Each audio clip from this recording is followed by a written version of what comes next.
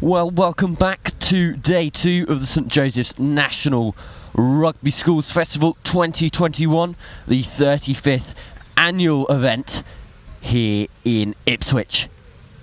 Today we have the bowl quarter-finals to bring you between Cheltenham College and King's School Worcester. Cheltenham College came 3rd in their group. Here is their lineup.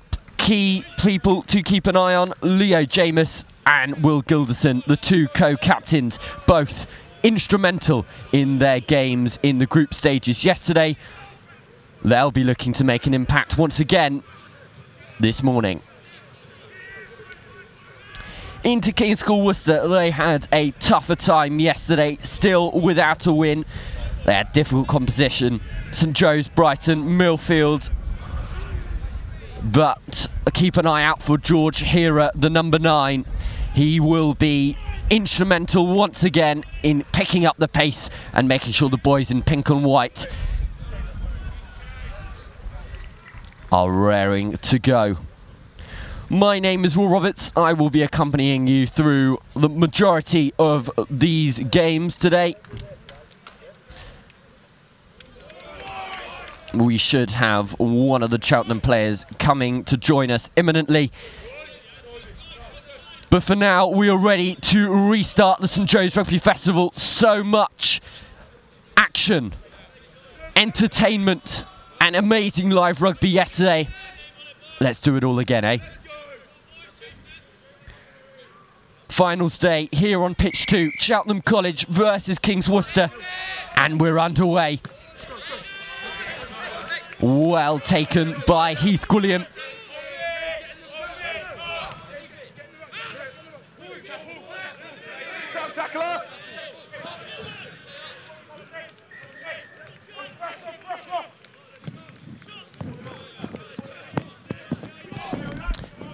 Ball well taken by Richardson. An instrumental part to Worcester's game yesterday.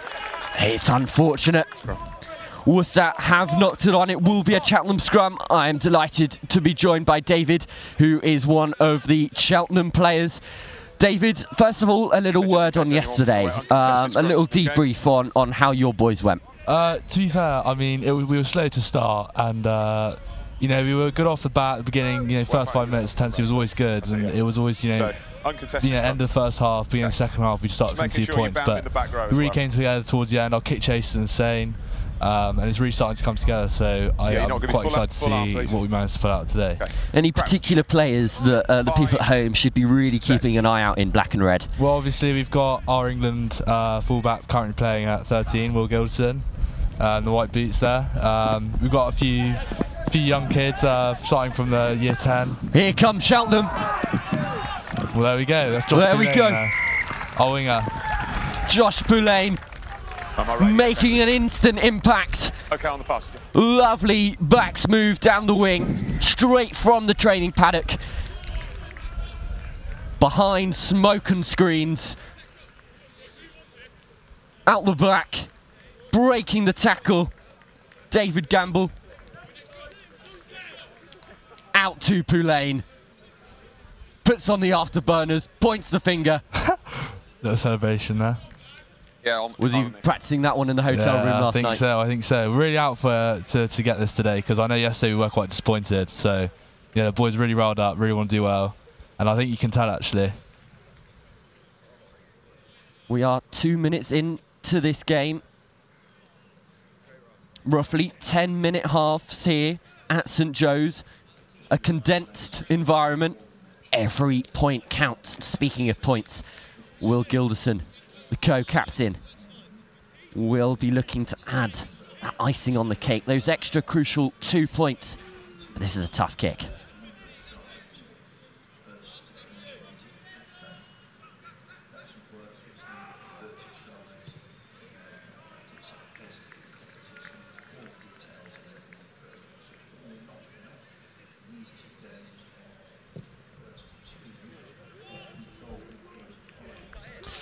It's a good nudge. Great kick. That's a great kick. He's good at that, isn't he, David? Good. He's really good. He knows what he's doing. A little word on knockout rugby. This is very different to the environment that you were playing in yesterday. Very different. Does that change the way that you go about games? Yeah, when you're ready. I think to be honest, it's such a short game, and in these games it's just so easy to go one way. One decision can change the whole thing. One mistake. And so I think, accuracy here is more key than usual in your 15s compared to your normal 15 games. So I think here we're just making sure to be safe at the breakdown, make sure we got men over the ball, just safe balls, because it's so easy to just change the way of the game by one mistake here. Only 10 minutes for half. Come around beyond the ball. Kings Worcester have the feed of the scrum on the Cheltenham 22. Crouch. Bind. Set. Hawes wearing 9. Will hand it over to Rout. But it's penalty Cheltenham. That's game-changing stuff, isn't it, David? James, I thank her. Good turning from him. Can I get the ball? But that's what I mean, just in these short games, one change in the game, one turn of the tides, so easy, and it can just completely change the direction of the game in total.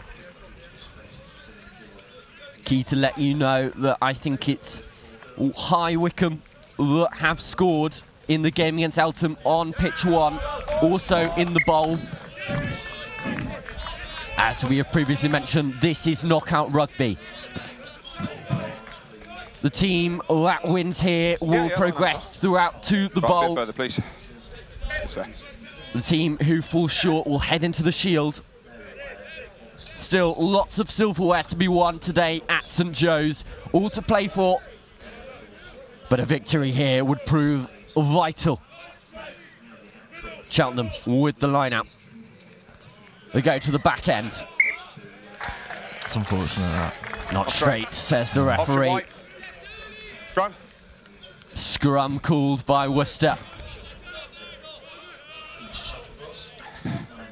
A bit of a bitty start, I'd say, David. No, I agree. Do you think that potentially could be down to, obviously, this first game of the day, 9 o'clock start, a lot of boys not really used to playing high-level rugby at such a early hour. No. Normally kick-offs looking at sort of like 2, 3 o'clock. To play at the moment after playing yesterday as well. Fatigue still setting in. Richardson catches it off his tippy toes well. Release now. Is that, do you think, still a factor, David, making sure that people are all waking up to the game? It is very harsh conditions. I mean, we've only had 20 minutes off the bus to actually warm up for this game, and whilst they are shorter, it's a lot more brutal in the sense that, you know, you're playing 3 games a day, and you just gotta have the stamina to get through it. To be honest, it is hard going, but I don't know. Looking out here, everyone looks ready. We did have a good warm up. And I just feel like actually today won't be too bad. Boys are more riled up than yesterday for sure. Gilderson jabs it into the corner. You'll find that. About 10 metres out. Another try here would be favourable for the boys in red and black.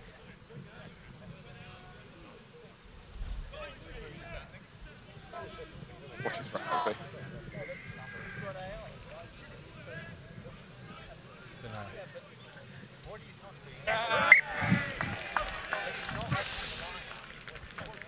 We'll have another line out. Dysfunction at the set piece for Cheltenham.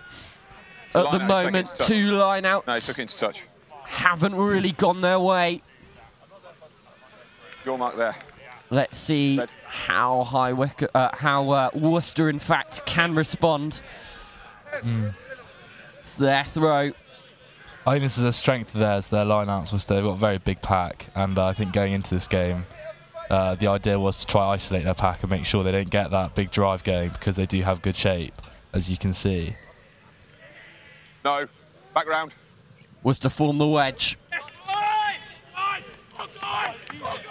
Beach Bailey releases the ball to Richardson, who thumps it down into the Cheltenham half.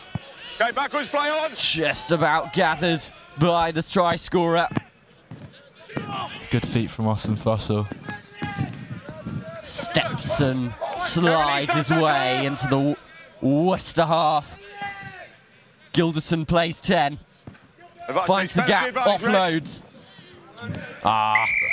Frustrating Finn Hurst. Knocks it on. It will be a Worcester scrum. Ollie.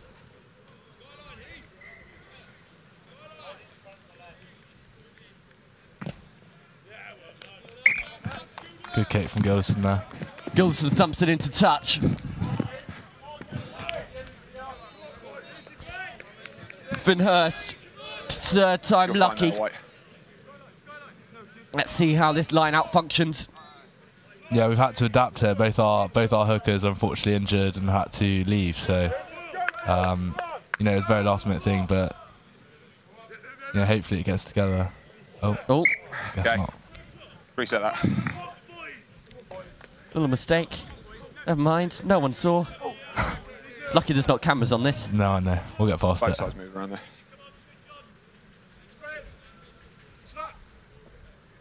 We go again. To the front. Better from It's a good line out from Cheltenham. The drive is on.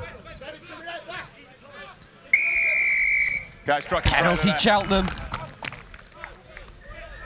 Penalty Worcester, in fact. My mistake. Crossing. Again, frustrating for Cheltenham. So close yet so far at the moment. Worcester still holding on. Can they get any front foot ball? Richardson looks towards the touchline, but he won't find it. Instead, he finds Will Gilderson. Stabs it backfield. Oh dear. Richardson hasn't been the best 30 seconds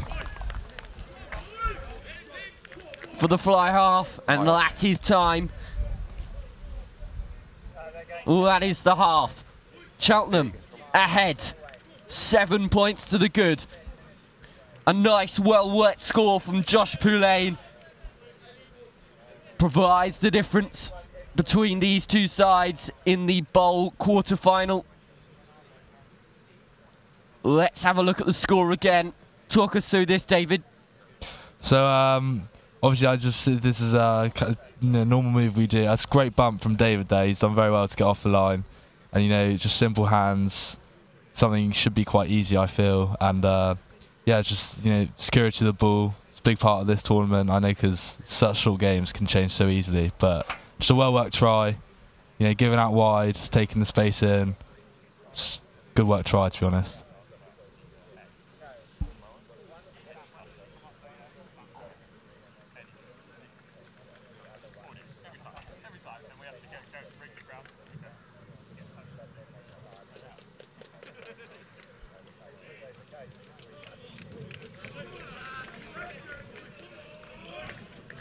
What do you think's being said at the moment in this Cheltenham huddle? I think for us, it's probably a maintenance of intensity to make sure we don't drop off after you get the early 7 points, because you can feel quite secure when you score the first try, you get the first points up and lose the game mentally afterwards, thinking you're up. So I think the main point here is just to make sure we keep the intensity up, make sure we're still trying to put more points up, and just keep it going. As we've seen in this illustrious competition, anything can happen. Worcester still very much in this game. They'll be fancying their chances. Cheltenham will want to hold them out, will want to double down. Simon, can you hear me? Yeah. Gilderson will restart this competition between these two sides. Yep. Referee gets us back underway. A tricky kick, gathered well by Beach Bailey. Okay, backwards, play on! Backwards sets the referee. Worcester still looking shaky. Richardson fires it out to his back line, but only to their kneecaps. Okay, just lost control. It's frustrating again for Worcester. They just don't seem as though they can get anything going at the moment. Boot first, then off Cheltenham the finger. will take this opportunity with open arms. Gilderson just getting a word from backroom staff. Gonna pass that on to the team.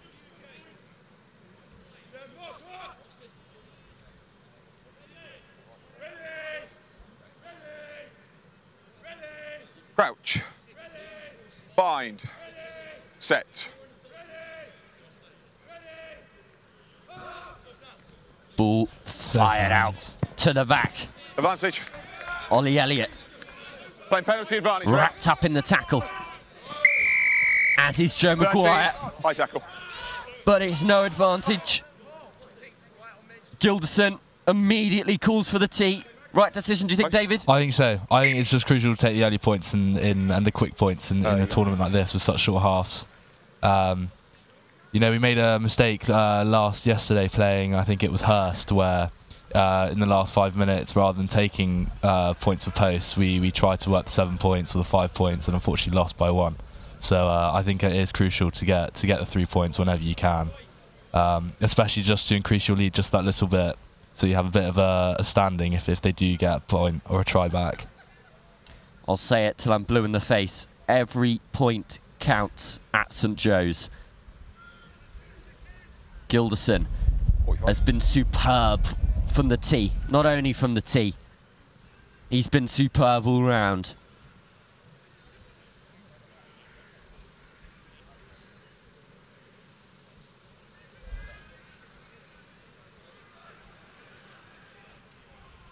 Gilderson for 3. It's good. Straight through the middle. Of course it's good. It's Will Gilderson. 10-0. A better buffer. We have a substitution for Cheltenham. A little injury niggle. It's like Joe Maguire's off. Joe Maguire departs. Ready, White. It's Max Brown who comes on at scrum half. As is the nature of St Joe's. Go right away now, 6. This is when fatigue injury starts to set in. Great nudge by Will there. Will Gilderson. Goodness me. Hoofs it down, almost back to the Cotswolds. Okay, you're all offside, White. Okay, now you're on. That's a Step great back step inside. from Russell stepping people in a phone box. Fine, he was fine. First man. But it's Worcester who've come away with the ball. 17. What can they do here? Beach Brown takes it on the back foot. It's a good two-man tackle. Well defended by Cheltenham. Richardson looking to pull the strings. Goes out the back. Step back inside from Gonchek. Richardson. Advantage. The ball Penalty advantage, White. back inside to the forwards. Richardson calling for it again. It's going a lot through the number 10. Trying to create something here. Little nudge through. Come back to the original. No Penalty, advantage 17, red coming. offside.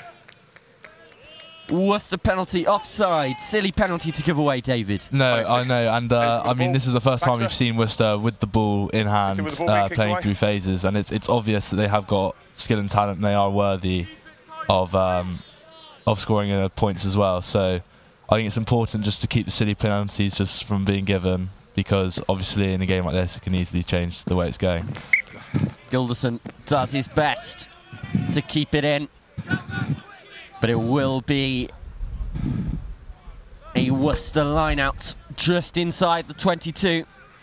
I feel like this is where one of their main strengths are, with their massive pack, and I think they'll probably look to try exploit that with a big maul here.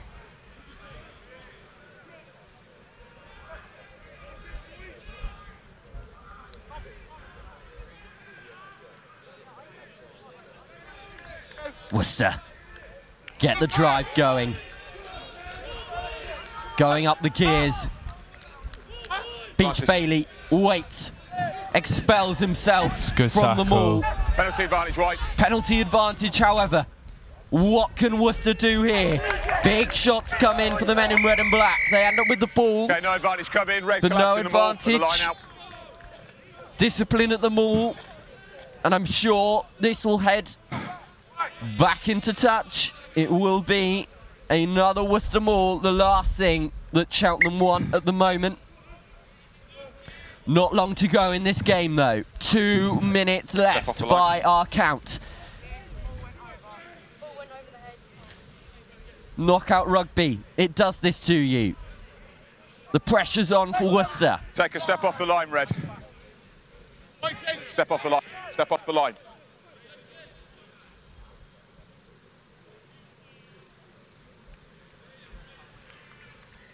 I think it's important here that Cheltenham just need to bookend this maul and make sure it doesn't get past, rather than try to compete for it. They do just that. Beach Bailey rumbles towards the try line. Well held back. Jamoose driving him back.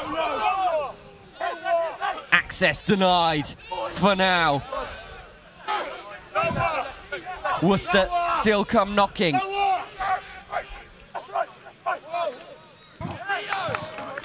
Well held back by the men in red and black. This wall stays strong. They go back towards the short side.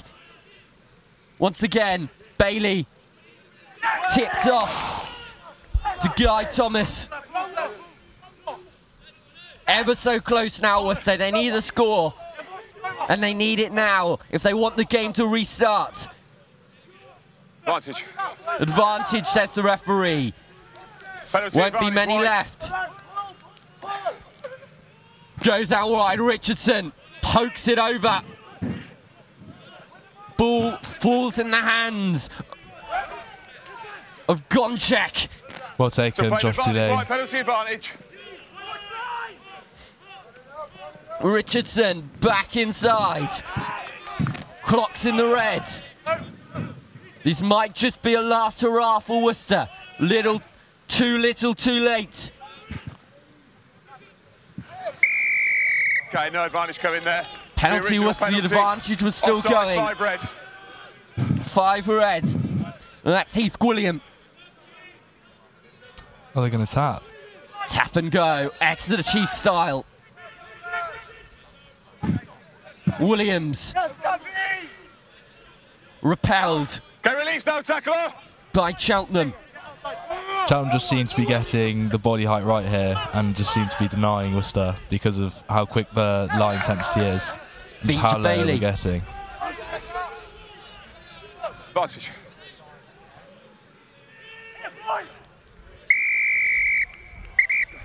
Captain. Caps, yes, 2 now in the red zone. Next one, you give me very little option, okay? Yeah. Penalty 7, side entry. Another Worcester penalty. Words will be exchanged very soon, I'm sure. We might see the colour yellow. He's tough again. Beach Bailey, we've been here before. But not that close. It is a try. 90 seconds. Dylan Beach Bailey, probably a consolation at this point.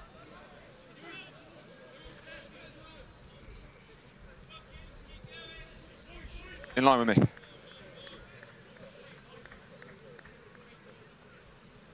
Beach Bailey. Big frame. Big hit. Can't really be stopped from that distance, although Cheltenham held them out for long enough. Yeah, it was a great effort from Cheltenham, and you know, at least we prolonged the time so that now, after these 5 points or 7, if converted, there is still a big chance that we can play on for time. The referee hasn't blown his whistle. We will restart. Yeah, about a minute.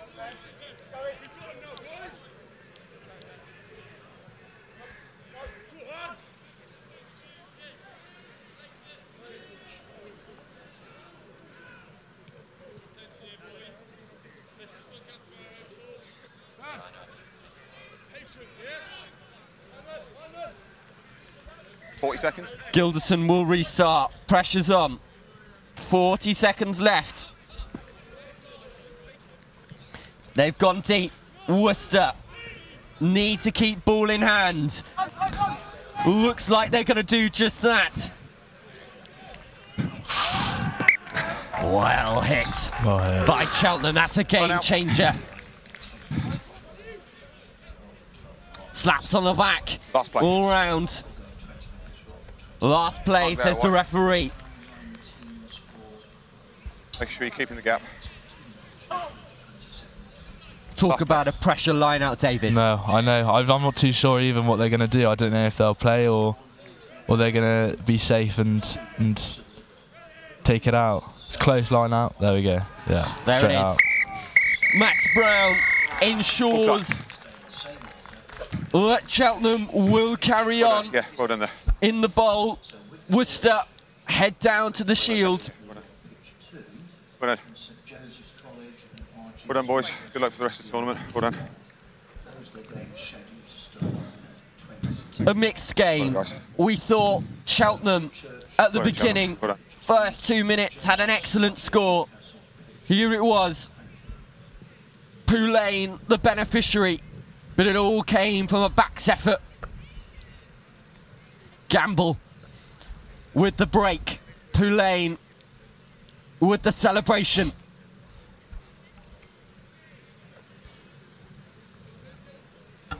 But then Worcester came rumbling back, gave us a grandstand finish.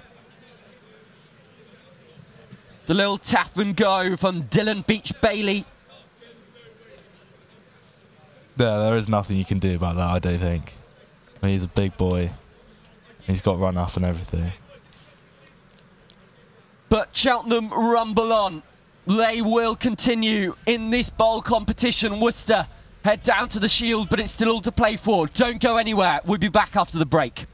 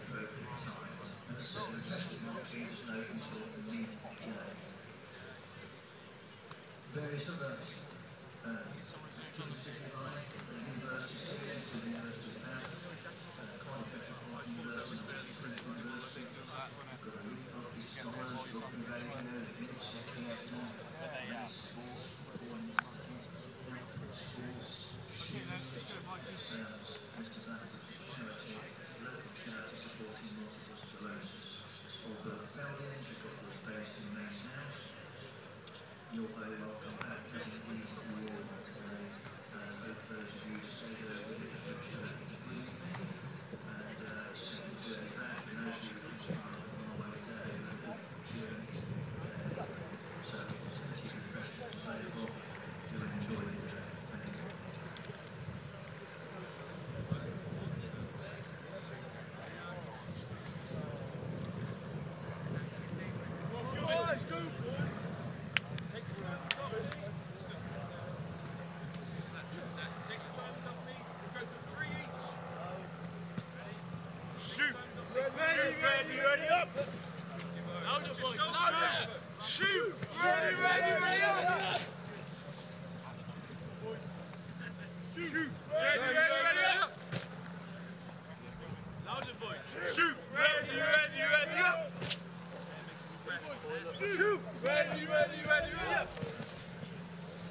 We are moving over for the moment to pitch one. It's the big event. St Joe's, the home boys against the boys from the north, RGS Newcastle. That's in the bowl. This is the other quarter-final. Our quarter-final will be Coegs Wakefield versus Whitchurch. That will be on pitch 2 for the time being, but on pitch 1, it's a big affair. Lots of support for Joey's. Here they come, they're coming out. You can hear the drums beating. People have woken up early doors to support the team from Ipswich. Heartbreak yesterday afternoon against Brighton, a 1-point gain. They'll be looking to make amends. Here they come onto the pitch.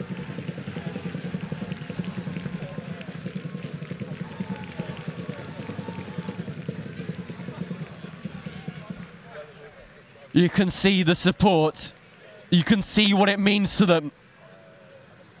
This is schoolboy rugby at its finest. How are you doing? All right? But for now, let's switch over to pitch 2. Rock, paper, scissors. But we've got an arguably a more exciting game here. We've got a very biased opinion about that. But Whitchurch, Queggs Wakefield in the bowl quarter-final. And I'm delighted to be in the pleasant company of a Wakefield player, Ben. Ben, hi mate, I'm Pedro. First of all, a bit of a debrief about yesterday. It was a tough day for Queggs, but looking to bounce back today. Yes, it was a hard first match against Arduous High Wycombe. Very unfortunate. We thought to lose that game, obviously in the last play on a conversion. And then it was a very tough match following that against Wellington. And then turned the day against Denston on, again, another one-score loss. Was a heartbreak, really, because we were looking to perform well on the first day, but we've got an opportunity now to get through to the semi-finals of this tournament, the bowl.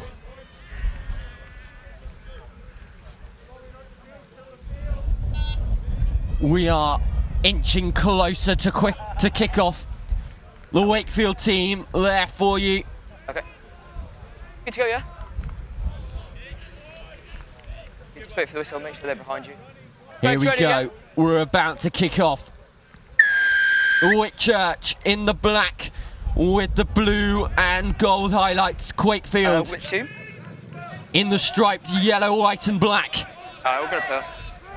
And away now! Thank you! No, just leave it now. You've lost the contest. Wakefield having trouble a ruck time to begin with, but illegally, says the referee. 18 off feet. Max Adams. First time was fine, second time you went off your feet. Number 18. Looks for the corner.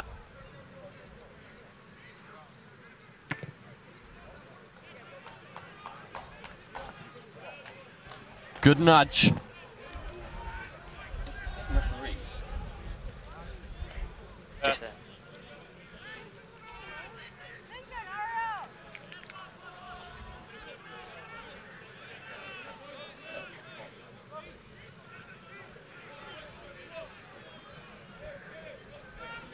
Wakefield get the line out. Oh, but it taps back into Whitchurch arms. Baldwin, not now, Golds. Thank you. The beneficiary. Hands away with these Golds! Mike Vaughan scored a try yesterday in the game versus Kirkham. Red ball, red ball. Sam Dungy, the Cardiff under-16s graduate.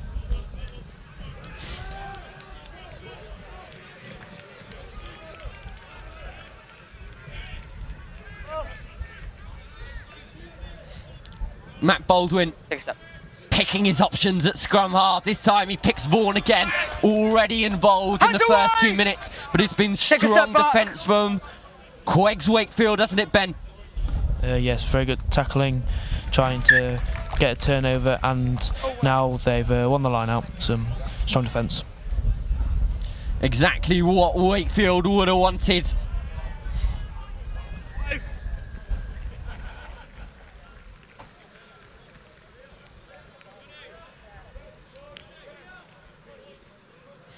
Cameron Harmon to feed this line out. Back. Don't join until my arm comes down. Picks out, riding very well. Wakefield, however, on the back foot. Doing well to make up ground. But Wakefield get the penalty, holding on. Advantage, not 10. Advantage, not 10. The referee's going to have a word. Captain.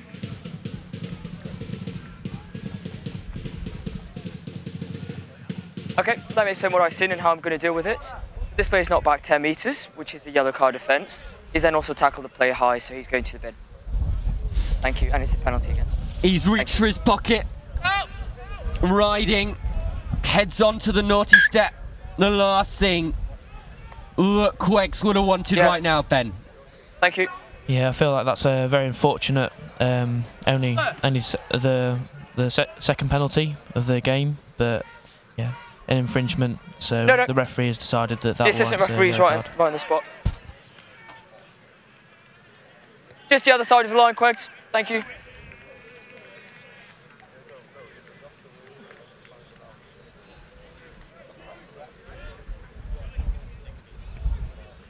Wakefield. Move! Go back! Go back! Start the driving maul. Splinter away. Inches towards the try line. Are they over? And no. 20. Wakefield seems to have the ball, and it's penalty Wakefield. Massive game changer, Ben. You must be pleased. Fantastic turnover from Maxwell Shelton there, right on the try line, and now they've got the penalty and an opportunity to move down the pitch. Adams hoops it down the pitch.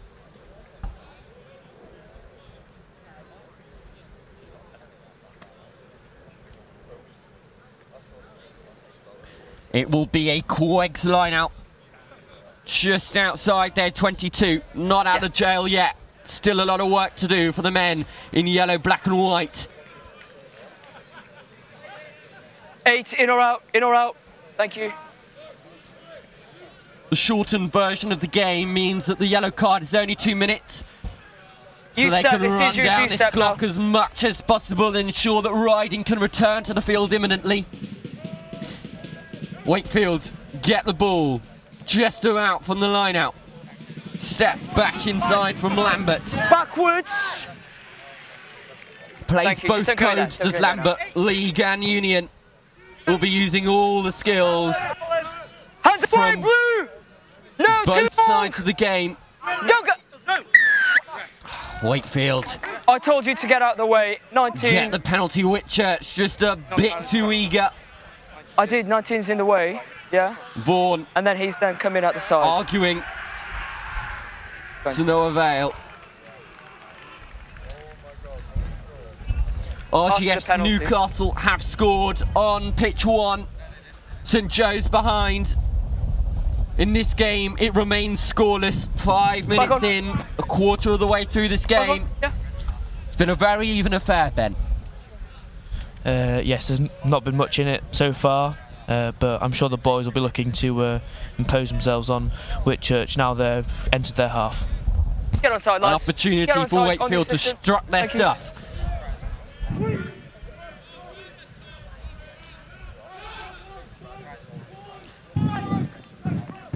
Riding, still in the bin. Still down to 14 men, working with what they've got. Whitchurch, however, get over the ball nicely. Louis Mills. Got play down. Time off. Time's off, says the referee. It'll be your penalty to restart just now. Just attending to a player. Okay? Ensuring he's okay. Time is off. Time's back on. Penalty, referee. Whitchurch look to the corner. It is a good nudge from Harry Webb. Played a bit of scrum half yesterday. Back in his preferred number 10 shirt. There we go, step up. Still no Orson James on the pitch for now. Lads, the you can't captain keep walking in, all right? Keep the gap. For Whitchurch. On the bench, looking on.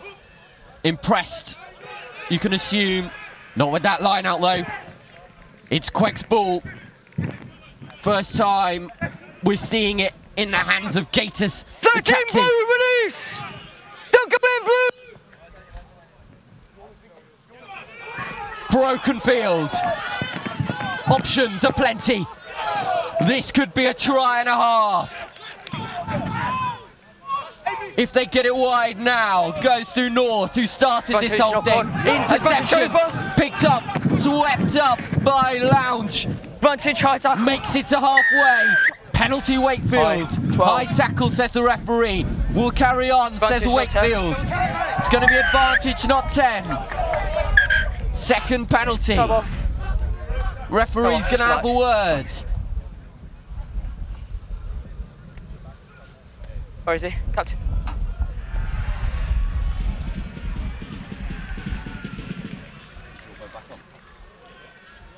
Wakefield back up 2 penalties to 15. For not being back 10 metres. Yellow discipline card doesn't has start ceased. to immediately, However, I may have to escalate it. Gators, the captain, Thank you. getting a little bit of a slap on the wrist. Webb will kick to the corner. Not back 10. A score here could change the game. Put them on the line, Tobias. Put them on the line. Line's yours. Ball on the 22 for Whitchurch. What's the plan here, Ben? How do you keep them out? Firstly, we'd like to try and have a strong wall defence here. Obviously, a go-to from Whitchurch. Did it in the other corner. But that has not worked for them this time, so it'll just be strong tackling, looking for the opportunity to jackal the ball, probably. Carried up by Vaughan and Co. Walters this time. They're taking it in turns. Inching closer, closer. Wakefield trying to hold them back. It's good defence from Toby Calvert. And away 20! Hands up, 6! Advantage penalty, 6 offside. Advantage, says the referee. He wasn't listened to. Little nudge through by Baldwin. Oh, it doesn't fall faithfully for Joe Gibson. It's going to be another penalty. 6 hands Discipline in front of the line. Been the Achilles heel for Wakefield at the moment. 1 to go for me.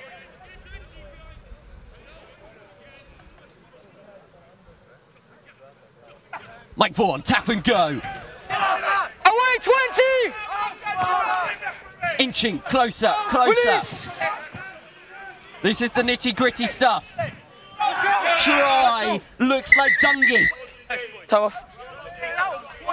Time off, says the referee. Thank you. Thank you. Relax, relax. Relax, fellas, thank you. Relax, relax, thank you. I've always got it held up, mate. Unless you've got a grounding, I'm giving a goal line dropout. I can't hear you, but I'm taking, yeah. Yeah, we all agree it's held up, goal line dropout. Held up. Sorry, I can't hear what you're Held saying. up, Didn't know whether says you the were agreeing with referee. Goal line dropout. We don't have the opportunity to get a TMO on board here. It's all the referee's decisions, although these guys are at the top of their game. 15 away. Still doesn't stop the penalty count. I can't reward the turnover. 15 still on the wrong side, rolling into the 9. How do you keep that down? That was just an unfortunate penalty, I guess. That a good jackal, but the player didn't roll fast enough, so penalised there. I think the referee is obviously very wants to be very tight on the rucks, so we're gonna have to watch out for that for the rest of the game. Knock on, and that's half time. Webb doesn't make touch, fumbled by Queggs. That is the half. 0-0, scoreless affair here on pitch 2. Newcastle are 10-0 up.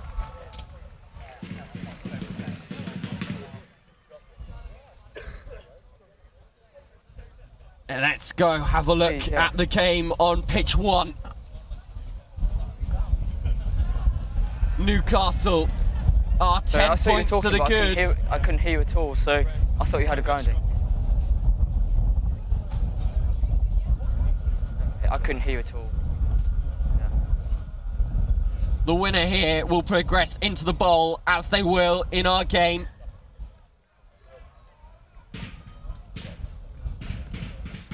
some Joe support in full flight.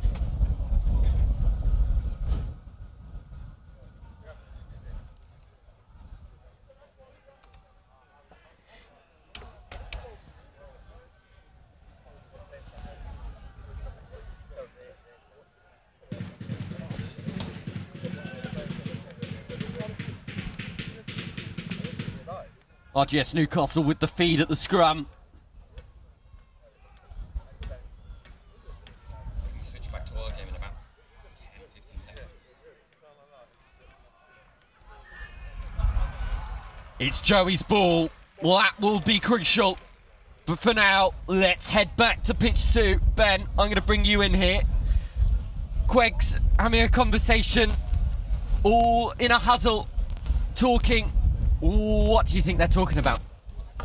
As we saw from the break, the importance of support runners is crucial to keeping hold of the ball, and I think that's where we've maybe lost possession in the first half. So I think it would be ideal for every man to have 2 support runners nearby, and I think that would have been the instructions from the coaches on the pitch. This game is on a knife's edge. 0-0. Whitchurch High School versus Queggs Wakefield.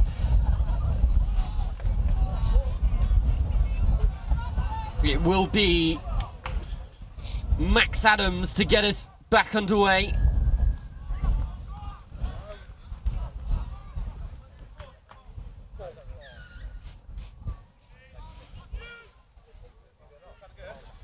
Wakefield regather.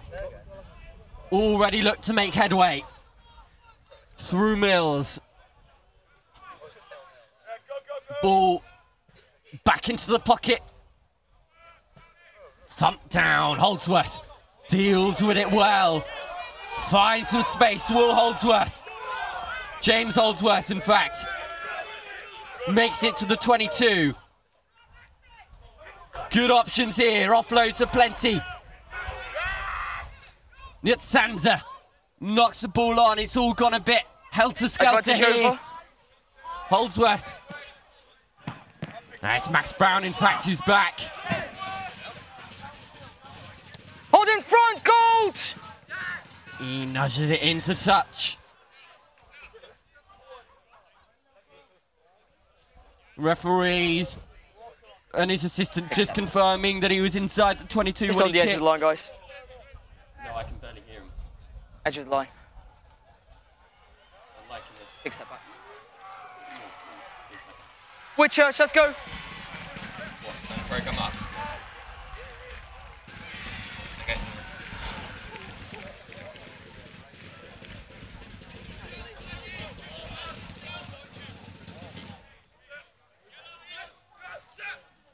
Wakefield backwards with the ball. 2 knock-ons, first from blue and second from gold. Knock-on. Line out was over. Line out was over. Scrum's It will be Quegg's ball. This is a good basis to build something off, Ben. Yeah, definitely. The pressure at the line out has caused the mistake from the Whitcock boys, and now we're looking to play from the backs here from the scrum. I'll move out of the way for you.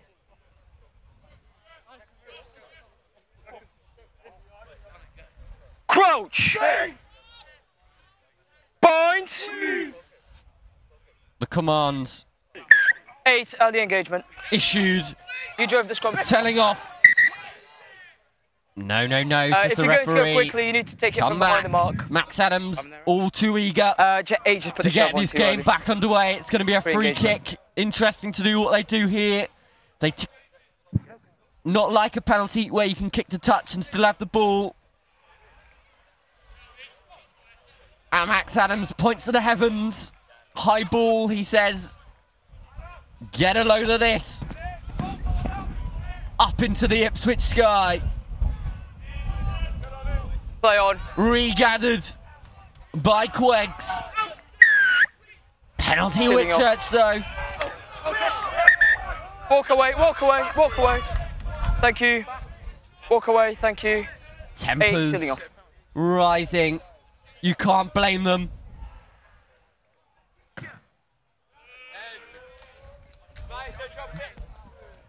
Sealing off. Yeah, shoulders below hips. He prevented the contest. It will be Whitchurch's ball. Quegg's definitely showing glimpses of what you guys really want to play, Ben. Yeah, yes, definitely the support runners, offloads, that's what we're all about. Trying to get forward and play behind the defence. So close, yet so far. The story of this match. That side is yours. Watch. You two, let go! Charlie Day ushered into touch. Okay, we just need to calm down. We just need to calm down. Will Downing having issues with the Wakefield boys. Just so I'm concentrating. This game's getting intense. This is knockout rugby, ladies and gentlemen. Of course it's intense. Ball to the back. Out to the skipper. Long looping pass out wide. Healy introduces himself to Whitchurch. Advantage. Advantage. Queggs. Penalty Ball was Queggs. formed, 24 claps in the ball. Tap and go. He's off. The fly half. Max Adams. You're not on the ball. You're nowhere near the ball. No. Ball's available. That's just a rugby accident for me. Sam North playing 10.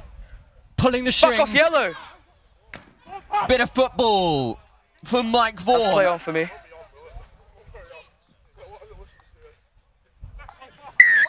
High tackle, 23. Penalty, high tackle, penalty. No, back and forth, back and forth. Keen to get the game back underway. Whitchurch, is the ball going to bounce nicely for them? Instead, it bounces nicely for Gatiss, who collects it outside. Well. Hands away. Wakefield under pressure. Good turnover. Turnover ball. One gold release. Whitchurch, an opportunity to strike. Ball out to George. Goes wide. Goes forward. Forward pass. A very bitty section of play there. Ben. Yours. Yes, both sides having darting runs, but neither manages to get a score from it. What do these boys need to do to convert this ambition? What's the final piece of the puzzle, do you think? I think it all goes back to support and making sure keep the ball. That is the priority. Can't do any fancy moves without having the ball. So just need to work on keeping those support runners as close as we can. Joey's behind on pitch 1. The score 13 points to 5. It's still a scoreless affair here on pitch 2. Set. Whitchurch versus Wakefield. Stop pushing. Adams calls for the ball. It doesn't come out. Tackle now. It's hidden. Okay, just don't go in there. Underneath a mob of forwards. It returns. Back to the skipper, Gatiss. Rolling, rumbling forward. He's got the ball, first man. But it's into Whitchurch hands. What can they do with it here? Step in, out from Orson James. He's back on the pitch. Let's see what he can do. Still in.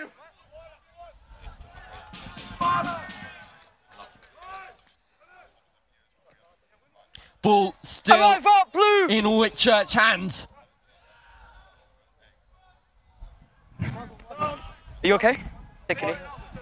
Yeah. Orson James fields it from the base. Webb swings it out wide. They've got options on here.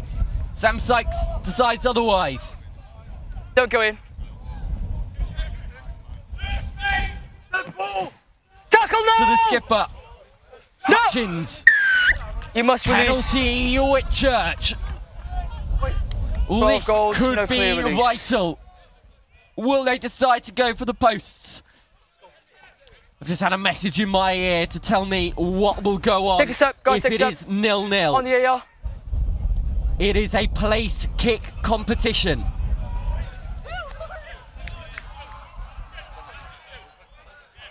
penalty Just on shootout. the edge of the line there. Champions League style. Vaughan, however, Guys, will be on the line, looking to please. make sure it doesn't On get the line. that far. Look where he is. On the line. Big defensive shift now needed, Ben.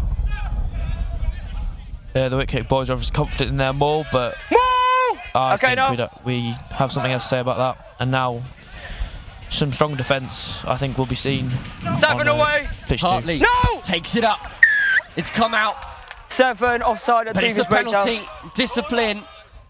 The Achilles heel, as it has been all Number 7 morning. offside at the last breakdown. Whitchurch not even thinking about going for the posts. They're looking at the corner. They're not even looking at the corner. They're looking for a tap and go. Vaughan. He's been everywhere today. Ball's been ripped. It's been ripped. It is Wakefield ball. Thumped back.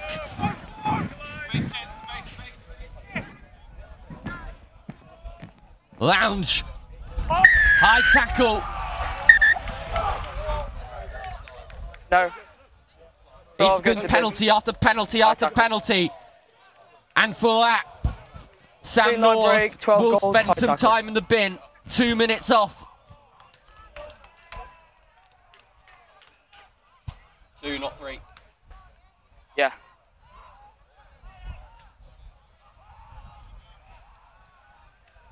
Yeah, that was because time stopped. Line, yeah. Line's yours, guys. This is big. Whitchurch with an attacking line out. We've mentioned all morning how beneficial their line out is. It reaps Advantage, rewards collapse. most of the time. Not today Like though. scrum cut. Or will it? Day with the ball at the bottom. Tackle release, says the referee. Hands up! Hands up! Hartley looks. Tackle! Tackle. Wakefield holding strong for now. Have they grounded it? Yes, they have. Mike Vaughan.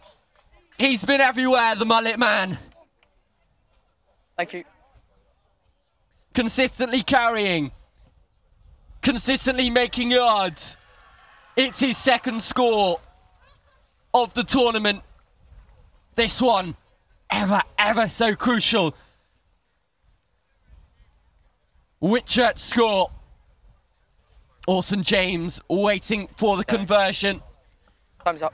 But as we all know, it's not over I've got it. till the fat lady sings.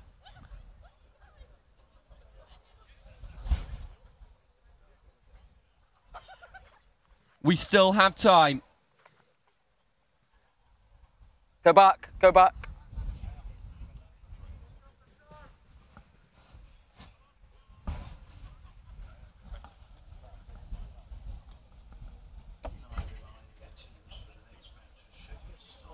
Orson James.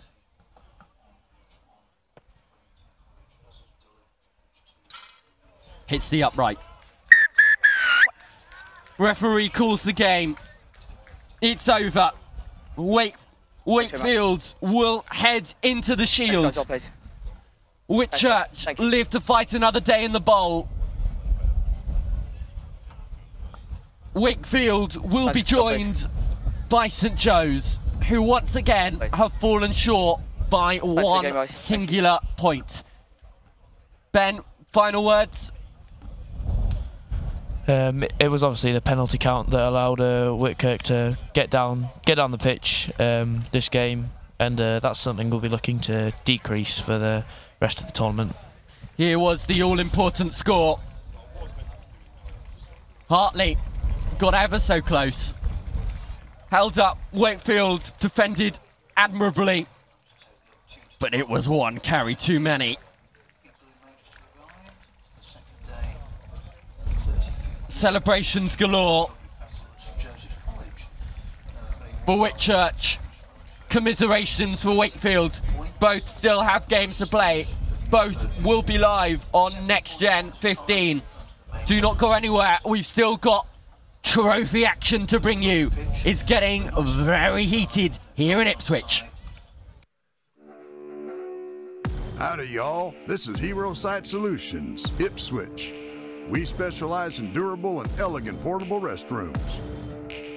Our team's always happy to go that extra mile to make your event unforgettable. Check out our state-of-the-art flat pack toilet system, which allows us to deliver large amounts of loos in one go. This saves on transport, workforce, time, and pollution emissions. Our patented system allows the toilets to be set up in a matter of minutes, leaving you more time to use it. The clip and lock technology means our restrooms are secure and assembled with ease. They come in pretty powder room pink and blue with secure cell phone holders and somewhere to hang your rucksack or purse.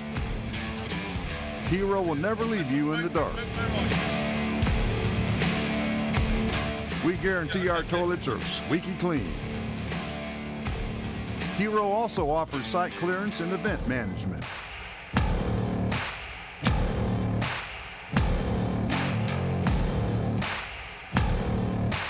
Come say hi at www.herositesolutions.co.uk. Tell them Earl sent you.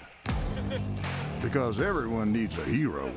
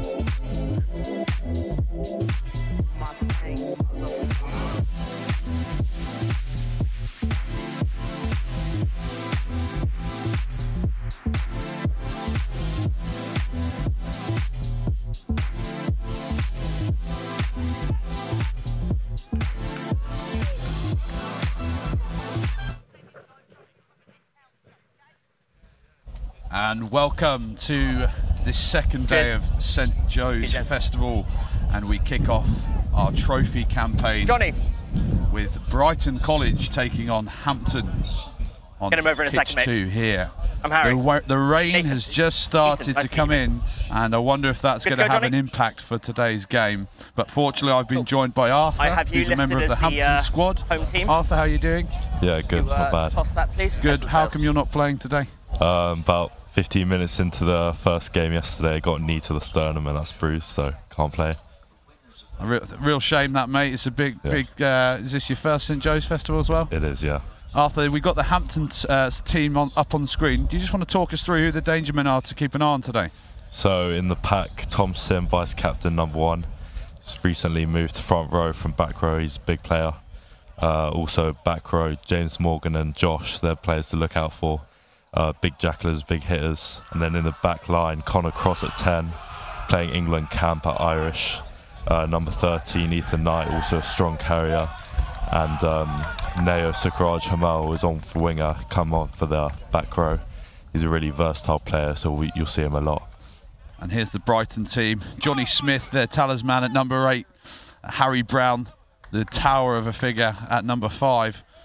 And we are ready here with Ben Gooley to do the honours with the kickoff just as the rain starts to come in. And these two have played each other early on in the season. I believe Hampton came out on top, so Brighton may be looking to hopefully try and reverse that. But there's a good solid hit and an offload there by Hampton just as they escape their 22. So they'll need to make sure this doesn't go directly out unless the referee's called it back in. But there's a testing kick for the Brighton fullback, Will Galbraith Gibbons. Feeds Gooley, who just a little chip in behind, well swept up there by the Hampton number 4. And this is more like it for Hampton. That's gone backwards and regathered on the ground.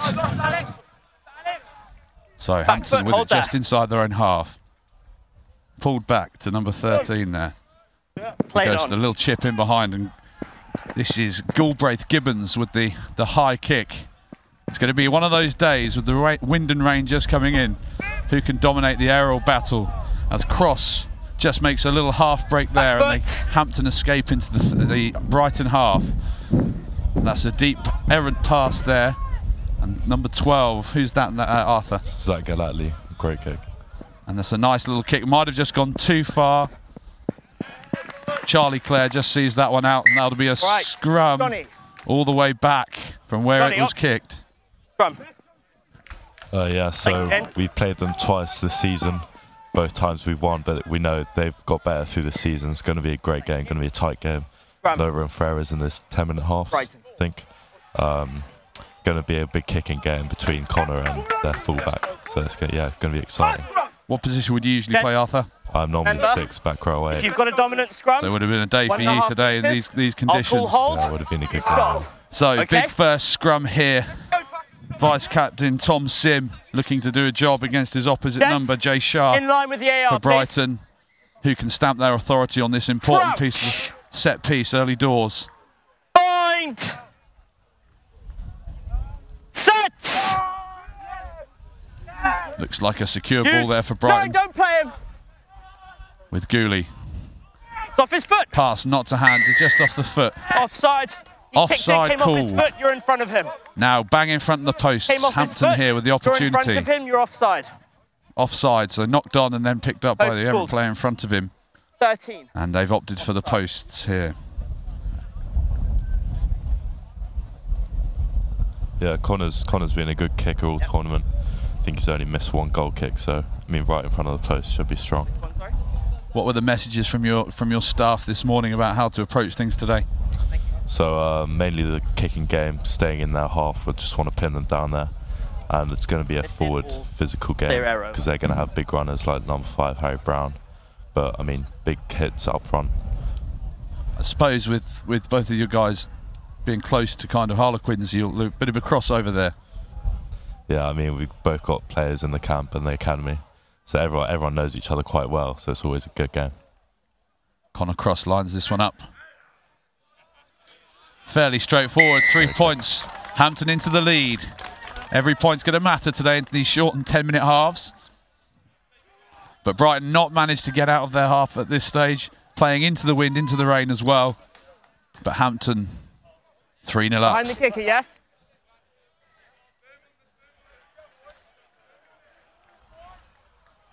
Gooley looking to hang this one up. See if Brighton can reclaim it. Fair contest. Fair contest, slightly knocked on there by the Brighton number 8. Scrum, black. And the scrum here for Hampton. Remember, in nice and early. Okay?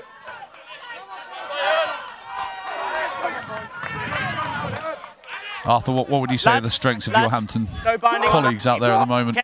No binding on the sleeves. I mean, our pack's been solid all year. Scrum dominant lineouts, we've basically won all of them. Also in the back, really quick boys, good hands. So Nico Luckman especially, once he gets the ball, he's rapid. He's hard to take down, so if we get the ball to him, that'll be a good contest. Little nudge on there from Brighton just to untidy things with Claire making a nuisance of himself. But Cross there with a little step and half break, but Brighton deal with that and send him back towards his own 22. But Hampton still with the ball. Penalty coming there. Holding on. Holding on, the call from the referee. Number 10. And Captain Points Smith of Brighton calls for the points. Cagey affair 10, so far. holding on. Both teams not really managing to put together a string of possession and passes.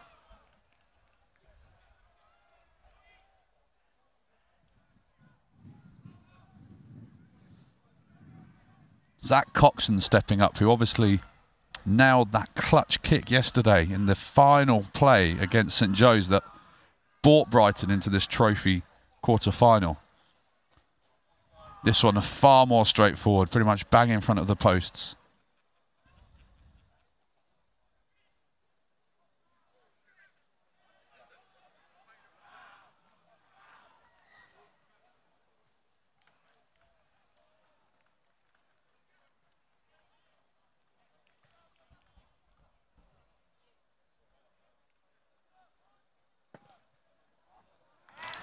He just pulled that to the left there. 22.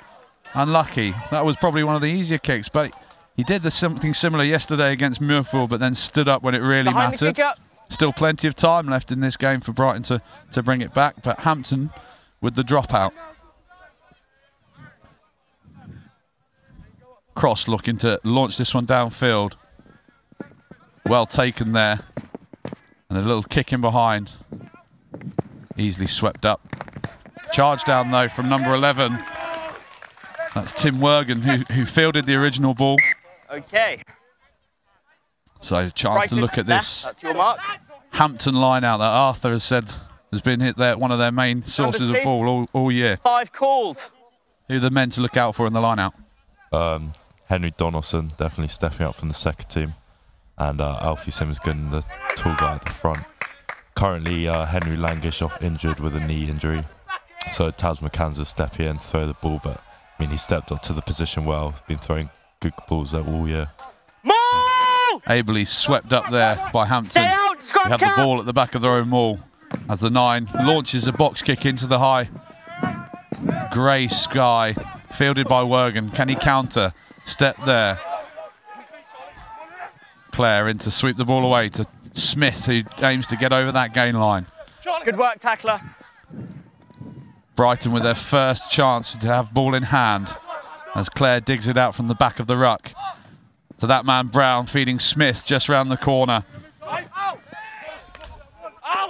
This is what Brighton need, just a little bit of chance to go through the phases a little bit. Hampton's defence is measuring up though. Could be a day for this short kind of rugby. Lovely inside ball there to the hooker, Jack Heaver. Not survived. Smith doing the hard yards. Hampton defence working hard here, Arthur. Yeah, our game plan going into the game was not to fire into the rocks, get everyone out back into the line so we can make our shots, don't give away silly penalties when going for the jackal. Good, looks like he's just got a hand there, but it's the referees have judged that one to have gone backwards. Went backwards and then knocked on the ground. Yeah, that was great defense. Scrum. So Brighton can't make that sustained period of pressure count. Okay. Scrum Hampton managed to soak up that period of attack. Not committing to those rucks, and then just pouncing when the time was right.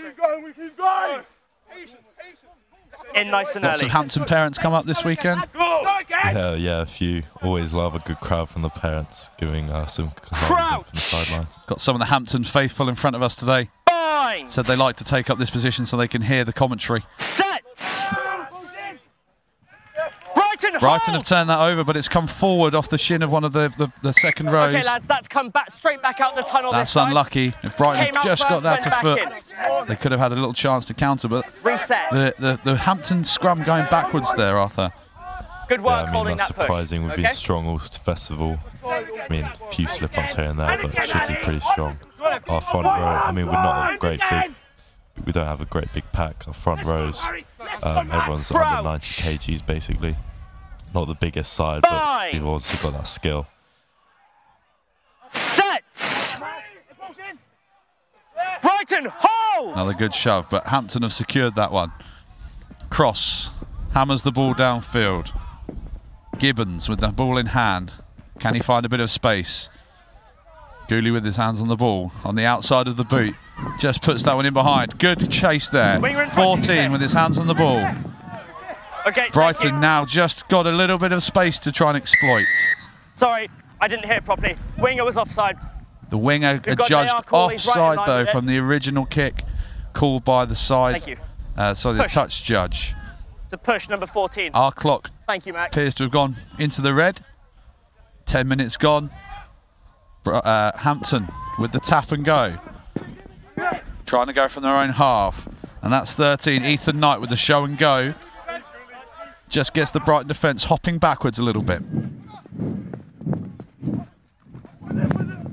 Lovely loop there by the Hampton 12. But it looks like Brighton might have just shackled that by the referee. Good. You needed to roll, 9. The judges the player not to have rolled away. 9 needs to roll. What would be your choice here? I think I'd go for points. I mean, knowing Connor's boot, they've gone for the touch, but I mean, we got a good maul, so that could be a good choice. Yep, but about due to be probably the last play of the game. Obviously, if the scores are equal, it goes down to tries scored and then converted tries. We're in the situation in the last game where we were about to have a penalty kick-off between Whitchurch and Queggs, and Whitchurch denied everyone that pleasure by scoring in the last minute. But Hampton really threatening position here. Perhaps looking for a driving maul with the number 8 in position. Down it comes. Maul call. Looks to have come down under its own. No, referees called that advantage. Collapsing by Brighton. Free ball here for Hampton. Can they make it out? Cross, ships it out wide. 21 in space. Lovely loop around. Yeah, there we go. Nail on the wing. Really diverse player. And then Finley, You're who's good. obviously We go back to the advantage. 11, stepping up into the first team. So, Thank you, Max. Ball coming back, collapsing the maul. Might they take the line out again and try and force the referee's hand here if they do it again for a penalty try? Maybe, yeah, that maul looked pretty strong. Might go for the tap and go and just full dominant carries. Nervy finish. 12 minutes into this first half. And they have. Cross pops it into the corner. And Hampton looking to strike late in this half. Just there. Yeah. Good day for the hooker so far. Who's the hooker? Taz McKenzie, yep, stepping up for hooker of Henry Langrish. Stolen by Brighton. Just what they needed. Tackle completed. Will they just try and seek the solace of half time? Hold there, Hampton. Brighton looking to try and get out of their own half here and just draw the curtain on this half. Claire's hoisted that one high, not gone anywhere. Bit of a mishmash there. And Brown gets his hands on the ball, gives himself a better angle for the clearance kick. Claire organising his forwards. Looks like he's going to box again. Does he just need to put this one into touch? And he has done. And that will be half time. Hampton will be the happier of those two sides, but they have the wind, or playing into the wind. Brighton have the wind and the rain behind their backs for the second half, which can make a big difference. 3-0 here at half time. Arthur, what's your take on the game so far? I mean, obviously a tight game. All of our games against them have been within like 5 or so points. It's going to be a tough battle in the second half. No mistakes are going to be made by the teams, because that costs points, as we've seen in the first half. What will your coaches be saying to the lads out there at the moment? Saying definitely stay in their half, slow the ball down, play our shape, front up runners. Yeah, just keep the ball in hand, because I think Brighton have had most of the possession so far. So not a game fraught with highlights so far, but familiar foes waiting to do battle for this second half, with it being 3-0 to Hampton School.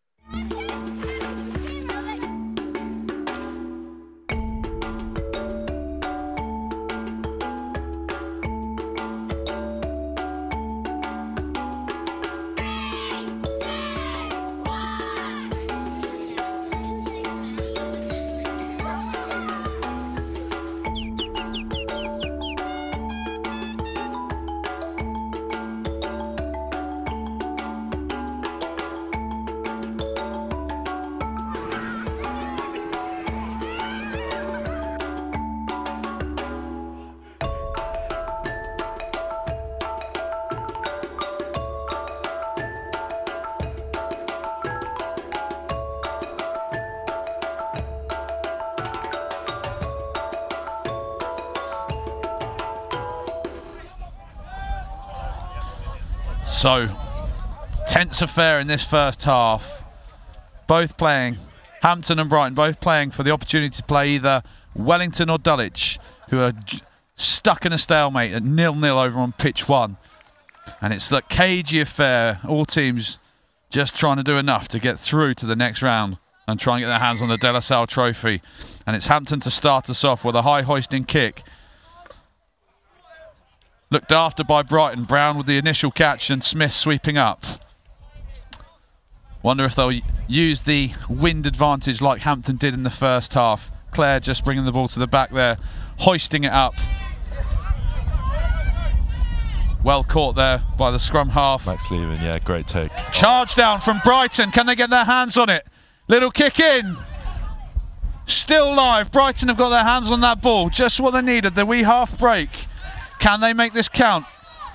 Hampton need to organise themselves. This is where Brighton have been tight all week, just picking and going, looking after that ball. Hampton scrabbling around for defence. Brown with the carry. Brown, he's made a habit of those short yardage tries all weekend. He's on his haunches. That's the 3rd try from within 5 metres that I can recall him scoring this week. But that's a vital score. All coming down from that initial charge down. Hampton will be unlucky. Brighton, that's the first time they've really made any sort of attacking break. But stopping the big man Brown from 5 metres out, never going to happen. Look at that. That's the, like I said, Smith latched on there. 2 titans of the Brighton College game. You're not stopping them from that far out. All important first try there for Brighton as well. Yeah, I mean, that all came from their 9's kick. Great kick deep to Max Lehman. Unluckily, he got charged down. And then Harry Brown currently plying his trade for the England under-18s as well. And here we have that man again, Zach Coxon, on kicking duties. That one more like it. 7-5 Brighton. Hampton just need to compose themselves a little bit here. Brighton need to make sure that their next passage of play looks after that ball. It's just gone up a notch here, hasn't it, Arthur, in terms of the tenseness? Yeah, it's tense. Gonna want to kick, try and regain the ball. There's Ethan go for the ball. That contest, knock-on advantage. Knock on there by Hampton. Over. That's a huge bomb. Knocked on backwards by the ref. Scrum advantage. That time's gone red. forward. Counter from Brighton, off the boots. Swept up by 21. Nothing coming from that. Absolutely. Oh, you can just feel the energy. The energy's gone up. You can see the look on your face. There's a bit of a nervy look. No, this is horrible to watch, if I'm being totally honest. I'm sure, mate. All right, gents. Let's just give ourselves a little bit more space at scrum time. That might stabilise things, okay?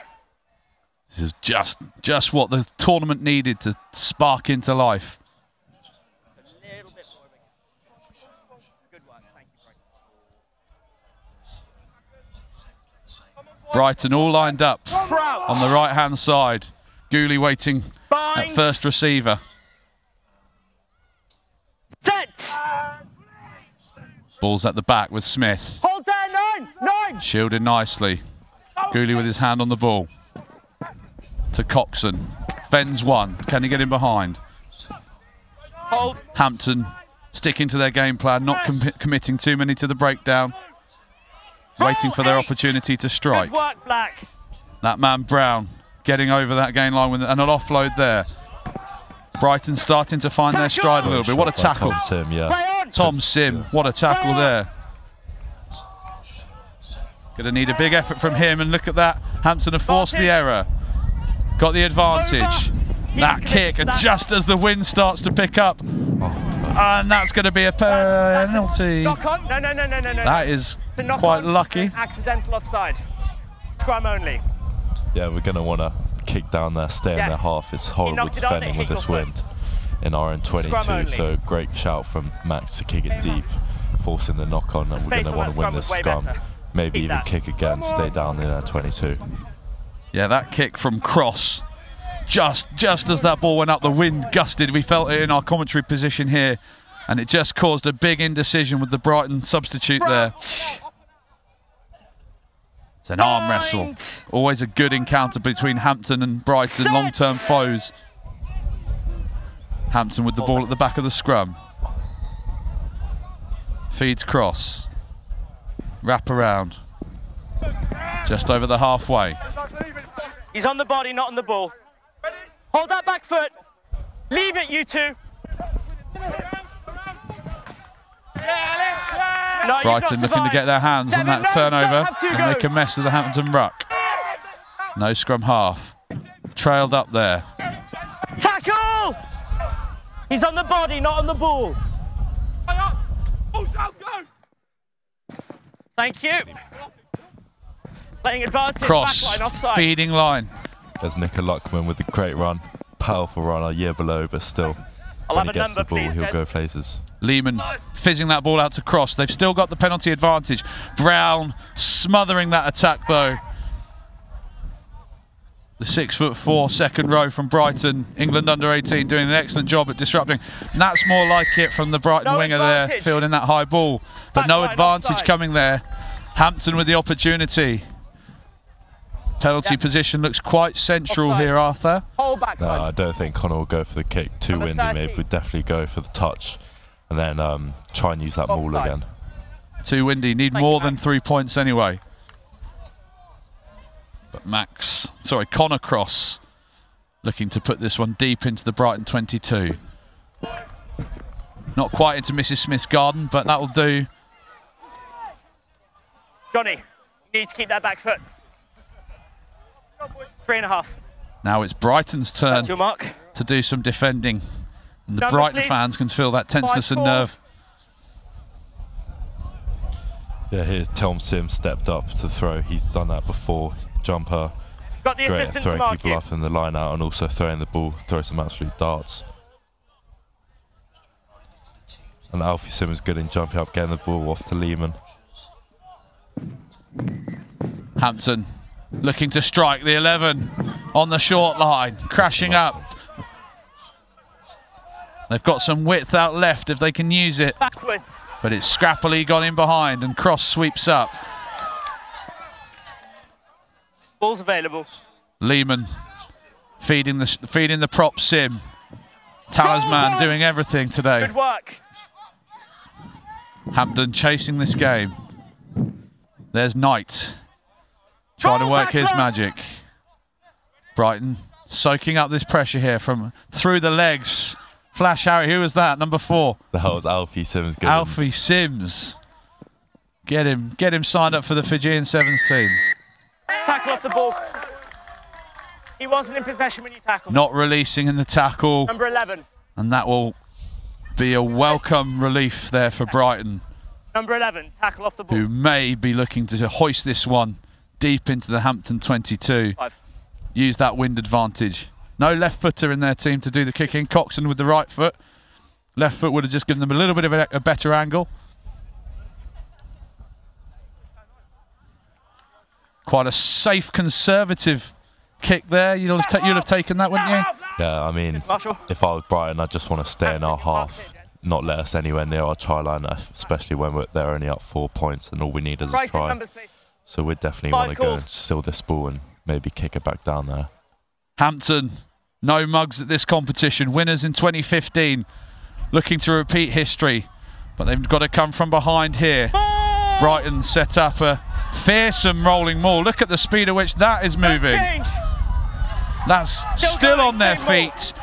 This is from halfway. This is like Dulwich of the noughties. It's still going. Down by their own player. And it's come down. Clare on the ball. They're now inside that 22. He snipes and goes, but doesn't make any ground. Ball's there available. To use. Back foot. Brown with his hands on the ball. He can be deadly from this distance, as we've seen. Gets over the gain line. Bit of patience here from Brighton required. Hampton will probably have to go from coast to coast if they want to try and sneak this one.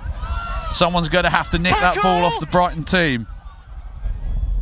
Brighton can afford to wind this clock down, but they're sticking with that forward pack. Rumbling on, Clare organising traffic. There's Brown again, latched on with Smith. This is a deadly combination, as we've seen in games gone by. Good work. And they've still got this ball. Brighton huffing and puffing. Hampton doing a great job at keeping them at bay. Hands up. There's the try line in sight. Goal 20.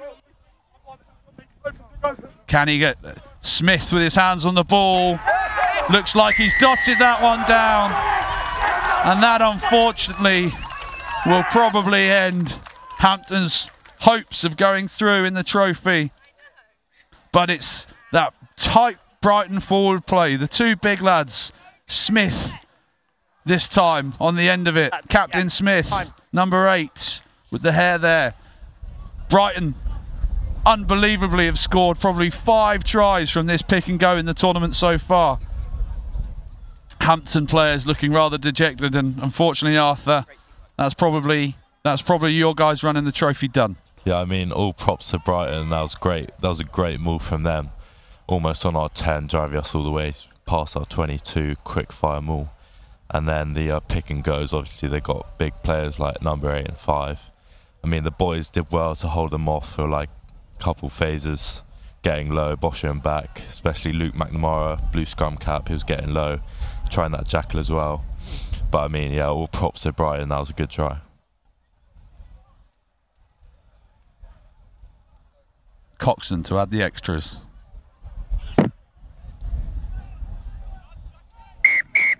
And that is that. That is full time. Brighton College, winners in 2017, through to the semi-final of the De La Salle Trophy. Hampton come up short, unfortunately. A valiant effort, and I'm sure they've got a good opportunity to do well in the plate. And we're just looking over to pitch 1. Wellington versus Dulwich. It's 3-0 to someone. We can't see. Wellington. Looks like they've just put the ball out. And there we go. That's it. Wellington have just won over on pitch 1 as well. So it'll be Wellington versus Brighton in the next game. Arthur, thanks ever so much for joining us on commentary. Hard luck. Yeah. Sorry about your injury. Hope you're fit and firing well after half term. Cheers. Thanks. And we'll see plenty more of you. Cheers. So as the boys shake hands, it's Brighton College who will be the happier of the two teams. And it will be Wellington versus Brighton in the semi-final of the trophy.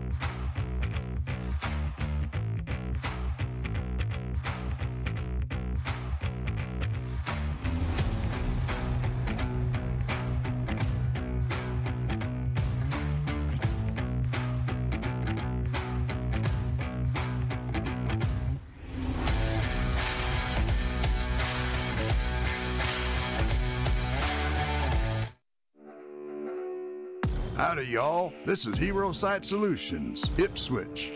We specialize in durable and elegant portable restrooms. Our team's always happy to go that extra mile to make your event unforgettable. Check out our state-of-the-art flat-pack toilet system, which allows us to deliver large amounts of loos in one go. This saves on transport, workforce, time, and pollution emissions. Our patented system allows the toilets to be set up in a matter of minutes, leaving you more time to use it. The clip and lock technology means our restrooms are secure and assembled with ease.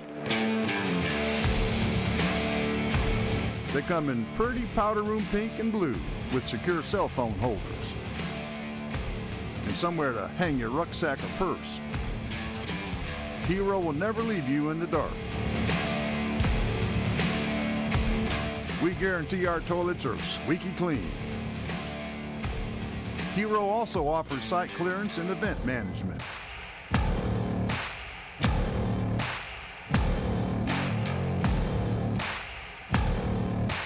Come say hi at www.herositesolutions.co.uk. Tell them Earl sent you. Because everyone needs a hero.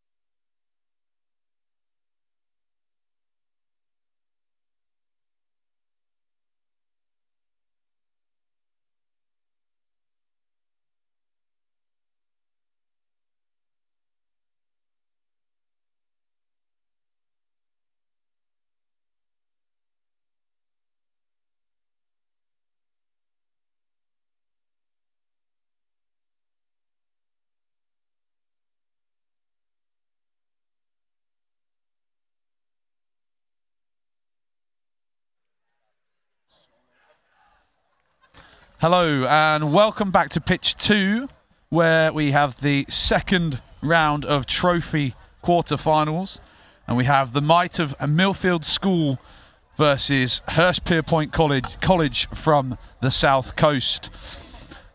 Just catch our breath after the previous round of games, just as we get the teams on the screen there. We're joined by Rob Kift, who's the Director of Sport at Hurstpierpoint. How are you doing?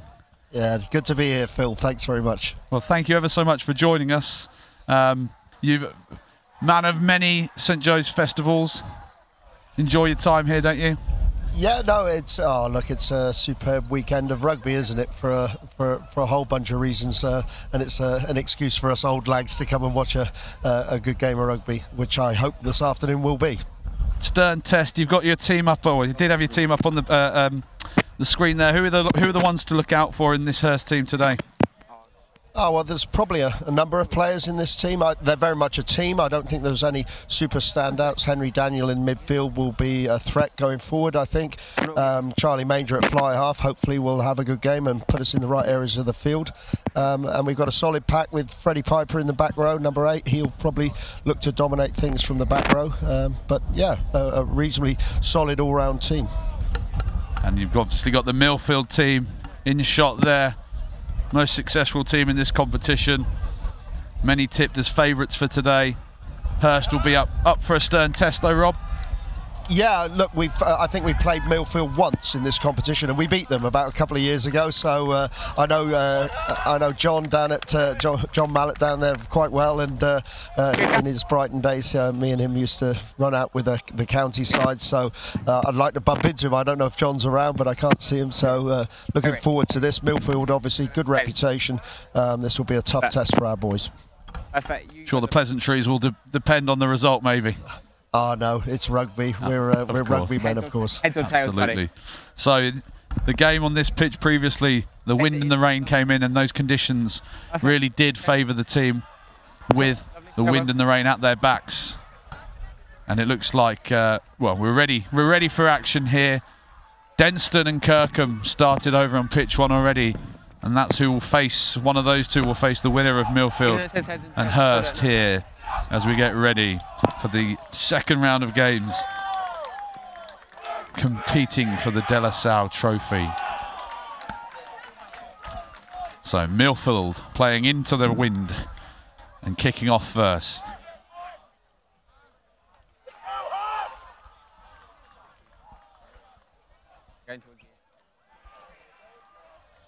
Sam Harris, the 10, with the ball in his hands for Millfield, one to look out for. And we're ready for action as the ref blows his whistle. And Harris prepared to hoist one up into the October sky. Well plucked out of the air there by Max Cannon. A good start, nice solid start, just settling the nerves there for Hurst Pierpoint. Dives on that ball, still got it, little half break. Hurst just looking to keep the ball in hand early in, just to settle those nerves, go through their phases. This is what worked well for them yesterday, Rob, keeping the ball tight, relying on their forwards to get over the gain line. Yeah, by all accounts, I was down at Cranley yesterday, so I've only come up this morning, but yeah, 2 good performances and 2 good wins against Cheltenham and that's Newcastle. A break, excellent break, well little chip in behind. Yeah, a bit too strong, I think. A little bit too much on it. Oh! Well, I'll tell you what, that was not as straightforward as it should have been. But that was that Aidan Drew. Yeah, what a little break there on the outside, and he put boot to ball and was in a foot race. Well, that was a helter-skelter start, and that would have upset the apple cart hugely if Hurst had gone through there and scored. But as it is, they're going to get the ball back from a restart. Make sure you're behind him. And that will really lift their spirits a bit there, Rob. Yeah, I think this half Hurst will look to play a little bit of territory to get down into the Millfield 22 and try and play from there. Here we go. You can hear the Hurst parents buoyed by that break there by Drew. And Hurst now with a little show and go there by number 9, Alex Humphrey-Davies, the skipper. And this is what Hurst would like. Little bit of ball in hand. Use those forwards as they creep into the Millfield 22. Can they get the first strike in this all-important quarter-final of the trophy? Just organising themselves. The Millfield defence is solid, though. Let's go, please. Humphrey-Davies just organising traffic, barking at the dogs. But the penalty's gone against them. 1 white, holding. Holding on. Both sides pretty hyped for this game. Hurst be annoyed to have given that one away, Rob. Yeah, just a couple of the games I've seen already this morning. It's it's pick and go a lot of the time, but you've still got to be accurate with that. You can't just do it willy-nilly. You've got to make sure that people are over the ball giving you support, and particularly if you get an ankle chop, you need the support players to be there quickly, and they weren't, so good turnover for Millfield. And this is the first time we've seen Millfield with the ball in hand. Overthrow though, but swept up by the number 3. Now we'll see what they're made of. Come down this short side. Leave him. Carry by the number 1 there from Millfield into the Hurst half. But they've got the penalty there. And again, holding on. There we go. Hurst really pumped for this game, and so they should be. Good over the ball there. Who was that, sorry? Right winger Josh Mann, very good over the ball there. Great to see from a right winger. That's new hybrid type of player.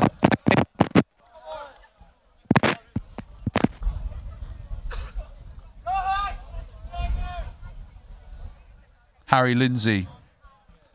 Harry Lindsay with the ball in hand. He's actually a hooker, but and is throwing in here, but he's playing prop today as well. So just mixing the players' positions up a little bit. Line out worked well for Hurst yesterday. Yeah, and if their pick and go's been anything to go by, then you hope their maul might be firing as well. But it's just gone over. But they've kept hold of the ball, importantly.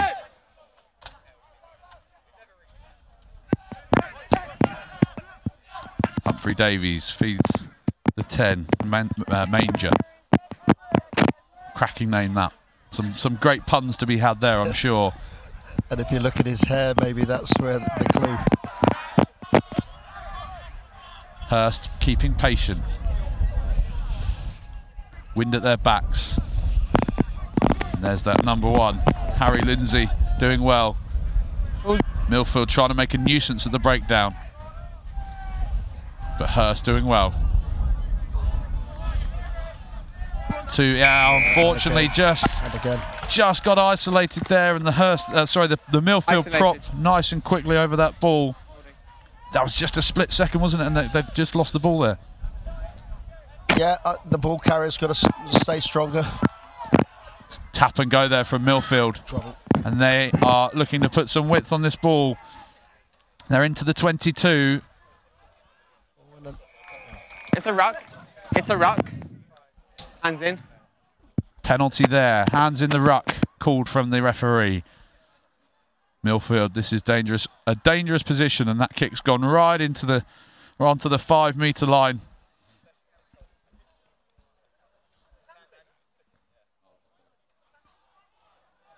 When you talk, make sure it's right.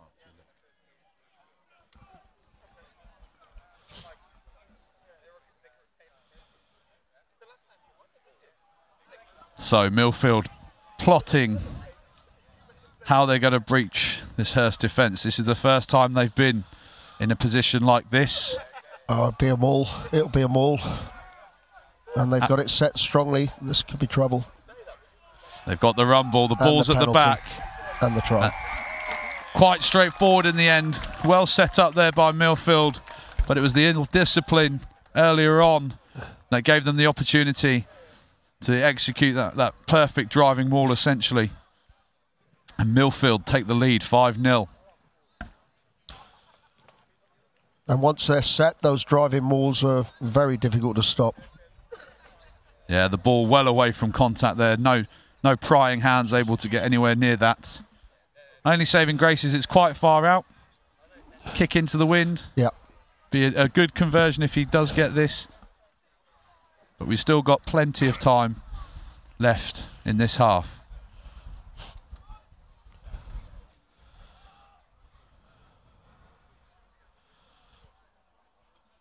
So Harris over the ball. Good strike. Just awry, not quite over there. Looks like Denston have just taken the lead over in pitch 1. The big roar. That would upset the apple cart somewhat if they were able to turn over Kirkham. But Hurst with it looking to strike back in this first half against Millfield. Manger looking to hoist this one high. Easily collected there by Millfield.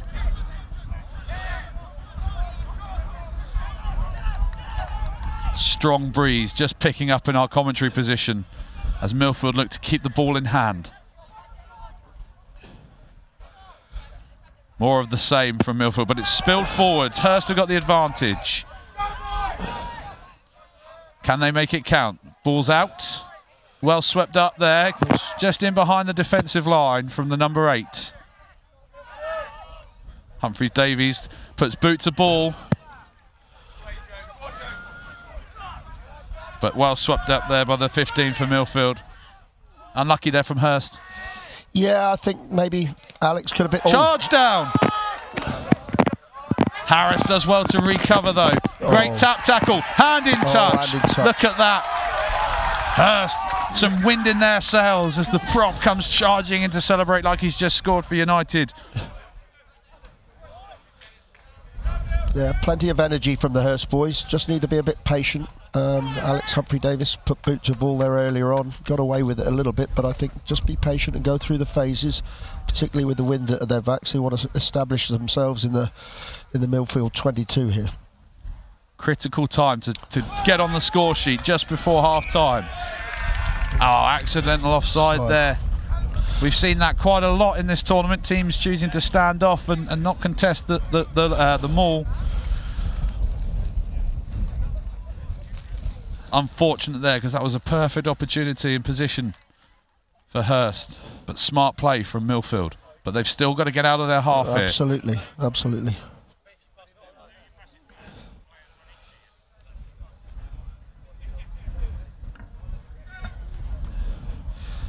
Be interested to see what the Millfield 10 does here. Not the best conditions for kicking into the wind, so Hurst might need to be wide awake in the backs.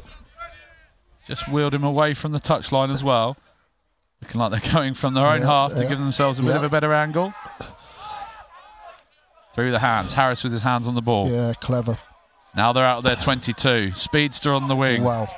Up to halfway, but he's isolated. Can one of the Hurst boys get their hands on the ball?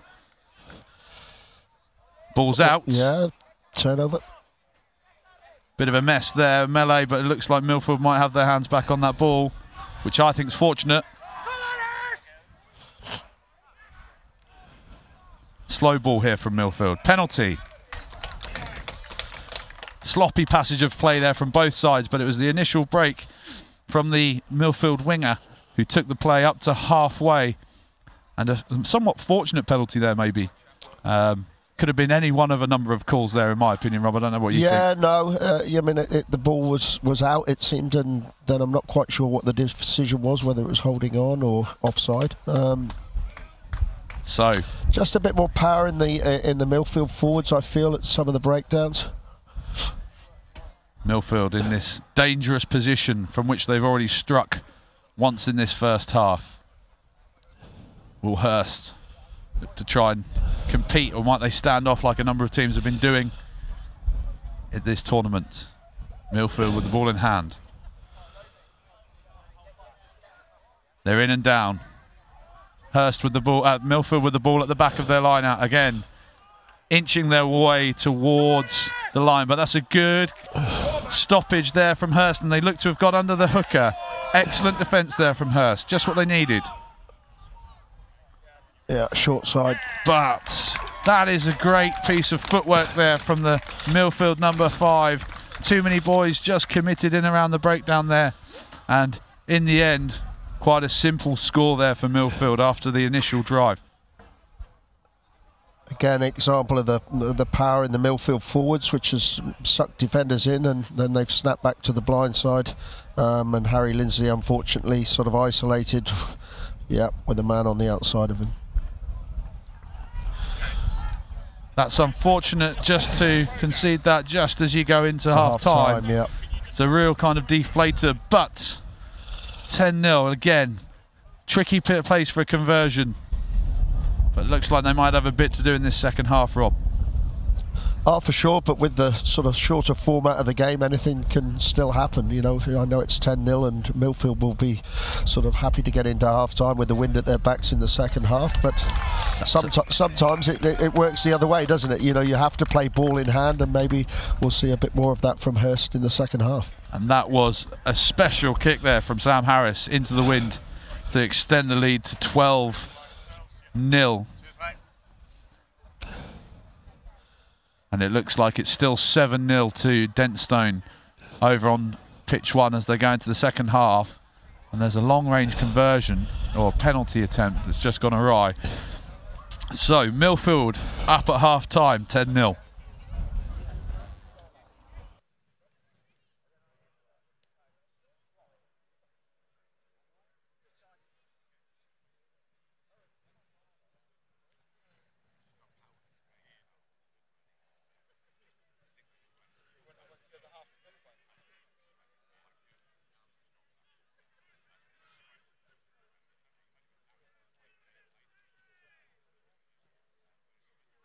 And just currently we're over on pitch 1 with Denstone and Kirkham into the second half there.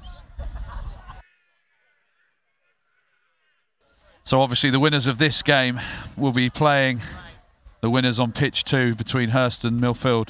Kirkham tipped by many as favourites for the tournament, currently down by 7 to a spirited Denstone team.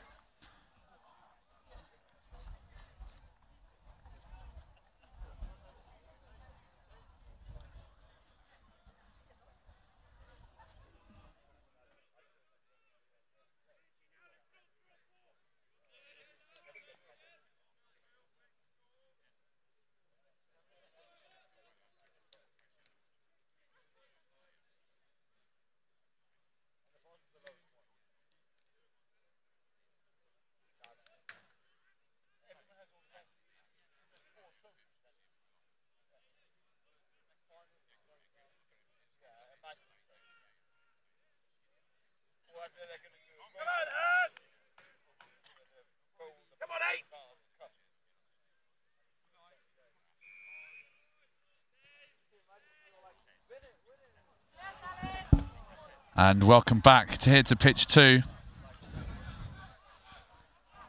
Hurst currently with the ball in their hands with a bit to do in this second half.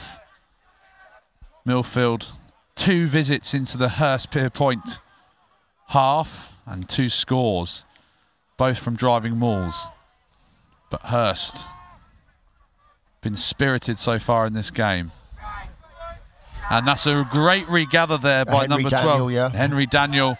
Oh, he's lost it. Just got a little bit overzealous there. Yeah, really needed to keep that there, Henry. But Hurst, great little jackal there. And this is the opportunity they need early on in this second half. Gone for the posts. Okay, well, they're looking to win, take the penalty, and then 2 scores.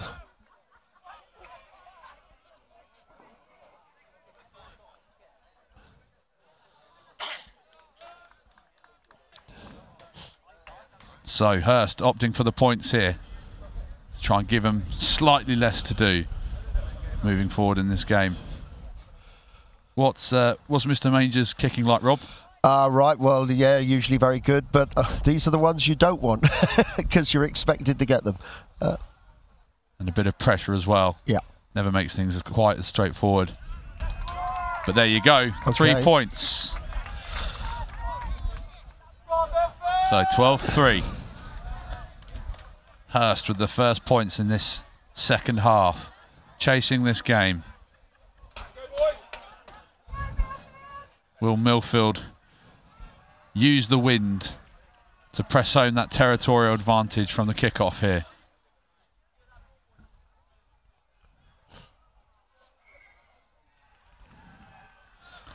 Harris with a pinpoint restart there. Yeah, well swept up. Very good, very good.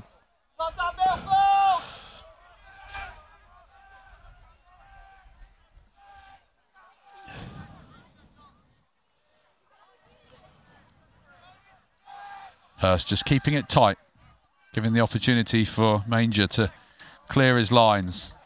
That's a good touch. That's a very good touch. Excellently there. Into the wind. Yeah, excellent kick. All the way up to the 10-metre line. Into the wind, never easy. Just gives them a bit of breathing space.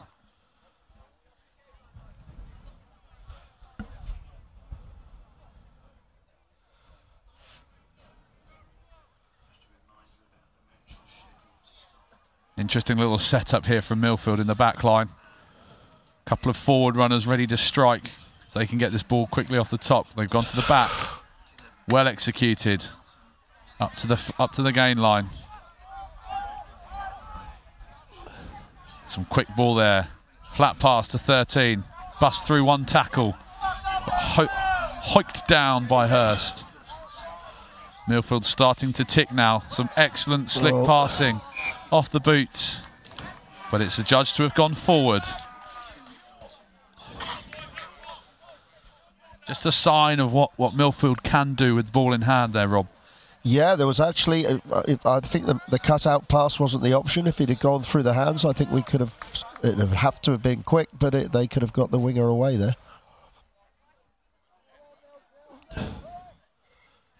Early morning conditions, not always the most conducive to fast flowing and quick handling, as we found yesterday. But Millfield making that look slick, showing us the threat that they've got in attack. But Hurst with the ball in hand here, just outside their 22. Got to hold the push though, Millfield, so that's still Hurst ball. Lovely little move there, just behind the man, outside him though, unfortunately.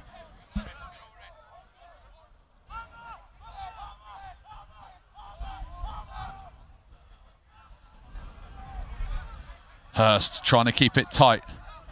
Millfield defenders look well set though, and hard to beat. And they're back into their 22. They might need to think just a different point of attack here, maybe, Rob. Yeah, maybe a little wider, but they want to avoid the big Millfield forwards for sure at the moment. But they also have got to be patient. Okay. Kick down the middle. Need a kick chase here. Nice pass from 15.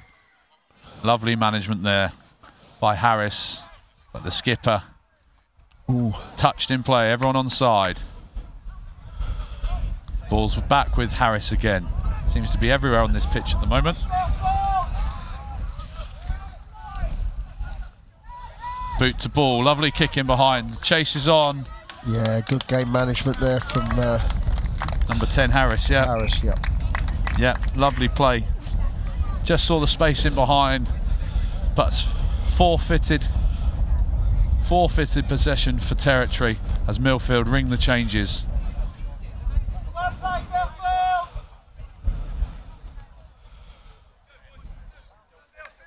So Hurst are going to need to strike pretty quickly if they want a chance of reducing this deficit. First job the line out though, must secure possession. And it's Ronan Daniel who's done that, well done.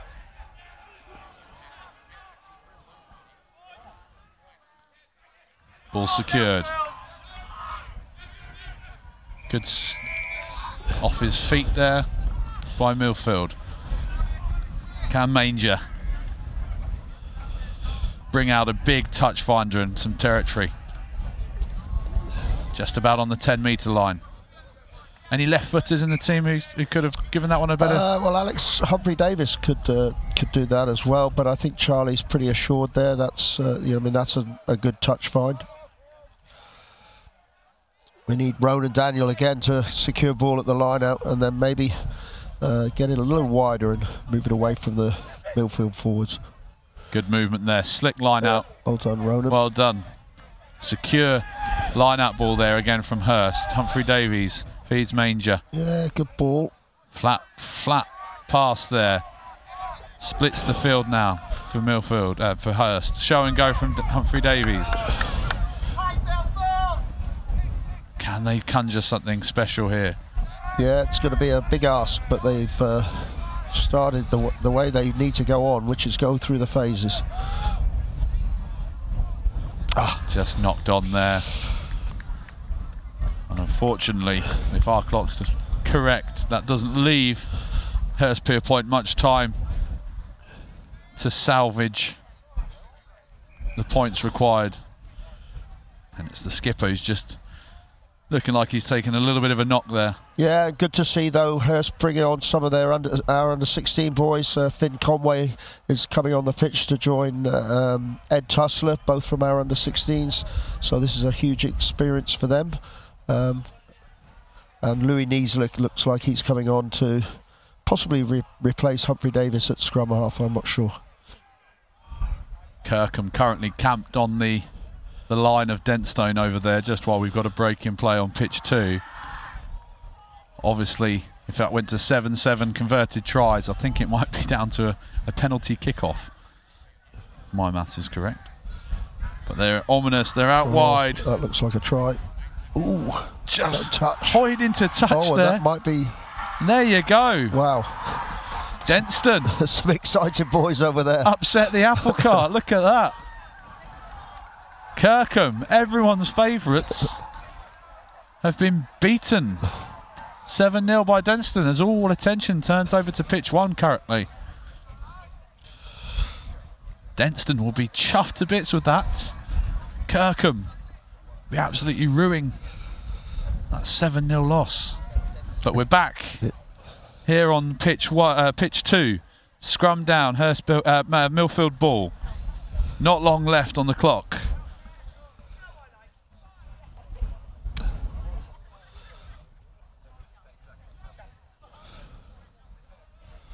Can Millfield launch an attack here? Picked by the 8, feeds the 9, quick feet. Fends off a couple of Hurst Pierpoint defenders. Ball could have been out there. Well done by the Hurst defender not to commit a penalty. But this great depth on the ball here. Yeah, that could be oh, good hands, just got it away quickly enough. Slick passing there. Some lovely hands there. Nudge in behind. 15 deals with Ed it carefully. Tussler, well done. But runs into a green and red wall, unfortunately, there for Ed Tussler. First touch of the ball, probably. Welcome to Big Boys Rugby. Yeah. Oh, and a turnover. Millfield still with ball in hand. Can Hurst salvage a try here? Millfield still with the ball in hand. They've got numbers out if they can use them to get through the hands. Well held there by the 13. Thunderous carry there by number 20. The subs having a big impact here. Absolutely. Absolutely. Some fresh legs on, running at some tired Hurst defenders, but they're still keeping them at bay. Fair play. Millfield running through the phases here. Good tackle over there. Couldn't see who it was by, but try-saving tackle by the looks of it. But this looks ominous now. Hurst need to defend, and they can't. Unlucky. And that's... But well played, Millfield. The number one. Good ball retention. Absolutely, great ball retention. Must have been 10 plus phases there. Yeah. Gone from one side of the pitch to the other, through the hands. And I think the fat lady has sung here on pitch 2. A valiant effort by Hurst Pierpoint. But it looks like Millfield will progress and play Denston in the next round of the trophy. Whereas Hurst will go through to play Kirkham in the next round of the plate, I believe. How do you feel about that one? What, the next game? Next game against Kirkham? Well, I don't know. From what I can see over there, look, Millfield are a powerful side, and I think they've played a little bit within themselves in this game, but have done enough to get the result against a spirited Hurst side.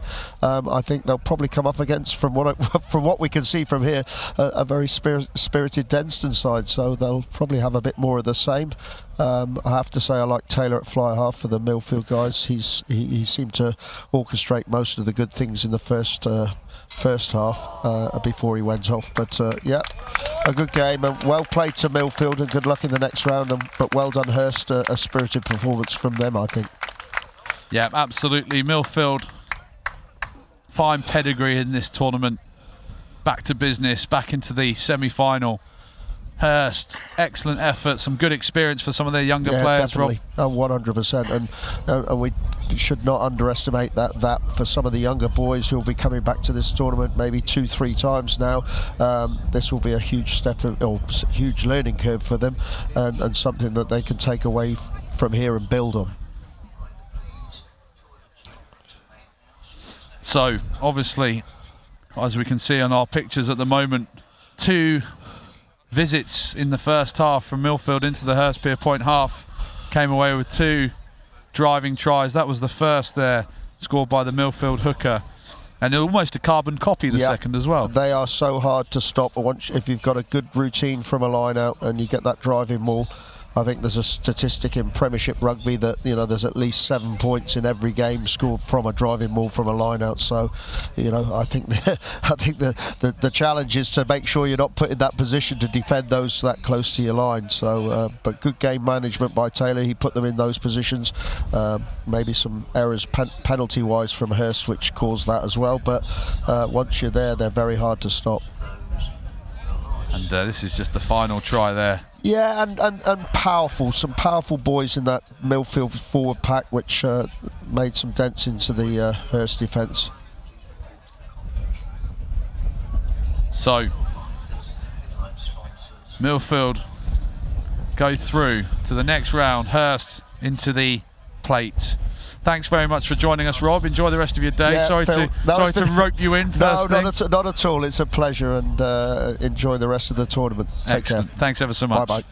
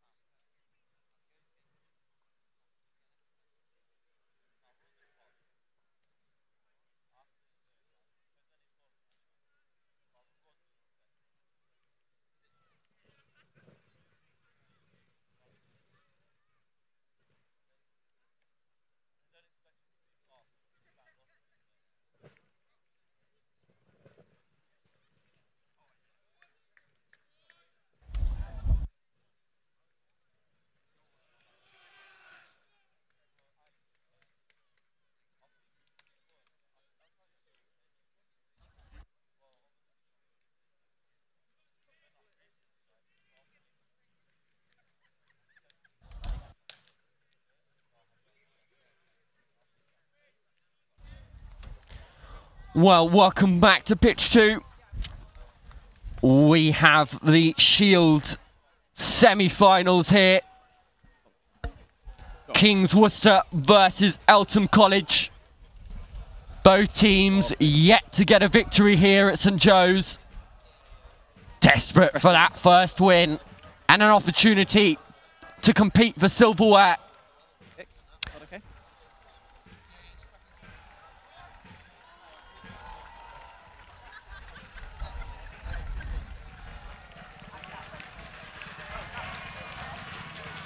We're going gold, white. St Joe's are joining pitch 1. You can hear the raucous, you can hear the crowd, but we still have a game on our hands here.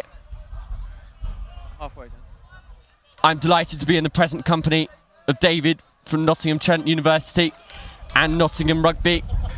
Yeah, thanks for having me. Looking forward to this game here. It's going to be pretty tasty. Both teams haven't had the greatest of day 1, so let's see what they've got on day 2. Oh, it's not a great start. Commentator's curse straight out from the kick-off, and that gives Kings Worcester a really good attacking scrum opportunity now on the halfway line. Chance for Worcester to impose a strong and healthy advantage on this game. Oh, really interesting scrum setup here from Kings Worcester. So they've stacked 5 players on the left-hand side, and as a result, they've got half the pitch with just 1 player in it. So I would imagine that 8-9. Oh no, that we've got a turnover at the scrum, but still huge amount of space here to play with for Eltham. Great offload in the tackle. Eltham keeping the ball alive through Lewis Stone. Ball's available just about. Cartwright will play scrum half. Feeds it on. Eltham taking it up through the midfield. Lining up. Fine flat pass. Ball tipped on to Adamson, who makes ground. Stone fires it away to his fly half. Ball goes out slightly wider this time. Excellent tackle there by the number 2 there for Alex. Oh no, sorry, it's lineman. What a great tackle that was, and he's forced a turnover as well. Richardson, 2 linemen, the man of the moment. 8 out now, that's fine, thank you. Richardson will look for the kick, as he usually does. A specialty in his game. A little dab through, charge down, however. Waddington. The ball out wide this time for Gonchek.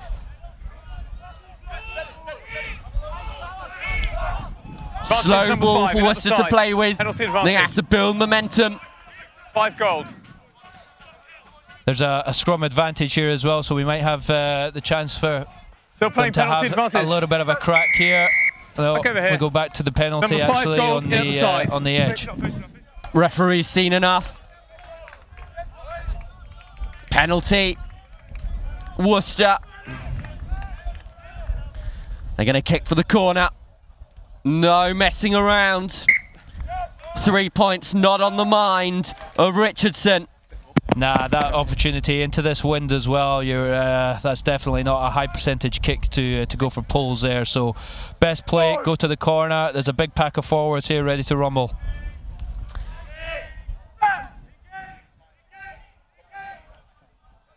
Worcester juggle around with the ball. It's come out Eltham's way, but it's gone into touch.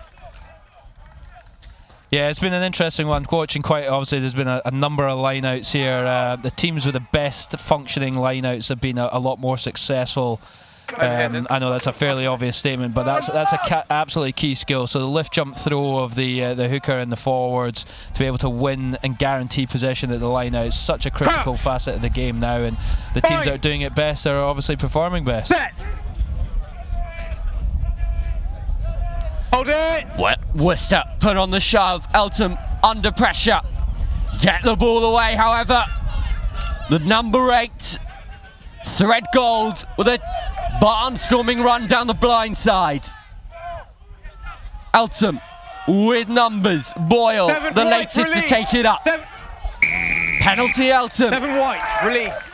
No release. You talk about relieving pressure, that's one way to do it. A great pick and goal from the number 8 there of the scrum from Eltham. He's got 20 metres upfield and then they win a penalty. Opportunity now to move fire up the field, and as we talked about, can we get the line out off and running, and a bit of phase play. Tomlinson nudges the ball into touch. They're feeling it now. Okay.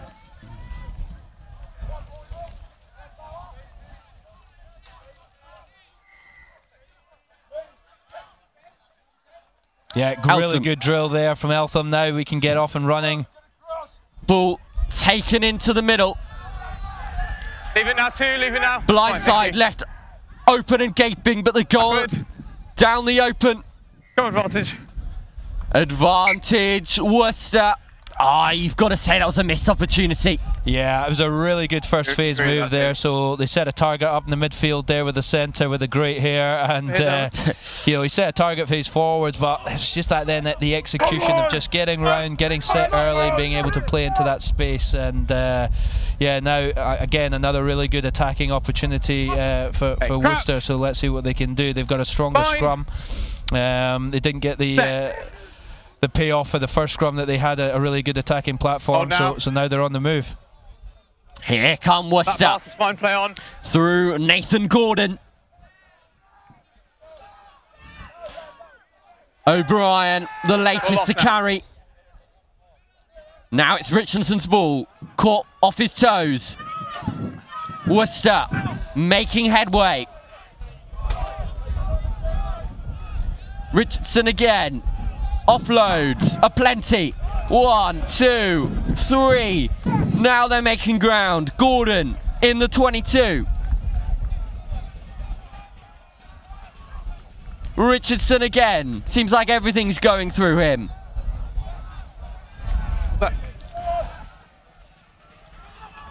The ball out to Prakalius. Thank you. Benji Davis darts in. Worcester on the attack. 14 out. There. Latest carry from Lyman. Keep your feet, White, keep your feet. Yeah, Richardson seeing something now here on the left. He's directing traffic. A wide of play. Step back inside from Waddington. No, 15, stay. This is looking promising from Worcester. They've kept the ball for a considerable amount of time. Now what can they do with it? Beach Bailey. He was impressive in the quarter-final. Hands on the outside here. Oh, rumbling prop alert. 9, leave the ball, 9 gold, leave Eltham it. ushered to their seats. It's Lyman again. This is good. Richardson fires it wide. Numbers Bailey. One more should do it. Why didn't he pass it? He's still got the opportunity there. They're a couple of metres short, 5 metres short. Ball for Pillman. Ball's there. Take step, yellow. Back out to Richardson. Good offload. Ari, the latest to carry. Unbelievable amount of phases here that they've gone through. But it's been nicked. Daylight robbery from Elton. Also play on, that's fine. Nope. Looks like Worcester have returned the favour. They've got the ball. Rucker's form now, leave it. Worcester have got to move it to the left here. They've got so many numbers, but they're too flat. Going through all those phases have made them tired. And there's the result. Pressure was on. Oh, wow. What a phase of play that was, far out. The Worcester team really did go through the phases. They built continuity and pressure. Some unbelievable running from the front row, in particular. The tight heads and the hooker there had some awesome carries. But they had so many opportunities to score. They just didn't quite get that final pass away. And as a result, now they've turned the ball over. And all that hard work has come up with nothing. Let's see what Eltham can do with it now. Crouch! They've absorbed dozens and dozens of phases. Hold it now! You can see there the scrum is a wee bit depowered as a result of the tiredness and fatigue, but now we're off. Ball goes out wide. Play on. Yeah, play on. Elton looked to put on the afterburners. But it is Beach Bailey, or Lucas in fact. Pass, yeah, okay. Yeah, really interesting thing here is obviously an attack coach. I've always got the critical eye on what I see. The fly half Richardson, he's standing very, very deep, which means every time the ball's passed to him, the Eltham defence are able to make 5, 6, 7 metres to be able to go and close that line down. If he was to stand a little bit flatter, get the ball through his hands a little bit earlier, then his team would be into space quicker and they'd have the better chance to score. But sitting so deep in the pocket, it just makes it easier for the defence. Elton on the cross, please. Reaping the rewards of a Worcester misfortune. Not straight at the line-out, says the referee. We have seconds to play in this first half. We are still scoreless here in the Shield semi-final. Set! Hold it, that's fine, that's fine. Ball just about got away. Lewis Stone did well. Ball's available, says the referee. I'll have that, says Kings Worcester. Available to Hira. So here we go. See, that's the depth that I'm talking about. That's a 10-metre pass that the nine's been having to throw, but they're through as a result of a great run again by the tight head prop. There's numbers on the outside here. Lewis. Hira to Richardson. Again, the front row breaking tackles. Oh, unbelievable clear out by the tight head prop once again. He's having an absolute great first half. Dylan Beach Bailey. But it's to no avail. Elton celebrating what was an immense defensive set. They've been under the cosh for 5, 6 minutes of consistent Worcester attack, but they've got nothing to say for it. It is scoreless here at half-time. Elton College 0, King's School Worcester 0, and you've got to say that Elton got away with that one. Oh, very much so. They pretty much have been spent in their own third for the whole of that first half with some unbelievable great carries. In particular, Dylan Beach Bailey has been outstanding, carrying ball, linking with his forwards and the backs alike, and it's just been constant pressure. But fair play to Eltham, they've stuck in and they've really done well to hold them out, and yeah, they've come into the half at a 0-0. Having a look over at pitch 1.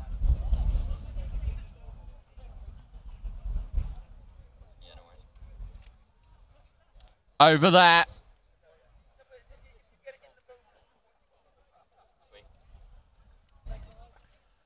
St Joe's are even Stevens, 3-3.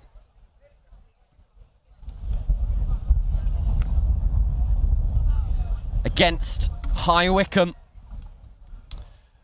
Yeah, the games haven't been high-scoring affairs really over the course of the tournament. That's because the teams are obviously quite evenly matched. The length of the game and the physicality that's going on as well. But yeah, the high-risk nature of some teams is paying off. But then obviously that forces some penalties and some opportunities for teams to clear their lines there as well. So it's not been a try-fest quite thus far in the tournament. Every match has been really close, which just shows you how high and competitive the standard is. Richardson, the ball on his finger. Yeah, I really think if Richardson can flatten up a little bit and just take a little bit more space off these scrum halves, he'll be able to then get the ball through his hands a little bit quicker, get that to space, and there'll be more opportunities for the guys outside him on the edge to get into that space earlier and potentially apply more pressure and come away with points. Richardson restarts his game. A ball into the Ipswich sky. Elton pushed closer to touch. Rushton, the vice-captain, does well to stay in field.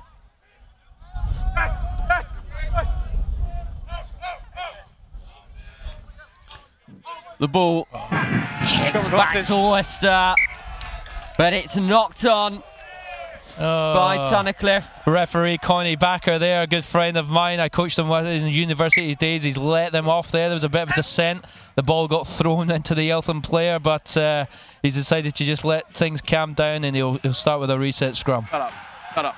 As is the nature of knockout rugby, tensions are high.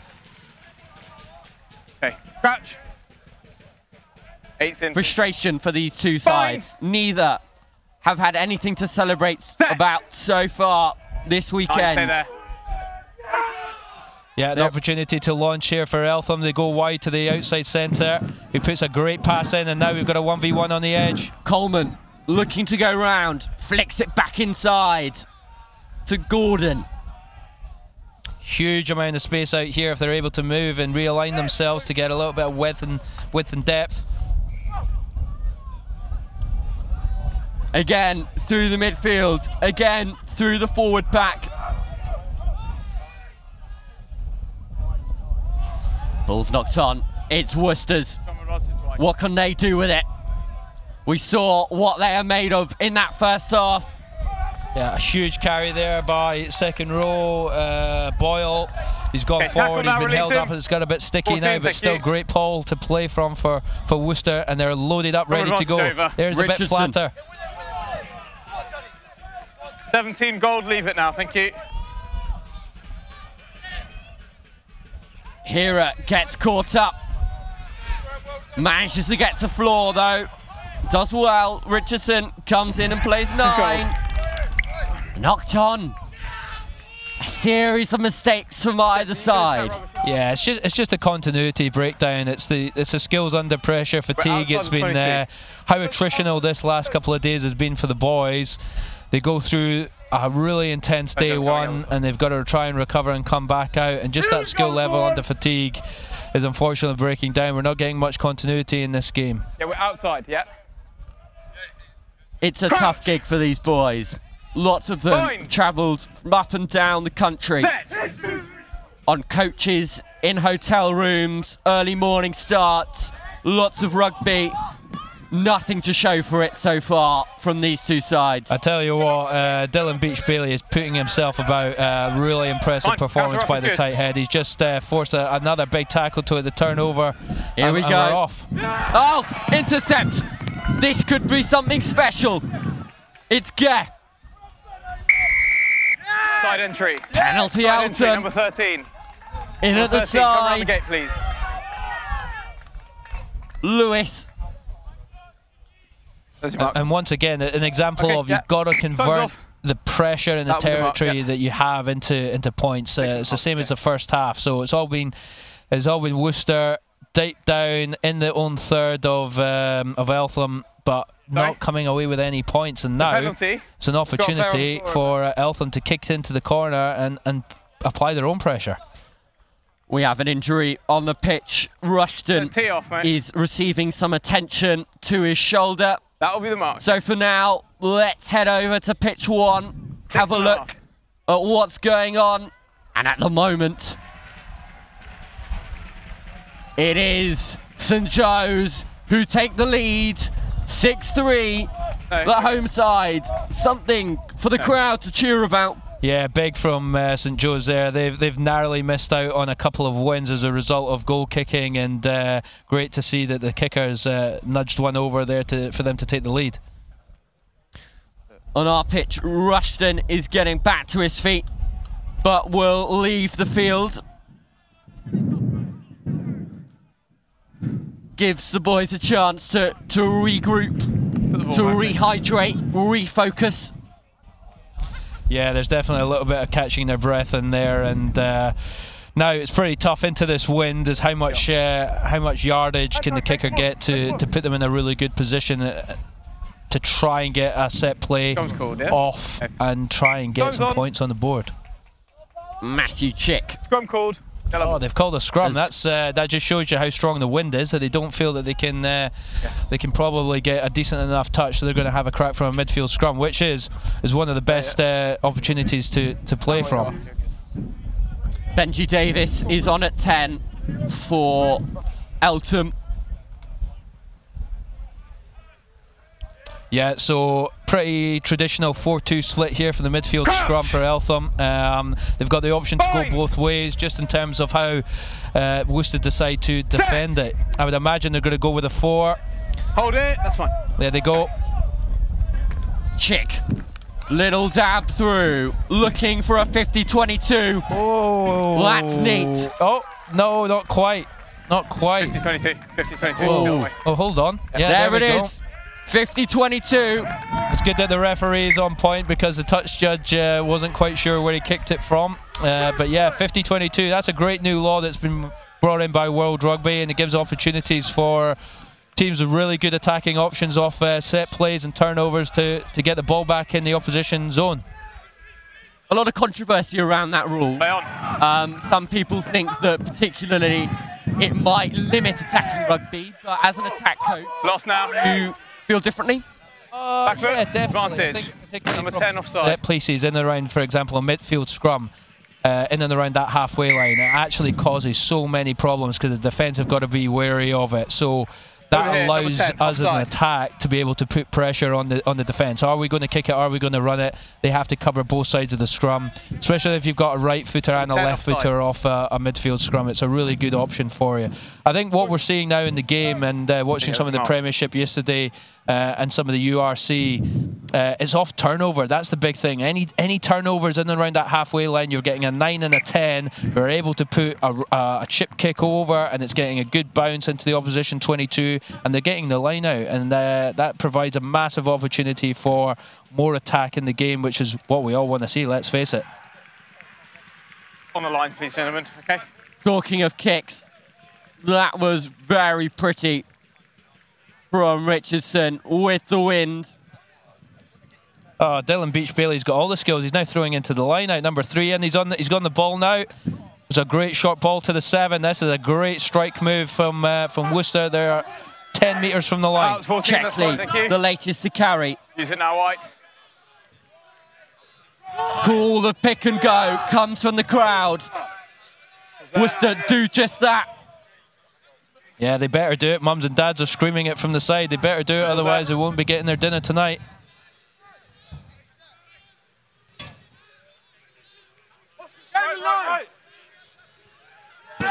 It's a try. Well, that just shows you what we were talking about earlier with the ability to get that line out of the way and just get a couple of bits of continuity and pressure. And our man again, Dylan Beach-Bailey, I tell you what, by far one of the best performances I've seen thus far this weekend. Who else? Dylan Beach-Bailey. He has been absolutely everywhere this game, earning his keep.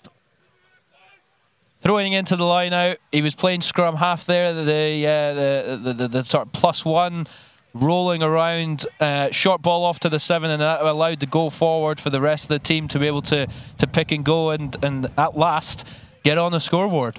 Surprised he's not kicking at goal. Yeah, let's face it, yeah, I wouldn't be surprised at all. Dennis Richardson, who strikes it sweetly and gets the full 7 points. Crucial for Kings Worcester. 3 minutes to go. They lead 7 points to the good. How can Eltham respond? Benji Davis will get this game back underway. He is very good at the short, high restarts. Let's see if he can execute one now. Into the wind as well. Perfect for a little bit of hang time. Yeah, it's not bad. But it's our man Beach-Bailey again. He's everywhere. I feel as though there's about 5 of him on the pitch. Oh, dear Lord. Oh, my goodness. Sit down. Yeah. What a carry. Beach-Bailey making his own personal show reel. Well, I tell you what, I'll definitely be going to have a conversation with him about where he's going to university next year, that's for sure. Hira evades 1, evades 2. Keeps the ball in field nicely. Will Rouse carries the ball forward. Ball lost now, Gold. The wind blowing heavily onto Worcester backs. They've got it with them. Boyle flings the ball out. Come advantage, Gold. The ball slaps back into the hands of the men in blue and yellow. Eltham, they need to do something, and they need to do it now. Playing scrum advantage gold. Finn Edwards, the captain, taking stuff into his own arms. It is going to be a scrum. You can have it inside or outside the 22. Yeah, it's going to be now about Kings Worcester, can he just basically man up on defence, make sure they put their shots in, don't give away any silly penalties to allow Eltham back into the game, because the wind is really picking up. It's howling here. It's blowing our monitors and everything on the comms box around. So it's going to be really, really tough for them to exit from their own zone. Crouch! Fine margins, both here and on pitch 1. 6 apiece. Alright, we'll reset. Over there, looks like we may even be going to a penalty shootout. My goodness. St. Joe's Festival is something else. But here, the here and now, Eltham, Kings Worcester. Crouch! 7-point advantage for the men in pink and white. Set! Eltham had the feed for the scrum, but Worcester get a good shove on. It comes out for Chick. Oh, a difficult ball to deal with. That's a knock on. Scrum advantage white. But attackers might have come off the boot. But it's been knocked on again. And that is the game. Yeah, to be fair, I think that's is a fair result in terms of Kings Worcester winning that game. They were by far the strongest team. They had huge amount of territory in possession in both periods, and quite rightfully have come out on top. Well, final score here, Kings Worcester 7, Eltham 0. My goodness, we have a game on our hands on pitch 1. St. Joe's Quegs 6-all. That means we go to a penalty shootout. I tell you what, it's what a great bit of drama, but at the same time, we've got to be thinking about there are going to be misses. There'll be successful kicks for the ones that miss, and it's really important that we take the learnings in and around that ultimate failure of not getting the ball across the post, and making sure that we support those kickers that don't quite get it right. Because for everyone standing up there, that's a fairly nerve-wracking process to happen. And whilst there's going to be success, we've always got to be remembering there's going to be failure too. I didn't know what you were saying. In the wailing wind in Ipswich. There's something about... Really interesting if they're going to decide to kick with or without the wind. I'd hope that the referees are going to make the decision that they'll kick with the wind. Let's go. Looks like they will be kicking with it. The referees going towards the left-hand side posts.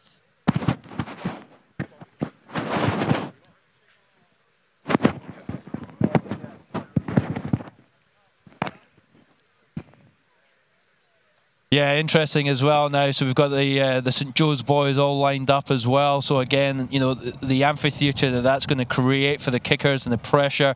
You've got mums and dads. You've got hundreds of spectators on either side of the touchline watching now this penalty shootout. It's going to be fascinating to see how it goes down.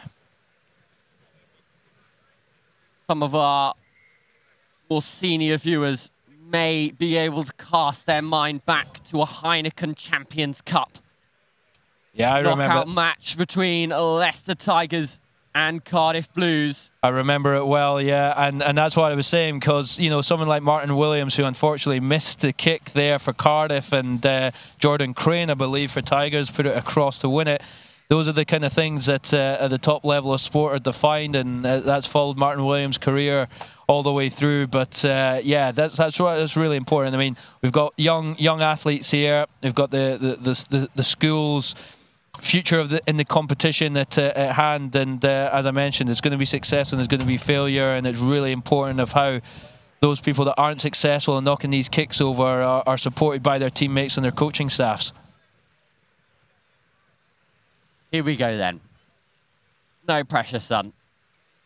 Not like everyone's watching. Yeah. Well, he's got number 12 on his back, so hopefully he knows how to kick a ball. Let's face it, most of these lads are out kicking before the session start anyway. Sweetly struck between the posts. Pressure's on Joey's. Here's an interesting one for you. Would you rather go first or second in the penalty shootout? Ooh, I think going first, having that knowledge that your kick could win or lose a game, that would play on. I'd rather just not go at all if I could, I think. Well, they've sent the number 10, so I would imagine he's their goal kicker or one of the front line kickers up first to level it here at 1-1 in the penalty shootout.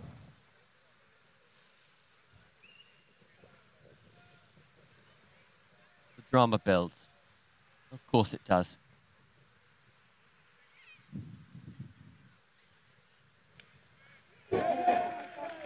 It's through. It was tight though. It was. I thought he tugged it just ever so slightly, but Nat sweetly struck through the middle, and we go to the second kicker. So who's up next?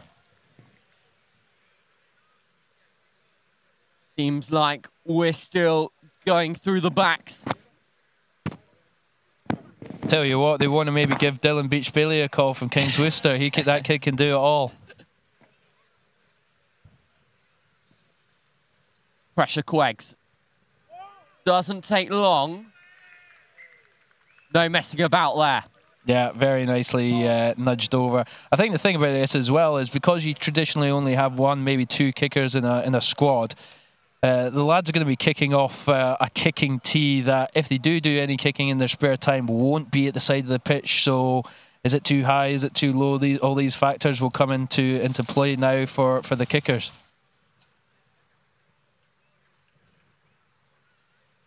We still seem to be going with the choice favourites, the more preferred kickers. Well, he's wearing pink boots, so he's definitely a back.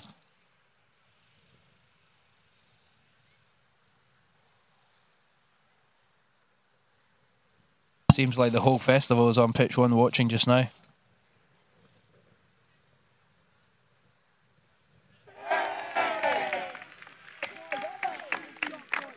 It's over. It's good. My goodness. The tension.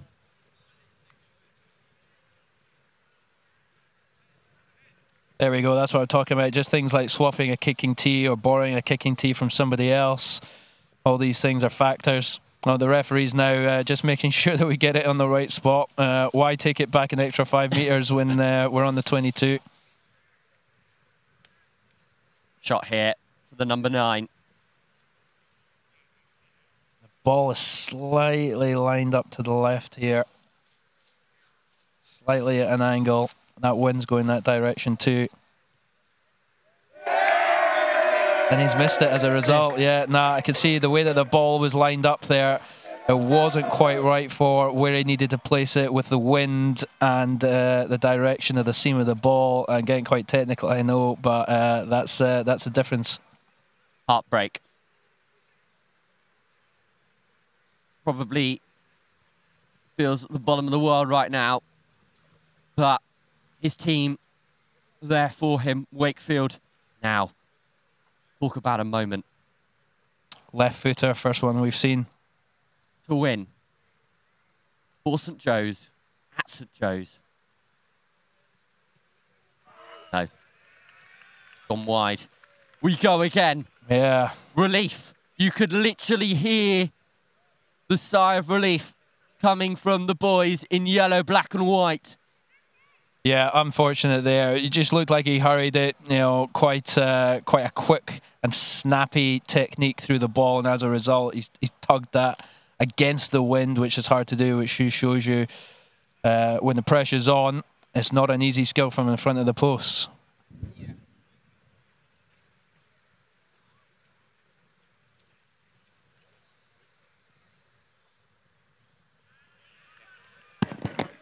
Dissected the uprights. Well, that's one of the forwards. He's got his line-out tapes and his blockers and his lifters on. So just showing one from the forwards. It's not all the backs with the pink boots doing it. It's some of the big men up front being able to nudge them over as well.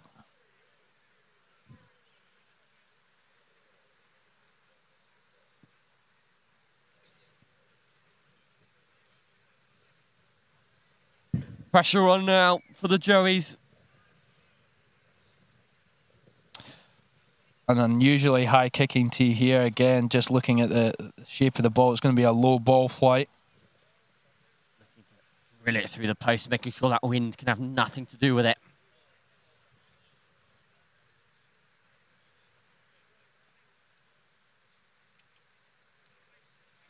Very Dan Carter-esque in his approach thus far. He's even got the hand movements. Brings it round seamlessly. We could be here all day if this keeps going. We should just now actually make it once we nudge over 5 each as the front rowers. The front row should be up. Go through the squad 1, 2, 3. Let's see what the front row boys have got in the locker. I think we'd be surprised. They all back themselves. They all back themselves. For now, we're still going through the backs. It's the skipper. A captain's contribution. Yeah, fair play. You can tell he's definitely not a natural kicker. He's just got up and he's given that some welly. Kick it as hard and as straight as you possibly can and hope that some good things happen. Pressure on now for St Joe's. A miss here would put them into the 3rd and 4th playoff.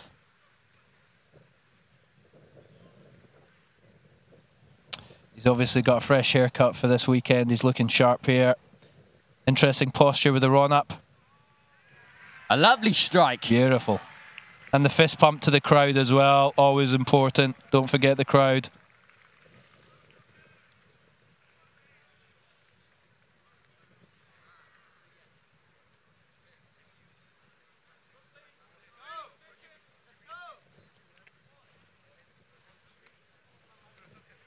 As this is happening on pitch 1, we are getting close to Whitchurch RGS Newcastle, which is the semi-final in the bowl.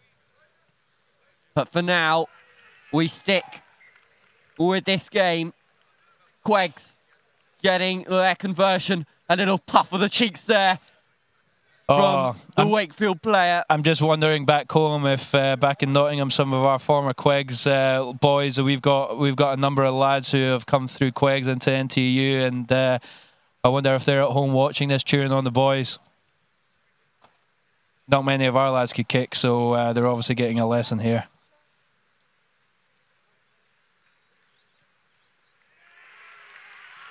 Lovely. He's still got it. Cool, calm and collected there from the winger. What a great floppy hairstyle he's got as well as he runs back celebrating. Must have about, I think, 5 or 6 penalty kicks converted. We obviously had one missed by Queggs and then by St Joe's. So this game is still very much going. Now we've headed right into the forwards. Oh, yes. Now we're talking the big men. Again, alignment of the balls a little bit to the left. Oh, yeah, just. It's scrappy, but it's good. Yeah. Doesn't matter how it gets over, as long as it goes between the 6 and above the bar. Yeah, again, just that experience there, the ball line up, the wind, everything. These guys that don't kick regularly won't be appreciating that, but it just slid over. And as you say, doesn't matter how it gets across as long as it's there. St Joe's still look to be going through their back line.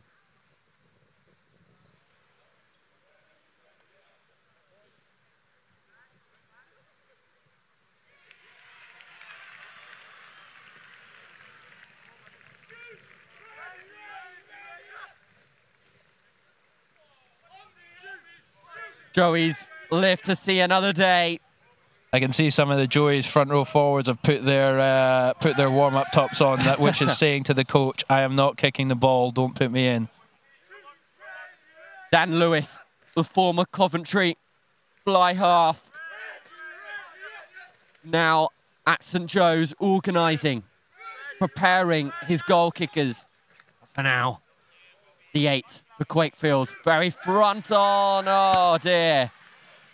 Yeah, that was a real example of someone that's not used to kicking the ball there. 2 square on, a very C shape of kick, which has just tugged it way to the left.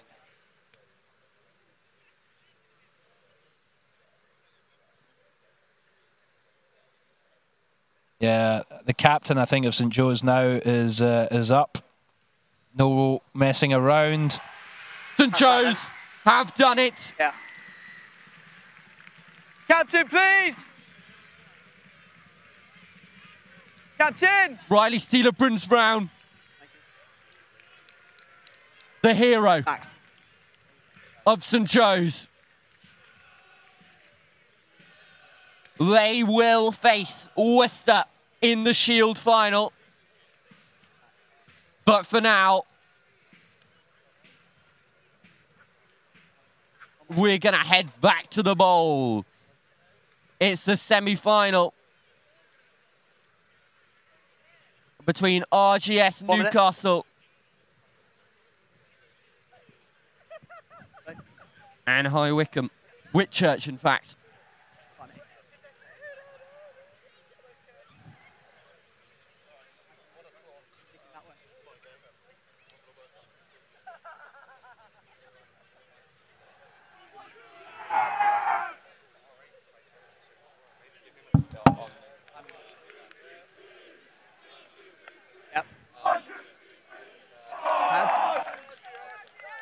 All right. Well, that's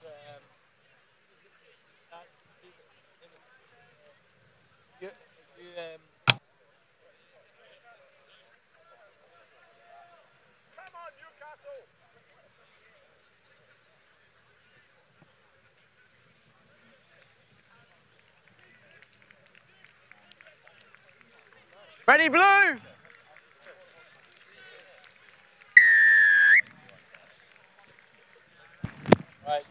And we're off here between the two sides.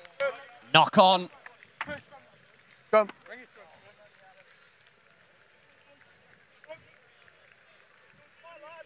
Nice and steady, please, lads. First scrum. Hold on. I'll get out your way when I'm ready. Come on, boys! Crouch! Bind! Need to hold your weight. We need to gap and bind.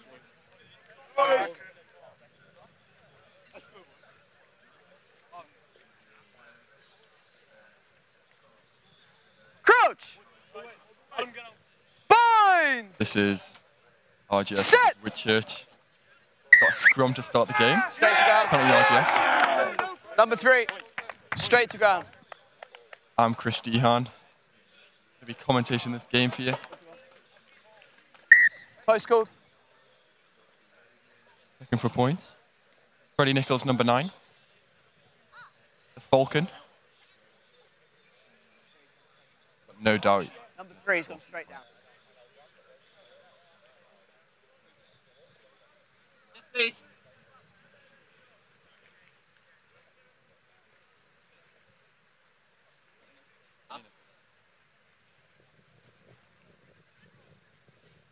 Freddie Nichols to take the kick.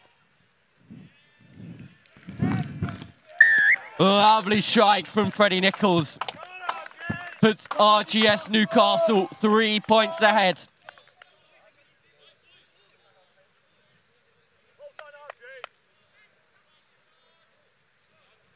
Ball, please. I'm in the present company of Chris from RGS Newcastle. Chris, first of all, just a little bit of a rundown of the tournament so far for Newcastle. How have you fared and how do you think this game will fold? It's been pretty disappointing for us. We've been trying hard. But yeah, hopefully we win this game, try and win the Shield. But got a lot of heart in this. Heads on now, lads, heads on.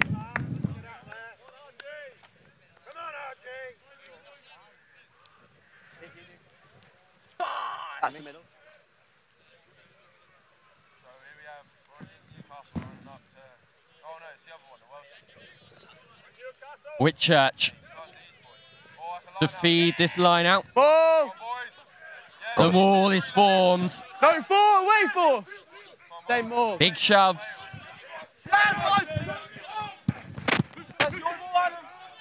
No, 21! Ball still taken up by Whitchurch.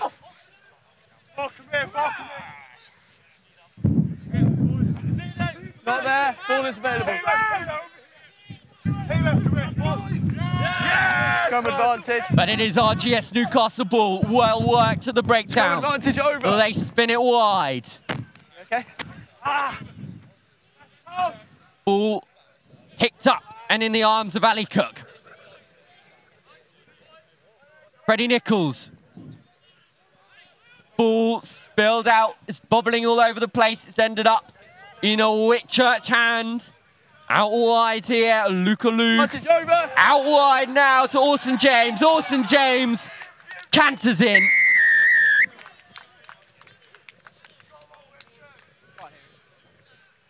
Well worked from Whitchurch. It all comes from this. An RGS Newcastle mistake. Day, quickest to react. Fires it out to his captain. Finds Lounge.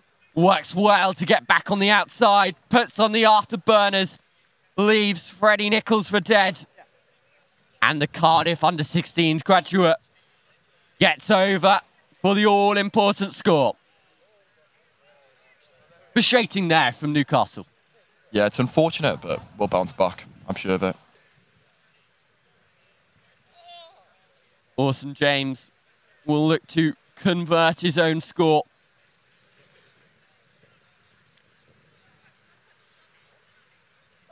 I don't back him. Let's see how he fares.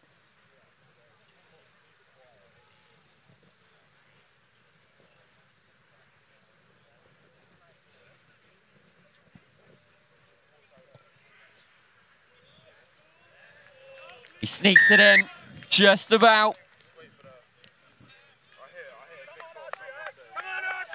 Whitchurch take a 7-3 lead. 5 minutes gone. Quarter of the way through this half. Ali Cook gets us back underway, hanging the ball high. Whitchurch collect well. Just outside their 22. Take him back.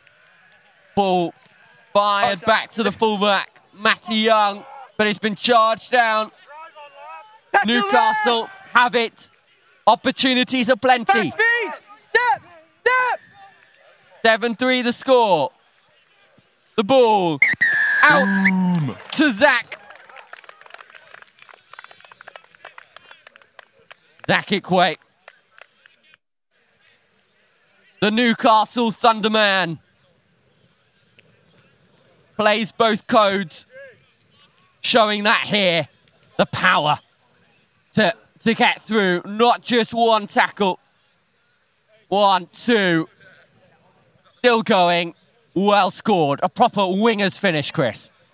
Very well done by Spencer Turner. Sucked in the man. Easy for Zach Ikwe.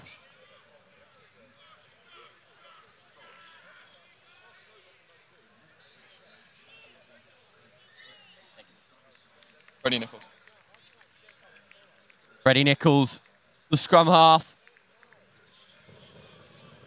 will look to convert. Could prove vital, this kick. Ooh. Oh dear. Time off. Dribbles along the floor. Time off, says the referee. We're just going to check up on Orson James, who took a bit of a knock, trying to prevent that score, but at the moment it's a 1-point game. RGS Newcastle ahead. 8-7. Here we go. This is pitch 1. This is what's happening. RGS Wickham against Cheltenham. A few minutes behind due to the Joeys penalty shootout. Wickham ever so close to the scoreline.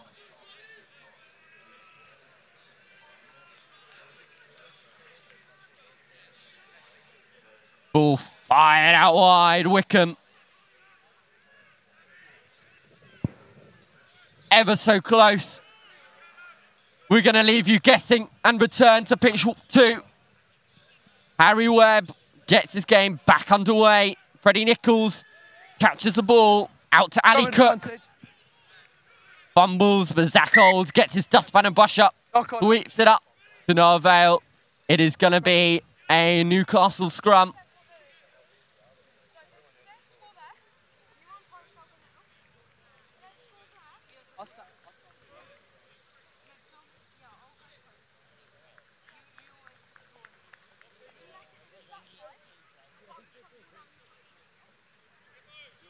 Crouch!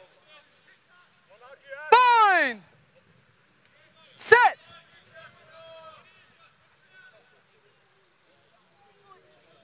Newcastle get the shove on. Ball for Cook. Chooses his man. Chooses it well. Zach Old. That's just lovely. They've got the pace.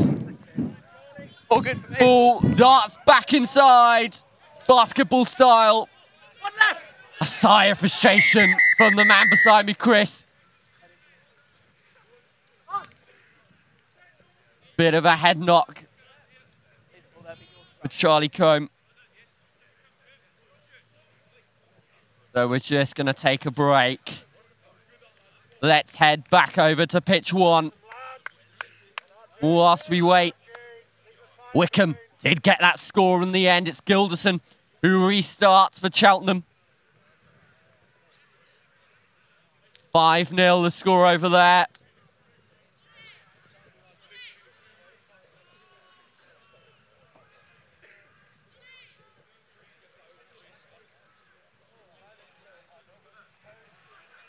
Wickham have the opportunity here, have the pace, do they have the bounce of the ball? Yes, they do. This could be a double down hammer blow for Cheltenham. There's numbers out wide if they can use them.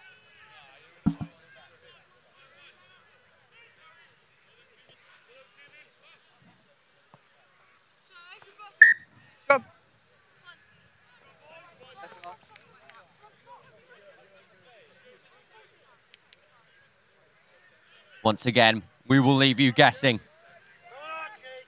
Crouch! Back to the action here. Fine! Still a 1-point game. Set! Roughly 2 minutes to go. Orson James feeds it. Day pops it out to his skipper. Nudges the ball towards Newcastle. It bounces kindly. It bounces into the hands of Luca Luge.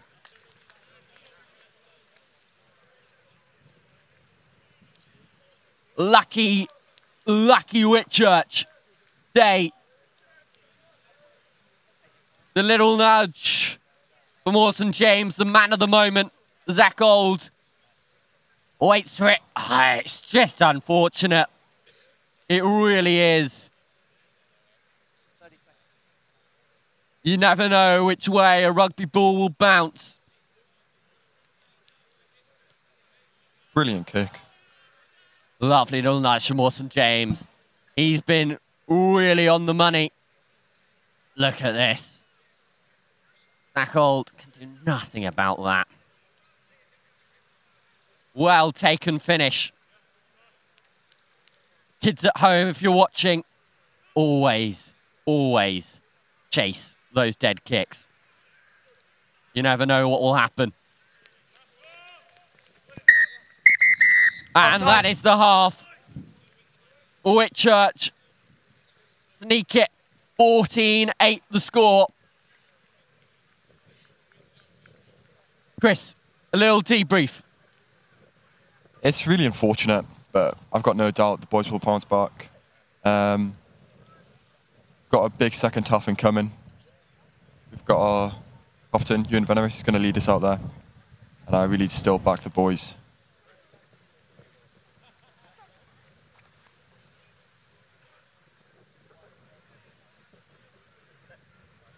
The weather just deciding to make its mind up as we head over to pitch 1. 6-0 the score. Cheltenham under the cosh. They have opportunities though. This is live. Cheltenham just not taking the chances.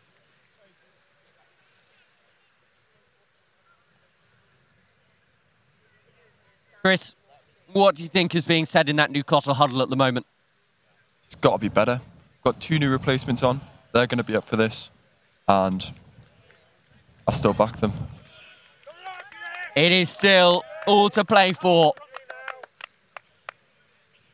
Although a converted score would be required to put Newcastle back in the lead. Whitchurch have done well so far to put them further and further out of reach. Orson James instrumental in ensuring their lead so far.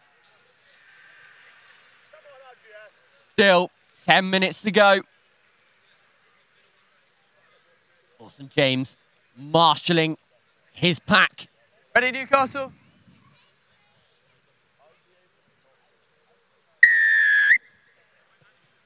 And we're back underway.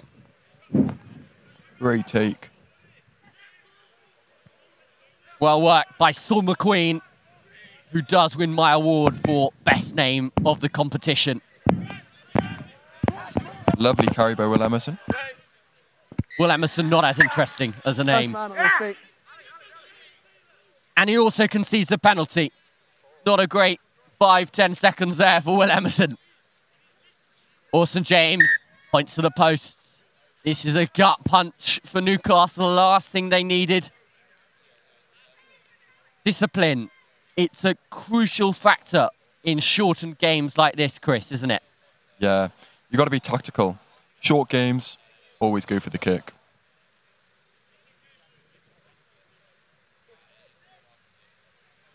I think he's going to make this.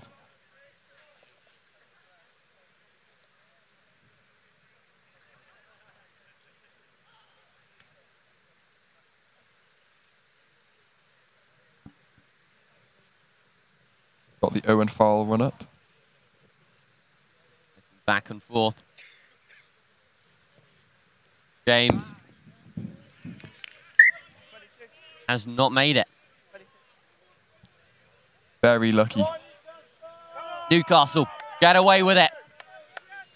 Ali Cook keen to restart. Keen to get this game back underway. He does. Thumps it towards Day. Number 8. The dancing feet. No, please! The Whitchurch outside centre. Eston Hutchin. Webb. Oh, stops. Starts. This could be an opportunity. Very well taken by Taylor Hannant. But he's been held up. Oh, we're talking inches here, Chris, aren't we? I don't know about that call. Very well done by Taylor Hannant, though.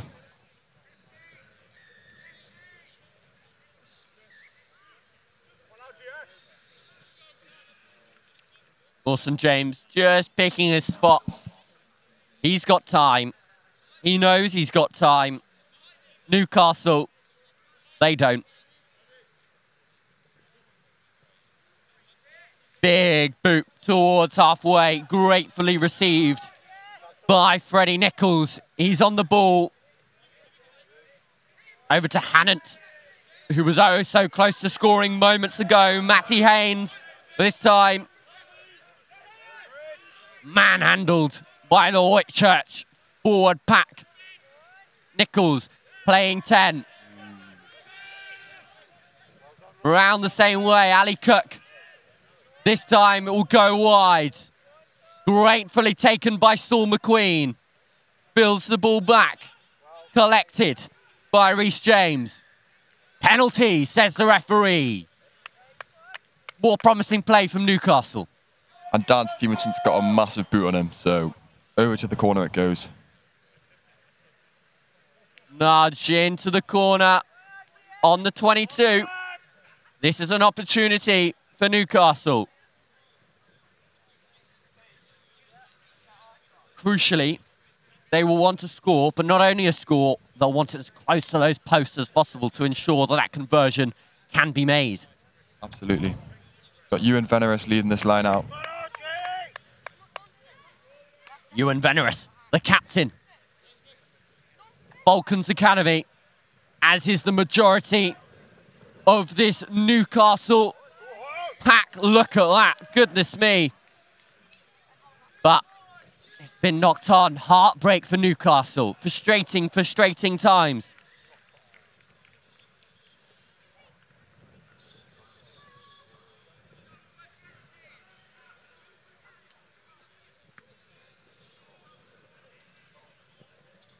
Big defense needed from here.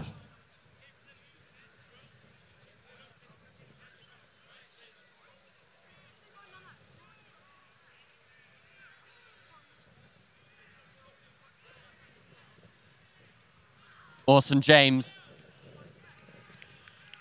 nudges the ball through. We've been here before.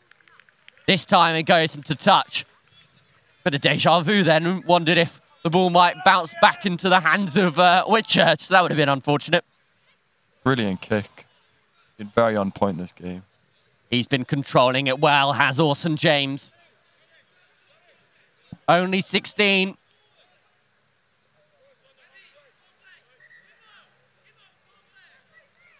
Leading from the front. Ball well put on a plate for Newcastle. Hints of a forward pass. Nichols bumps the ball down to the Whitchurch backfield, who decide against kicking. Still going, Whitchurch. Hutchin. The penalty as well, not rolling away. Reece James. Frustration starting to set in for Newcastle. Roughly 4 minutes to go. It's been a very balanced second half, as it has the whole game. Opportunities taken, however, by Whitchurch. Yes, Newcastle do well to keep that in. Comes to James. They ship it out wide here. They've got the numbers. Hands. Ali Cook takes it up. Well tackled, Matty James. Picks out his forwards. Well brought away by Nichols, but it's hit the deck. Swept up by Keown. Saul McQueen juggles with the ball. Does well to make sure that doesn't get knocked on. They've retained possession somehow. Nichols. Wide. Cook. Gets through one. Offloads. This is Harlem Globetrotters stuff here from Newcastle. All the tricks on show, as they need to be. They're down by 6 points. Matthew Jones has the advantage. Big hits though from Whitchurch, forcing them back. What can Nichols do here? Forces it out wide. The gap found by Stevenson. Stevenson. McQueen picks it up. Oh, and it's a big hit from Whitchurch. They've been doing that so often. Penalty. Penalty. Stevenson assesses his options. Decides to stay patient. Getting intense now. They kick to corner. 5 meters out. Bit more. We're looking at 7 or 8. How do you fancy your line-out maul? I fancy it. I think we're going to score off this. And see our coaches marching up and down the line. Really very stressed. You've heard it here first, ladies and gents.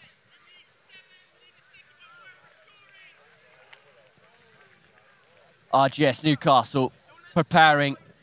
How's your arrow, son? He hits bullseye. They're down. The rumble begins. In the hands of Barfaria. The men from the Toon charging forwards. Ball comes to the skipper, Veneris. Jones to Cook. Wraps the ball up, well defended by Whitchurch. He's close. No cigar.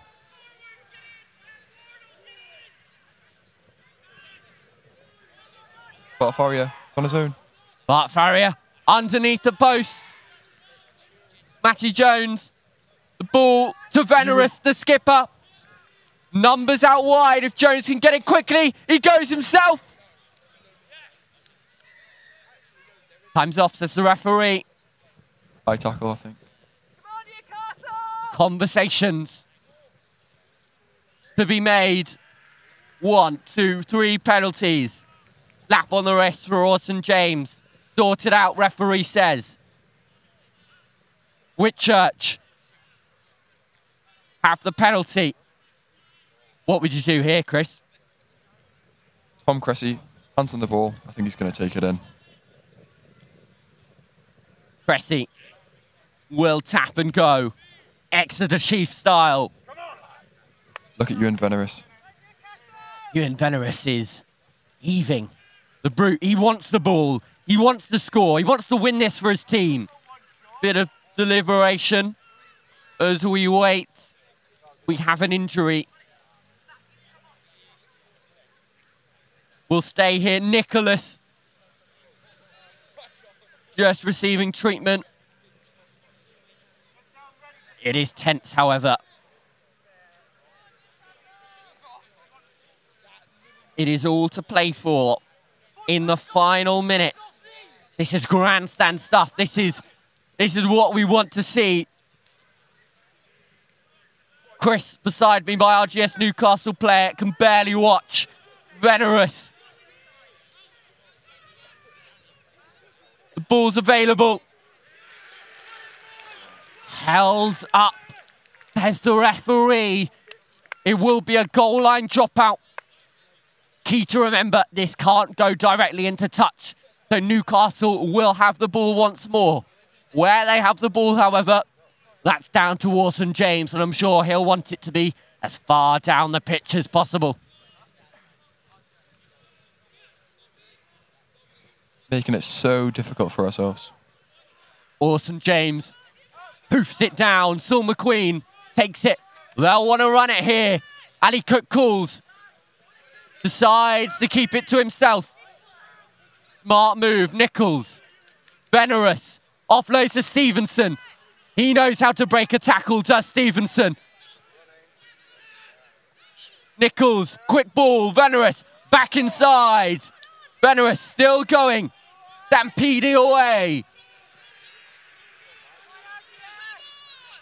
Stevenson once more. Stevenson. Boom. Stevenson scores. Come on. That is special. That is grandstand. That is St Joe's Rugby. Heartbreak for the other team. The team from the Toon leaving at last minute. Pressure on Freddie Nichols now. Freddie Nichols had what I can only describe as a pretty shocking conversion to begin with. But that one doesn't matter. This is the one that counts. Gonna make up for it now.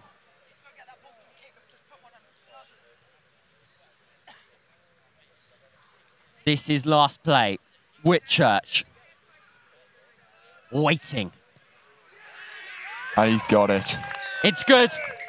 And that is the game. Well played. Chris, you must be over the moon. I'm very relieved. I think the boys are a bit lucky. We made it way too difficult for ourselves, but we're in the final. Elation, celebration for Newcastle. Commiseration, disappointment for Whitchurch. They will play in the third and fourth playoff. RGS Newcastle will head into the final of the bowl. And it looks like that will be against Cheltenham. We will find out.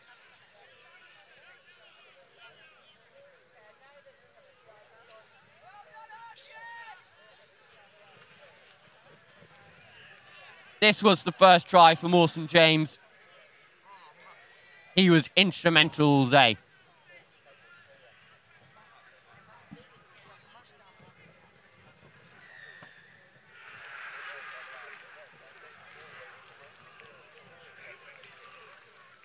this. Then from RGS Newcastle, got them back in it. Nichols out. The ball held up gratefully for Ikwe to score in the corner. RGS Wickham, however, again, it's Orson James. This time, it's the bounce of the ball that does them the favour. Luca Luge jotting down underneath the posts. But finally, the most crucial one of all, a team effort, a true team effort. Nichols fired the ball out wide. Stevenson, who has been breaking tackles for fun, slides over. Elation from the fans. You can see what it means to them.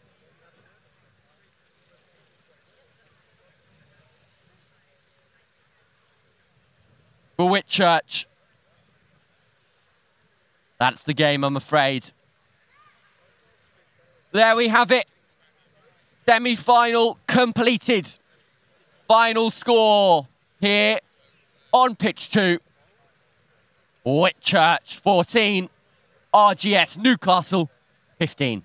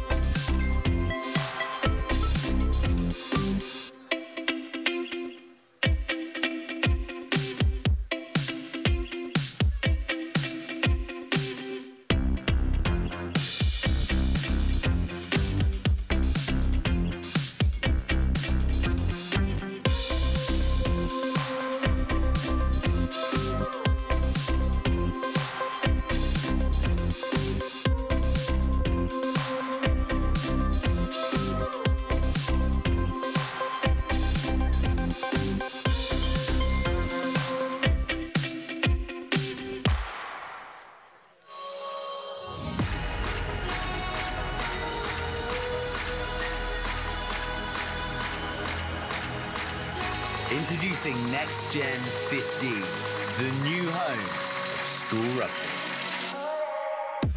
Well, where does this come from? Covering everything the school game has to offer in both the north and southern hemispheres. Oh, what a great tackle! It's not good enough. 1-2, skip a few and with the wheels. Highlighting tomorrow's stars, NextGen15 will be bringing you live games and a regular update of all the news and in-depth views on the global game. What's a kick? Where did he come from and how did that happen? All your school rugby, all in one place. This is NextGen15.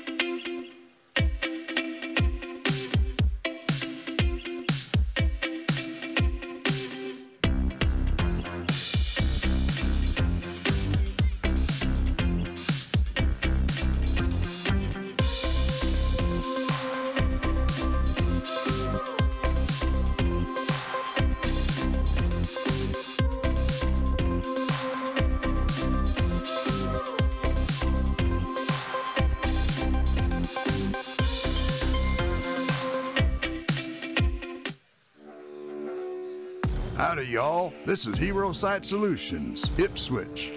We specialize in durable and elegant portable restrooms. Our team's always happy to go that extra mile to make your event unforgettable. Check out our state-of-the-art flat pack toilet system, which allows us to deliver large amounts of loos in one go. This saves on transport, workforce, time, and pollution emissions. Our patented system allows the toilets to be set up in a matter of minutes, leaving you more time to use it. The clip and lock technology means our restrooms are secure and assembled with ease. They come in pretty powder room pink and blue with secure cell phone holders and somewhere to hang your rucksack or purse. Hero will never leave you in the dark. We guarantee our toilets are squeaky clean. Hero also offers site clearance and event management.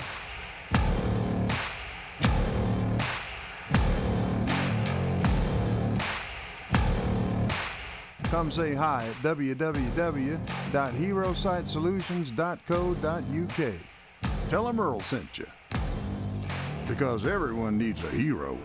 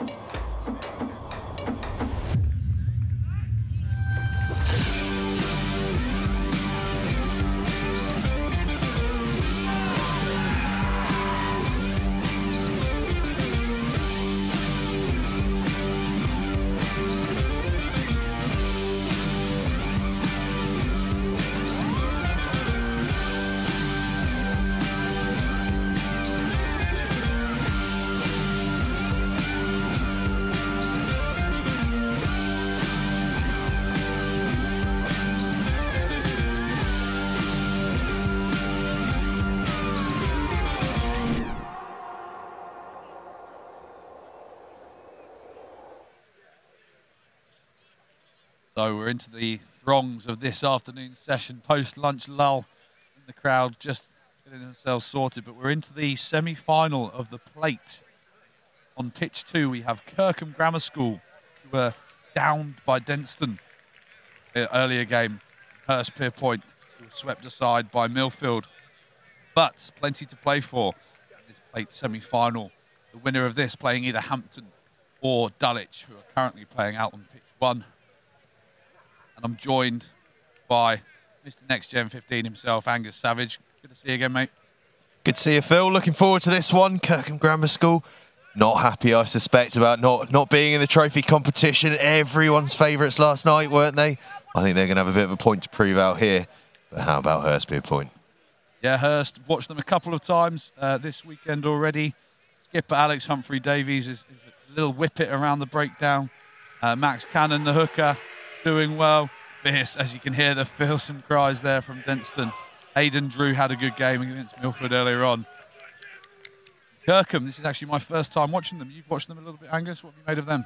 Yeah, I saw them in action on the stream against Eltham College yesterday in a sort of what was a relatively comfortable victory. Other than on the scoreboard, they only got through by 3 points in that one, but I've certainly seen them plenty pitch side. They've been looking really, really strong, actually. They, you know, as I said, many people yesterday were backing them as their tournament favourites. We can expect plenty of them, I think, in this. Kirkham. Early breakthrough onto halfway. Ominous from the Kirkham forwards. Number 12 there. Aaron Pope, slight forward pass there from the scrum half, Dan Harris. But Hurst just falling off a couple of tackles there, and Kirkham look like they mean business already.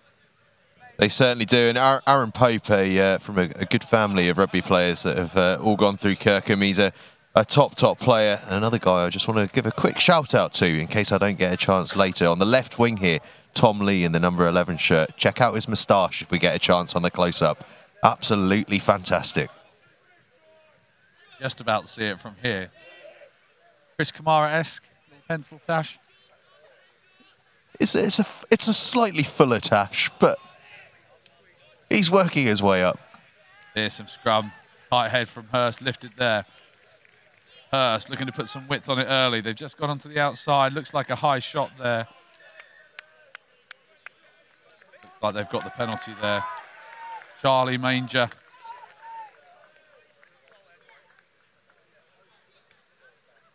Yep, yellow card there for number 13, Ocean Roberts. The high shot there. Hurst will want to feed off. Just picking off, allowing their set piece to thrive. Kirkham with one in the bin.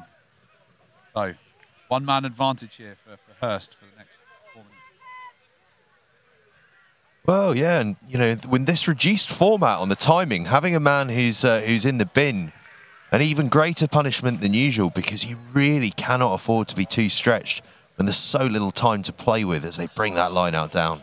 That was a great line out there, right at the stretch of the second row. Hurst now have it back as the hooker just gets snagged by one of the gargantuan Kirkham forwards. Hurst with the ball in hand, looking to make their numerical advantage count. Patience there, ball's at the back. Step on the inside. Kirkham trying to sneak the ball there. Manger with the inside ball to number 6. And looks like Kirkham might have just turned that one over. Sniffing out that turnover very well there from Kirkham. Sloppy work, really, in terms of support work there from Hurstpierpoint. They'll be disappointed with that. They allowed the chance for Kirkham to get over the ball, and we've seen in previous games the physicality of these Kirkham lads as they start to break away inside their own 22. Just needs, just falling as he made that pass, but they've got it in hand still. Can they keep the ball alive? No. Knock on, but now it's Hurst's time to go.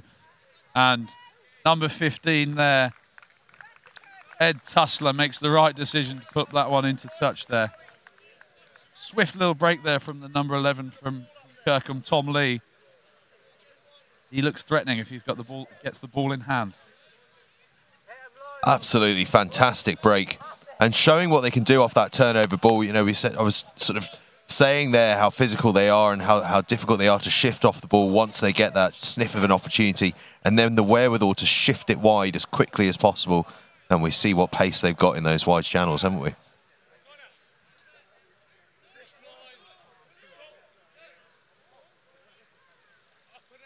So Kirkham with the set piece, just short of the Hurstpier point 22.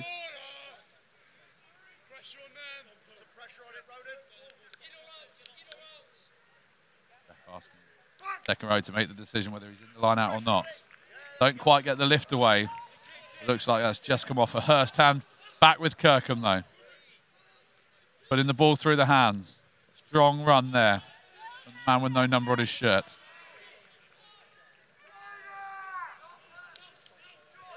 Fearsome carry there by the Kirkham back rower. Now, they've got numbers out here. Good early catch, feeding the speedster. That's a finish. What a finish there by, I think, number 14. Egan Edwards, if I'm correct. Well, just really, really clinical, solid play from Kirkham Grammar School. I was about to jump in and say how much I was enjoying the crisp passing in the number 9 and his delivery to the left here. Flat pass out wide, down the line, and good handling here, and just a solid finish. Gets in the air early to make sure that he can't be tackled out into touch. Gets the ball down, an early lead for Kirkham Grammar School, and they're off to a bit of a flyer, aren't they? Like a multi-dimensional threat, because you'd be forgiven for thinking that they're a bit about the grunt and the up-front battle, but they're showing that they're really capable with the ball in hand as well.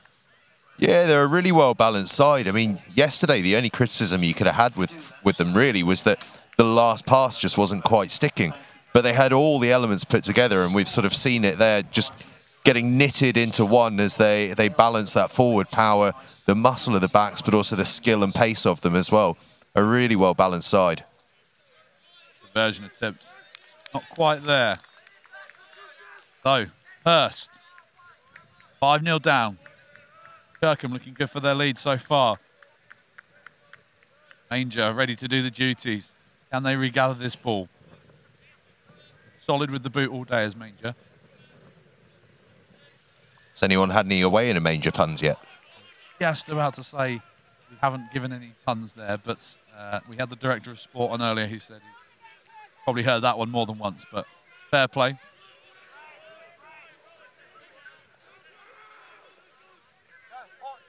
Kirkham ball in hand. Wow, lovely little out the back pass. Stays in the hands. Fearsome carry, but Hurst are up for that. Lifted the spirits of the Hurst subs on the sideline there. Kirkham keeping the ball in hand. Look industrious from this position as the scrum half puts the wonky box kick into open space. Bumped there. Hurst winger with a little jink up to halfway.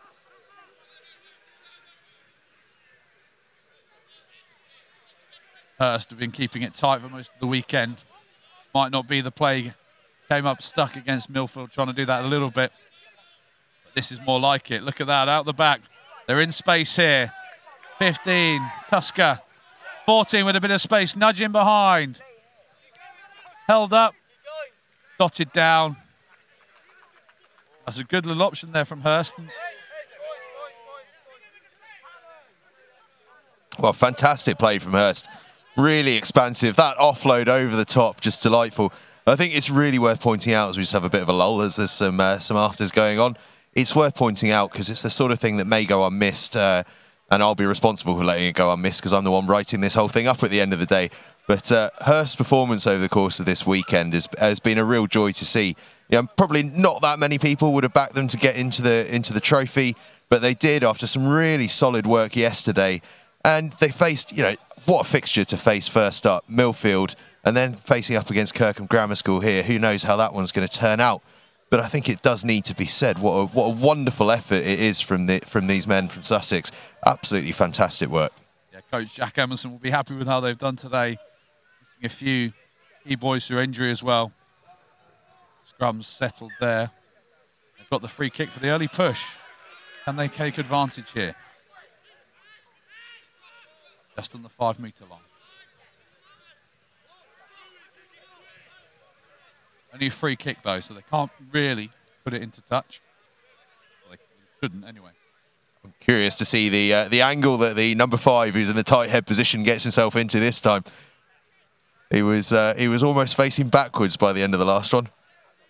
Not the choice I would have gone for. Although they got the free kick there, Kirkham do look imperious at scrum time. Bray, Thompson and Bell making up the front row for Kirkham.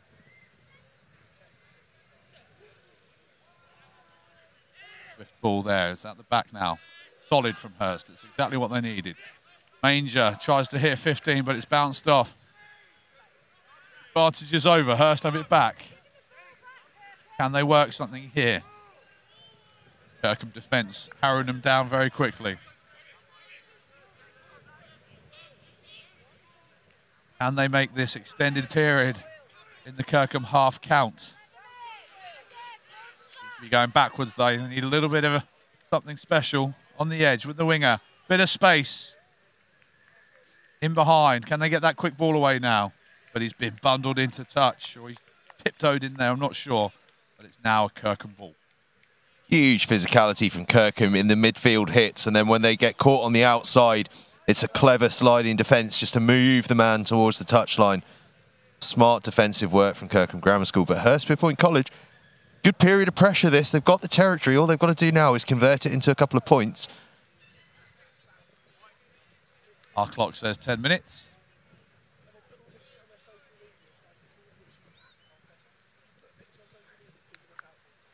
Thompson preparing to get this ball back into play.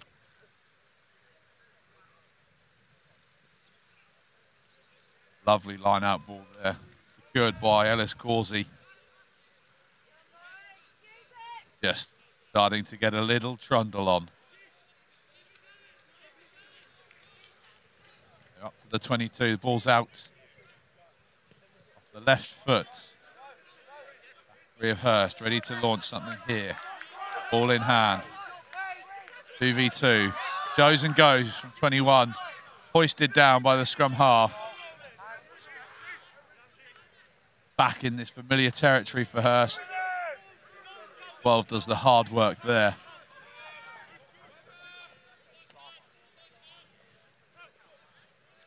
Get around that corner quick. They might be able to exploit the numerical advantage, but Kirkham have got themselves set. It look like they're hard to break down.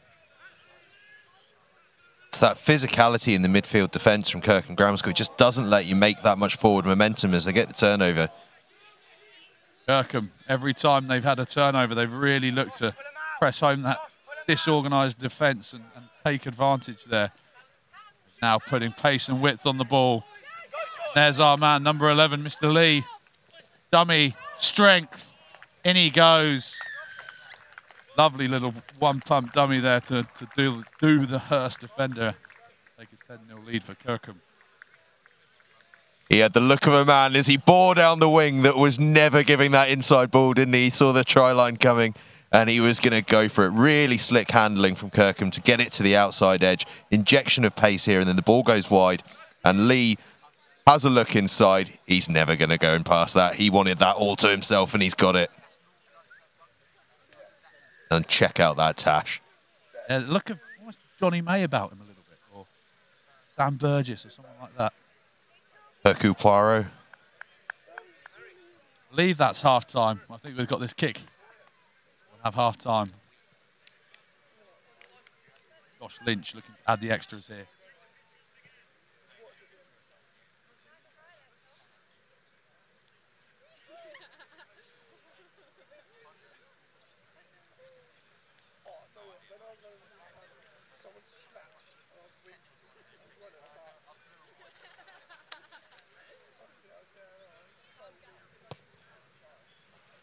Straight down the middle.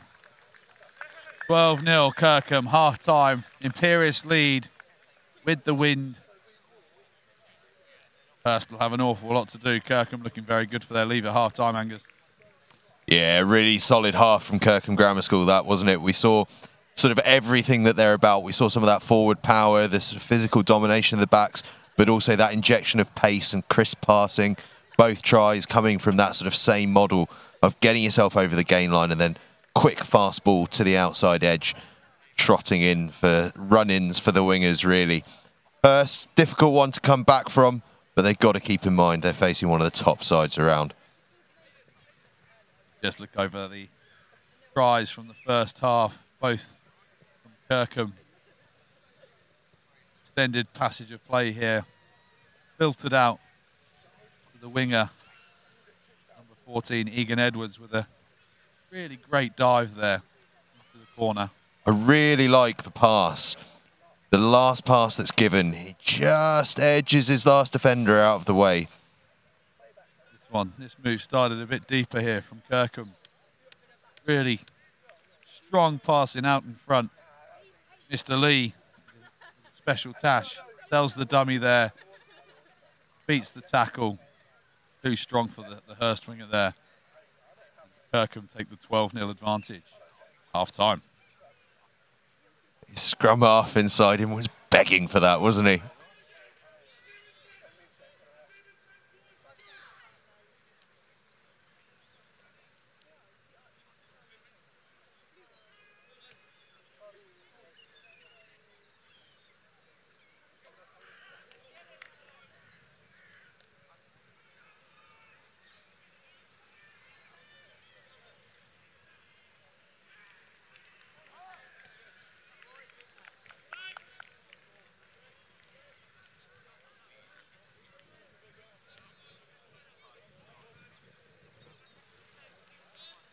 So, Kirkham ready to go with this second half of the plate semi-final. Looking good for their lead.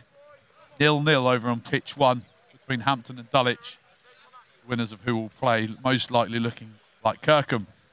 But our Hurst got something in their back pocket. They can sprinkle a bit of specialness on this second half. Not with a start like that, unfortunately, as the prop Bell rampages through the Hurst defence. Still in, it's still in. Go advantage over. Lovely play. Advantage. Couple of sloppy knock-ons there. Manger kicks to space in behind. Not quite the chase they were after, though, as Bell uses that strength to bounce off one player through the second. Looks like a bit of a menace. So I don't want to keep harking back to it, but it's like he's got super strength as a result of that tash, isn't it? Bouncing off tacklers left, right and centre. They'll be wanting to feed him there as much as he can. And again, Bell doing the hard yards. Kirkham, number 15. Lynch just changing the direction of play. I've been really impressed by Kirkham Grammar School's scrum half. His service has been really, really good, really crisp off the base. Got it down as Dan Harris here. And he's there again, scrapping for everything. No 9 now, though, from Kirkham. Oh, interception. Can he go? Foot race. Number 6 for Hurst. Regan Law does the job. Back in the game. Can they get this conversion over nice and quick? Excellent read there from Regan Law. Okay. Thanks. Reads the pass here. Just there and boom. Foot race. The blind side there showing a clean pair of heels. And bringing Hurst. Giving them a slice of hope in this game. Can they knock this conversion over and really press home in the last half, the dying embers of this game? What an unbelievable read that was. Just spotted the ball coming out and he thought, oh, I can dive out there. Grasped a hold of it and goes the length of the field. Fair play to the back rower, showing the pace of a man that would be wearing a much bigger number on the back of his jersey. Here he is, the man, Manger. For the added extras. Through they go. And here we go within a score now.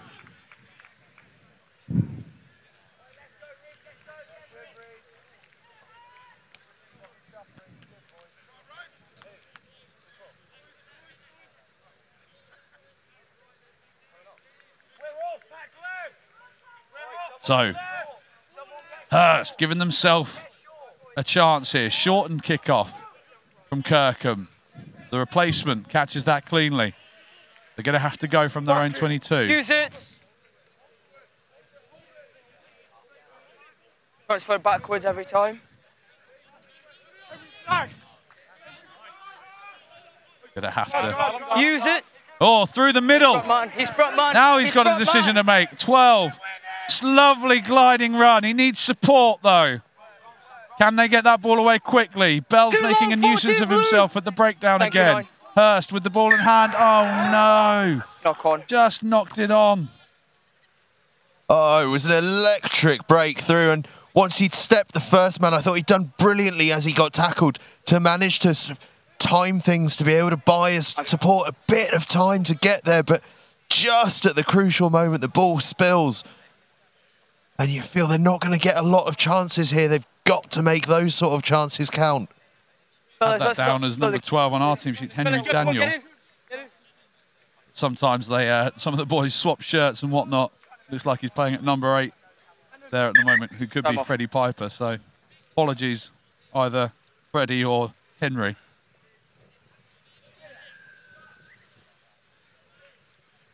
Team sheets. They've been the bane of our weekend over these parts. I think you're just missing flanking, lads. Hurst need one more player on.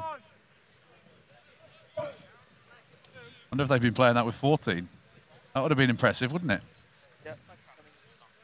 Well, so you'd certainly feel a lot different about having previously been 12-0 down if they've been knocking around with the wrong number of players. Kirkham also readied the changes. Lou said the academy, Sale Academy prop on there. What a replacement to have. Sale Sharks doing pretty well for front rowers these days, aren't they? Lovely shy through the middle there. Quick ball from Kirkham. Tucks it under one arm. Oh, ropey offload there, but they're still within a shout here. 9 feeds 15. Back that way. 7 who started it all off. Too long, 9! Great defence by Hurst. Thank you. Bell backwards. Strong fend there, but Hurst have done well to tie him up. Quite a handful. Advantage. An absolute handful, but it's this crisp passing from Kirkham Grammar School. The ambition to get it right to the edge of the field, almost every play, going from side to side. It's really pleasing on the eye, but also deadly effective. They're making huge ground. Chip in behind. Score behind and getting back into a game. Yeah, absolutely. It's all about that mindset, isn't it, of being comfortable being under pressure. You know, and it's why so many of these schools train their skills under pressured situations. You've got 30 seconds to get your skill in. You've got 25 seconds to get your skill in. It's all about creating sort of pressurized, sort of fake pressurized situations in training to replicate in situations like this. Well, this scrum being reset does give us a little bit of time to get our breath back. Still 0-0. Couple of opportunities for Millfield to win the penalty at scrum time. I believe we temporarily lost the stream as well, but don't worry if we did disappear for a few seconds. You've not missed any scores. It's still 0-0 here between Millfield and Denstone. Really interesting in this format what you do when you get a penalty like that. Yesterday I was an absolute advocate for go for tries early, and then you're just playing territory because it's so hard to come back from a try. With even fewer minutes to play with today, I'm almost tempted to say you're better getting any points because it's so hard to chase back. We've had a couple of 0-0s, haven't we? And a couple of 3-alls. Tries have been at a premium. We were concentrating on pitch number 1, but I think Kirkham got 3 tries in the previous game over here on pitch number 2. That's the most we've had so far today. Millfield have won that line out. Now it starts, I say creep towards the line, starts to move towards the line with some ferocity. 5-4, 3 meters to go. Millfield closing in on the opening score. Millfield get the opening score. And with 7 minutes on the clock, they seize control, seize advantage of this game. Denstone yet to have a sniff and now find themselves 5 points behind on the scoreboard. Well, how many tries like this have we seen today? It's the big maul, It's the big setup and it's the big man at the back, isn't it? Charging towards the line. Patience, patience, patience. And then when he spots it, he drops and there's the try. Lent into that one as well. Usually we see them like to get a little bit closer, but he took a full gamble on the height. And it is Millfield 5, Denston 0. And ignore everything I said about going for penalties rather than going for tries. Clearly, you should go for tries. I think in the second half, Millfield might have gone for the posts, but there is a little bit of a breeze. And such is the quality and the physical stature of a lot of these players, we often forget that they are schoolboys and still developing. But that is a fabulous nudge. Hooked in from the touchline, and Millfield at the extras. 90 seconds on our clock until half-time. It's 7-0, and Denston will probably be a bit relieved to be able to kick into Millfield territory because they have not had a lot of ball in an attacking position. Confident take on the 22 from the restart. Alex foot. Garrett from Denston making the tackle. Hold that back foot, Denston.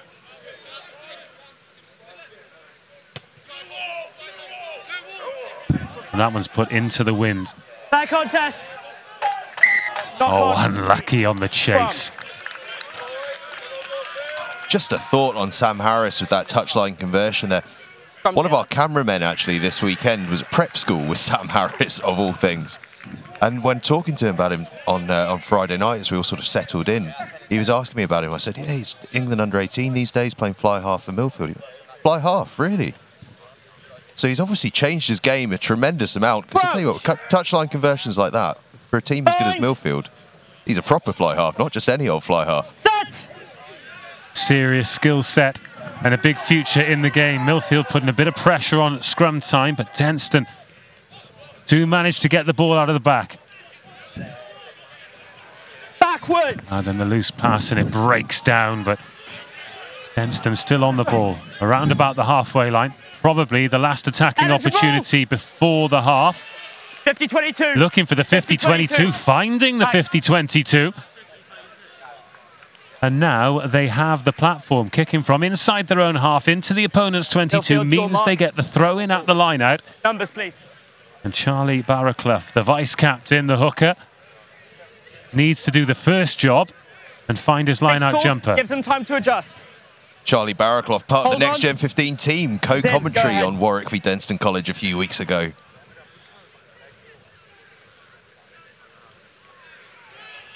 Use it! Good line-out ball.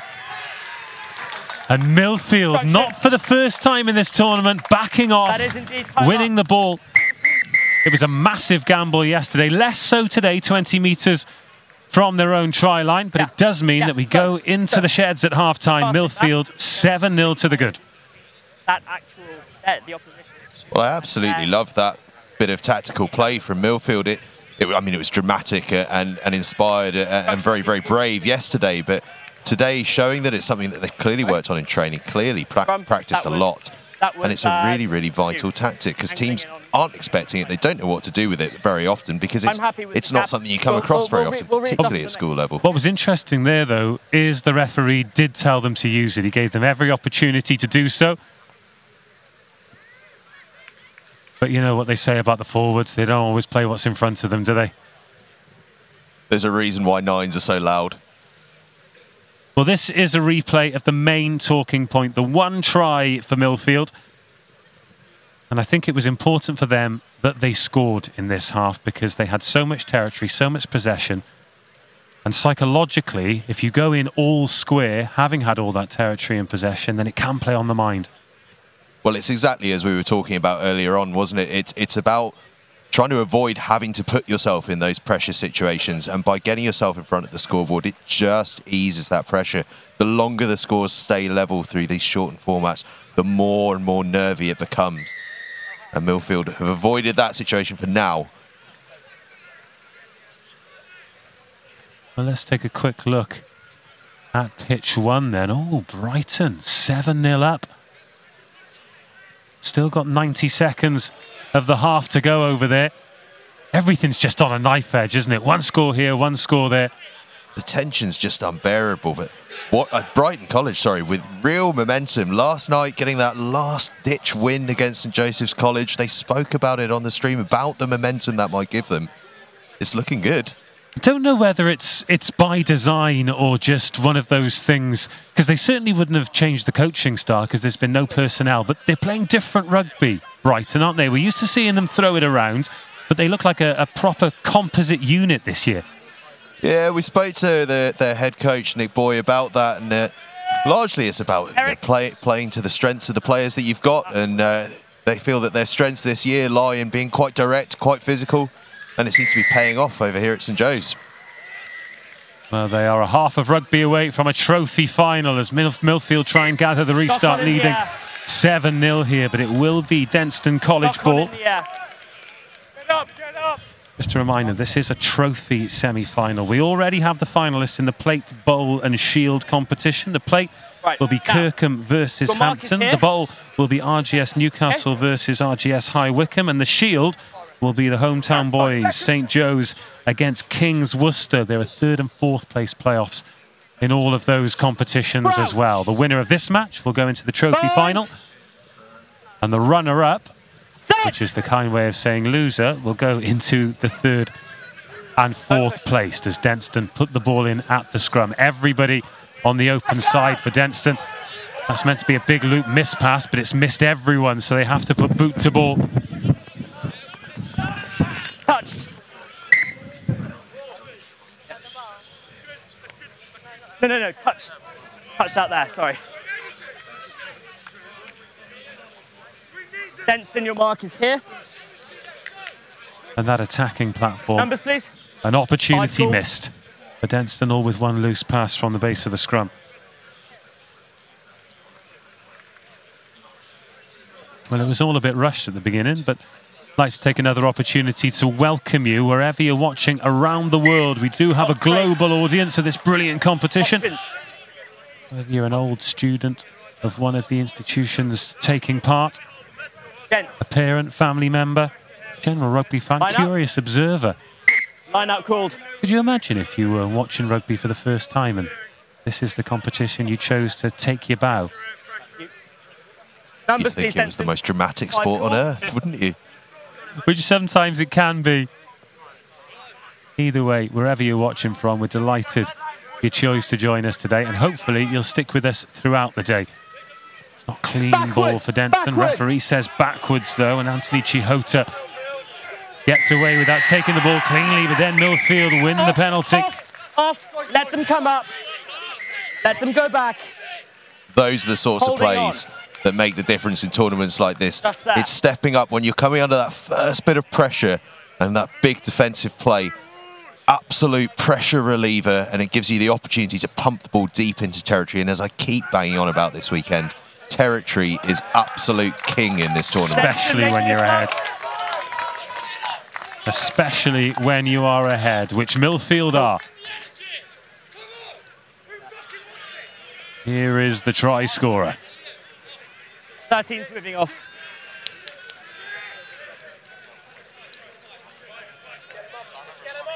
Five called. Are you all off, James? Noah May in a scrum cap that matches the jersey, which I've got a lot of time for, to be fair. Ball! Ball, don't change! It goes for the catch and drive again.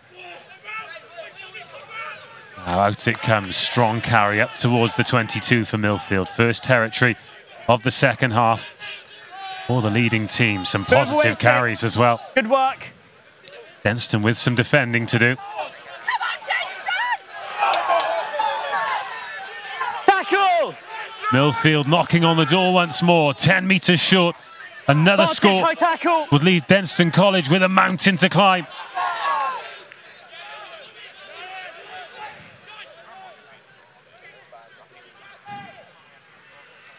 Oh, fancy footwork. Gets through a couple of defenders. Now Millfield up against the post, as close as they could be.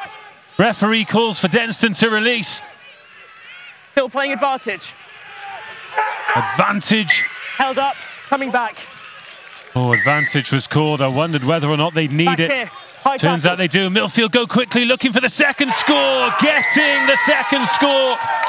Quick work from the scrum half. Senses a weakness in the Denstone College defence and takes full advantage. It's Millfield 12, Denstone 0, and Millfield ahead into the final. And all the way through this, in my head, I'm thinking drop goal, drop goal, drop goal. And it just shows what a different level of rugby these guys are thinking about. All they can think is try, let's go quick. Takes the tap, steps back in, over the try line. Wonderful bit of quick thinking and quick finishing from the scrum half. He's got that extra sensory perception where he can see a big man who's flat-footed out of his peripheral vision. Quick step, leaves him flat on his backside and adds 5 points to the ledger. Millfield 12. Denstone 0 with the conversion to come.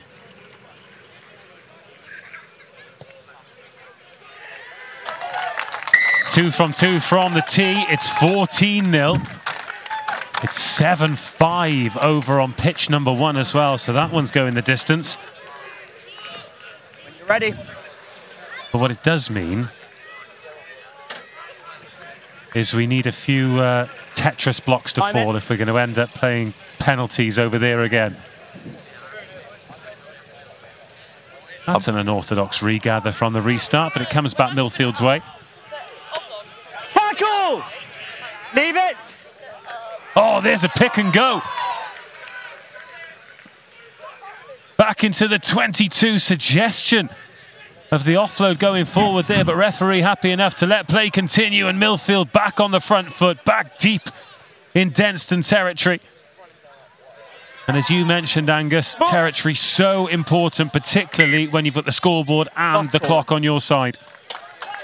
It just feels so true in this situation. I mean, they spill the ball there, and it's going to be a Denstone College put-in, but they're 5 yards from their own line. Their choices are run it away from your own try line or give the ball back to Millfield from fair distance. Either way, you remain under pressure. It's just such a weapon in this short time frame that you've got. And Millfield ringing the changes, I think they're recognising that that fact might be true. They're feeling pretty confident that they're going through to the final. Crouch! Bind! So Wellington needs another score over on pitch number 1. Okay. Firstly, 8 in nice and early. For 5-7, it's in the balance. Any penalty swings the pendulum. But here, the pendulum fully in favour of Millfield. 2 converted tries. Bind! And what we're seeing here with this sort of raft of substitutions, I mean, for the sort of casual observer, there could be accusations of a hint of arrogance and all that kind of thing. It's not that at all. There's a very heavy minute restriction on how much time each player can play during the day. So you do have to think about this. It's a real sort of mathematical equation for the coaches on the touchlines, working out how long each player has played, how much more time they can play. And if you do think, well, it's looking like we're probably going to get to the final here, you've got to go, well, we need our players to be able to play the final. Otherwise, it's been a bit of a waste of time getting there. And that's one of the reasons, of course, why they have opted to have these penalty shootouts at the end of matches. The natural thing to do is to go to some kind of extra time, sudden death, golden point. But that just adds minutes. When they are restricted, player welfare has to be the priority at every level of rugby, particularly in the schoolboy game. Now Denstone making a change as well. The front rower, Quijota, going off. We'll restart with a set scrum. Denstone deep inside their own 22. I'll tell you what, though, those penalty shootouts might be doing good things for the player welfare, but for the fan welfare, it's a stressful business. But especially that St. Joe's Tackle one completed! Must have been a couple of thousand watching. Heart rate hasn't come down yet. Roll 22! St. Joe's good work. Will go in the Shield final a little bit later on. Denstone left with no choice other than to clear their lines, so Millfield will have the ball inside the 22. With about 60 seconds remaining to put a cherry on top of the cake. Millfield numbers, please. 5 called. Just heard the referees say Millfield numbers. I'd quite like Millfield numbers with some names next to them. Maybe for the final. Surely for the final. Let's get these names in lights. Oh, good line out ball. And Millfield go again.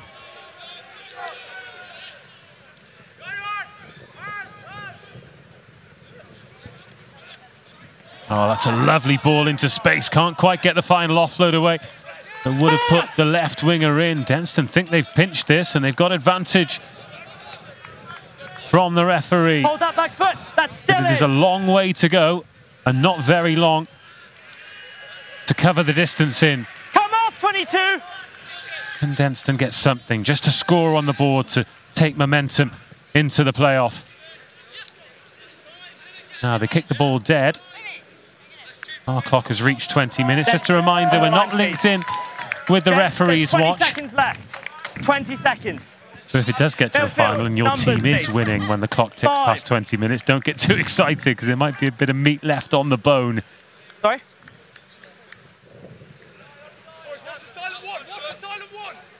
Hold on. Making a sub, James, what do you think? Okay. Cool. Well, since we're thinking about the referees and their watches and stuff, it is worth just saying what an epic set of referees we've got. They've been doing a sterling job all linked up together. Fantastic work. We've got to remember stuff like this is a showcase for the refs as much as the players. Yeah, they have been fantastic throughout, and they've got a few more games remaining as that one's fumbled at first receiver. That's time. But it won't matter because that takes us to full time. Millfield 14, Denston 0. Denston's tilt at championship glory comes to an end, but Millfield continue and they look to be growing and growing into this tournament, and they are one win away from lifting the big trophy. Yeah, well, under pressure last night, I picked them as my favourites. I'm feeling a little bit smug right now, but they have been absolutely brilliant today. They've really, really grown into it. They're a team that loves it here. They're the most successful side in St Joseph's College, in St Joseph's Festival history. I think they've got 6 titles to their name, and they've in with a shot for a 7th. Yes, they are 14-0 victors. Let's take a look back at the tries then. This was the first, and it was a very well-executed catch and drive. The hooker at the back dotting down. He had some great carries in the second half as well, and the set piece was pretty steady throughout. And this was the second. They won the penalty after they were held up over the line. And the scrum half scoring a scrum half special. Look at him here, just hustling, desperate to get to the referee's mark. But just watch this step here, and the player that he sees with his shoulder and his feet facing the wrong way. Little step off the left foot, and then boop, flat on his back and try time. Well, you spend a lot of time watching Harlequins play, and I'll tell you what, Danny Kerr would have loved that one right out of his playbook. Yeah, right up his street. Although the name on my lips, scrum half-wise, is Rafi Quirk at the moment. What a talent he looks. But it is all about this talent today. And Millfield, I'd imagine that is a pretty positive group, but boy, oh boy, does it look focused. Yeah, they know the job's not done yet. If ever there was a group that know the importance, just given the sheer history of success that this school has, they know the importance of not resting on your laurels. The job isn't done until it's done. Full time then, Millfield 14, Denston 0. Millfield through to the final. Who will join them? Will it be Brighton or Wellington? Head over to pitch 1 now for the final throws of that other semi-final.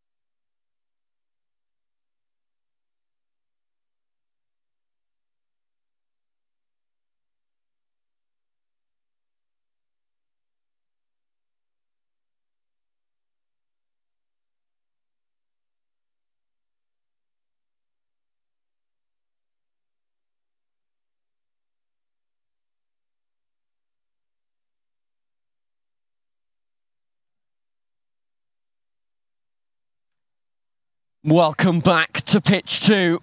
This, the Shield 3rd and 4th playoff between Eltham and Queggs Wayfield. Both teams have had more than rough weekends. Neither have won a game so far.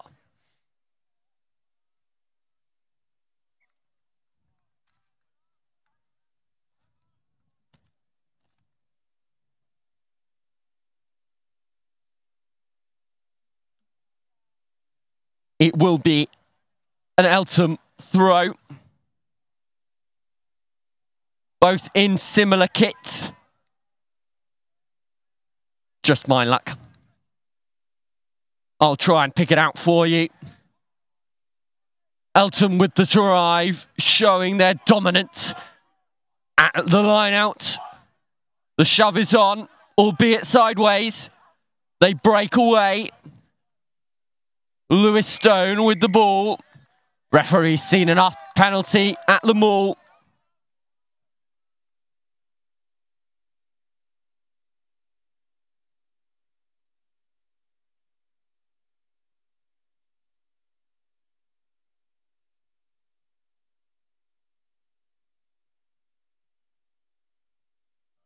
Lovely kick from Benji Davis there. Puts Eltham in a profitable position.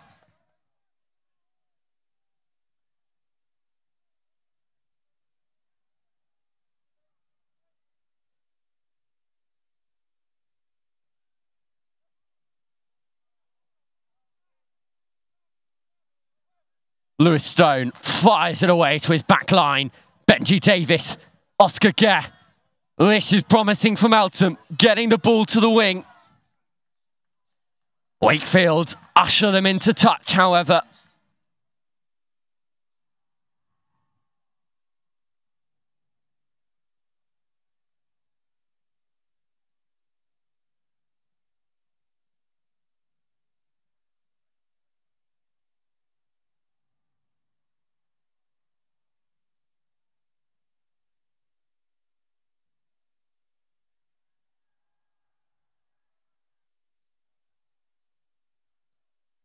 The ball fired down into Eltham territory.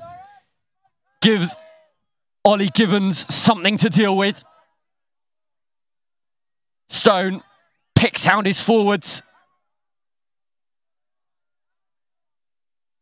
Ball called for by Matthew Chick, who fires it straight into touch.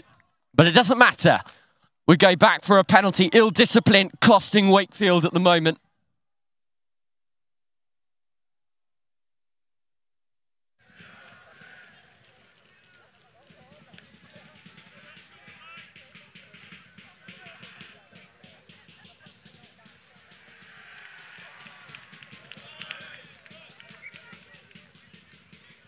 Benji Davis with a kick.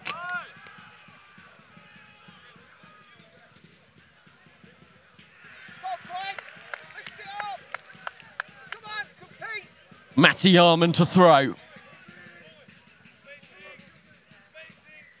Throwing in these conditions has proven tricky. This one, though, proven not straight. An interesting call from the referee. We will go for a scrum. A chance for Wakefield to stretch their legs, something they haven't been able to do so far today.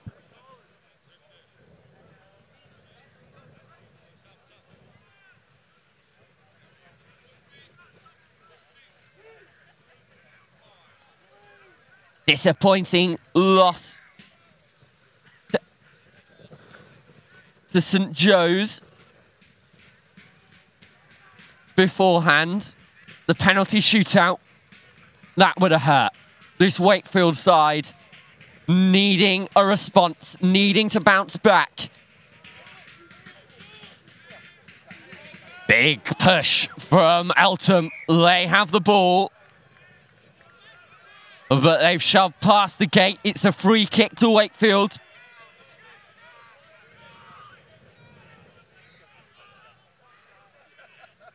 conversations over where this ball should go. Max Brown says, give it here. Ooh, and thumps it dead. Interesting decision. Not really what he wanted. Came off his boot slightly wrong. It's going to cost Wakefield. It'll be a scrum back where the ball was kicked from. And it will be Eltham who hold possession.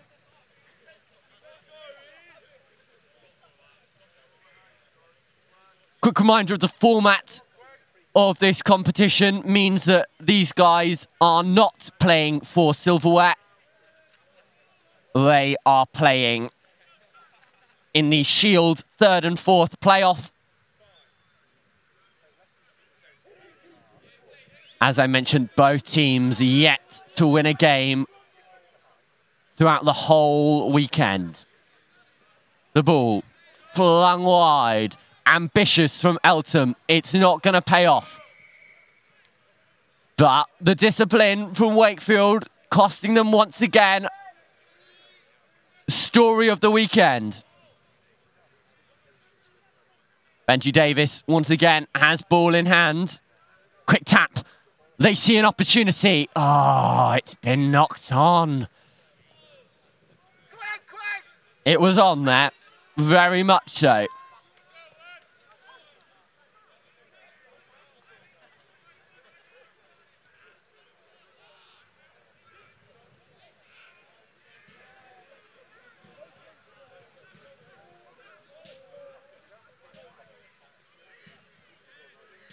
Max Brown will feed this scrum for Wakefield. Mistakes are plenty in this first half here of the 3rd and 4th playoff. Now, Wakefield stretch their legs. Oh, ever so close. They're going down like bowling pins. It has ended up with an Eltham line out.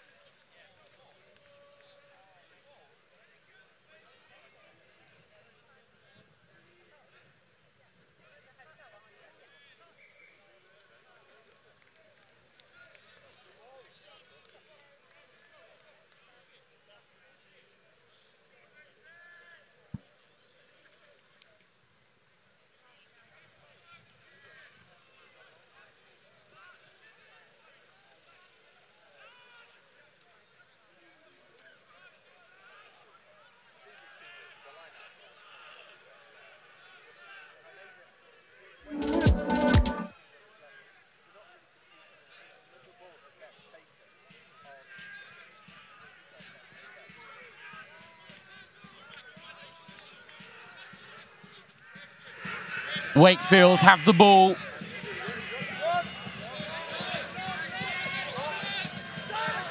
Opportunity here for Wakefield. They take it quickly.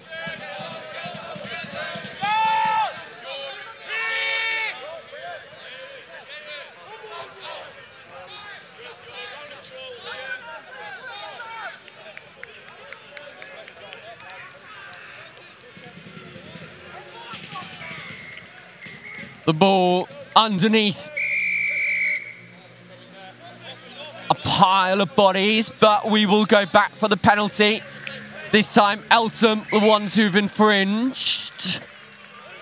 Wakefield attempt to go quickly, but do it from the wrong space. This time they do. Now, options outside. Wakefield. William Gatiss there through. Try from the captain. A skipper's score. Wakefield. Queggs Wakefield score.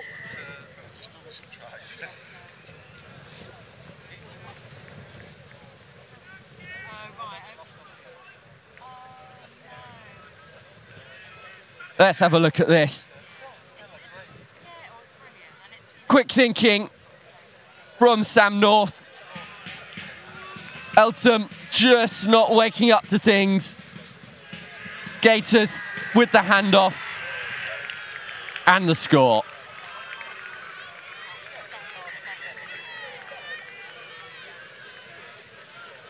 Not long left to go in this half. Sam North looking to add the all-important extras as the sun beams down here in Ipswich. He does. That's the half. An interesting first half. Multiple mistakes from either side, but it's Quake's Wakefield who have taken their opportunities when it matters most. William Gators with the score. Half-time here, Quake's Wakefield 7, Eltham College 0.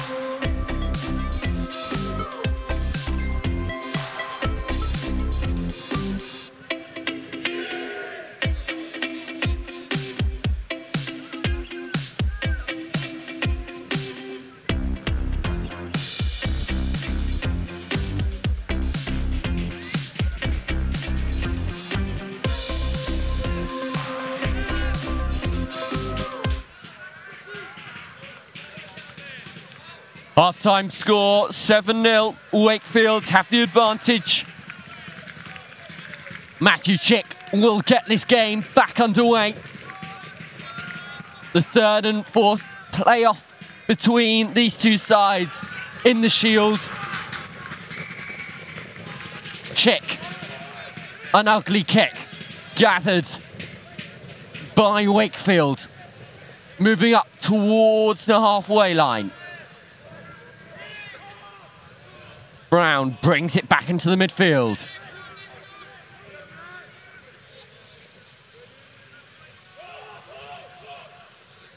There's options here. The try scorer, Gators. Back against the grain.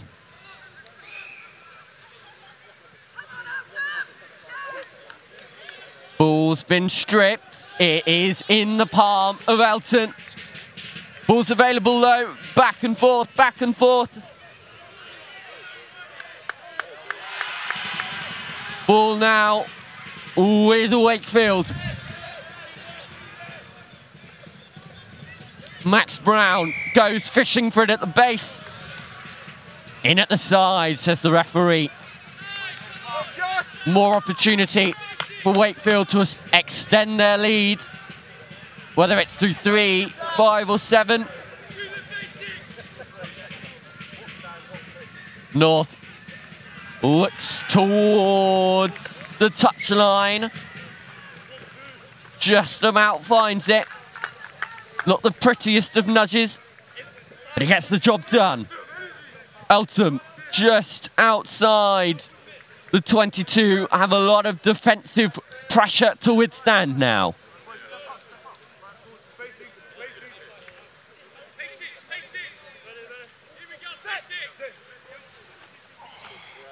Wakefield rise high. North feeds it off. Hands off to plenty from Antain Leon Diaz. Eltham again infringing. Same penalty. This decision here, crucial, however. This one, very much more kickable than the previous. Yes, and they do point towards the posts. Still 8 minutes to play. Eltham under pressure.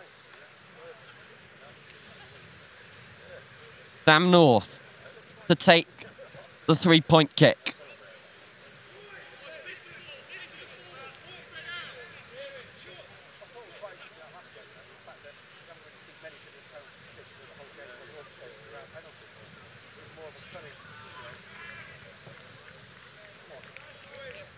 It's good.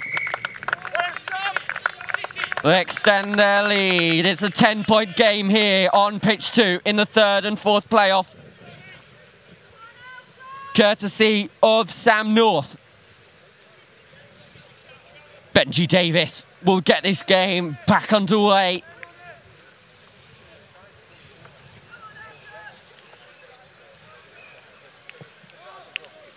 The Rash is one. Long. It's been touched by Wakefield. They'll need to clear. They do just that. Ball bounces into the arms of Eltham. Still going. Still going. Brought down eventually. Lewis Stone tries to feed his forwards. Just not clicking for Eltham today. And yesterday, for that matter. Frustration already setting in.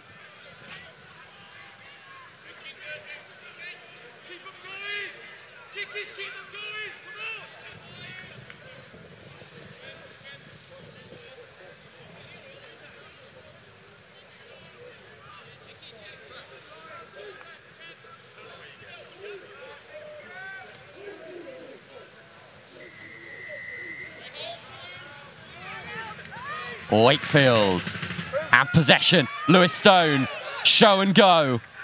Sells them to the shops. Penalty, not releasing, says the referee. More ill discipline. Let march back 10. Lewis Stone nudges a nice kick into the corner.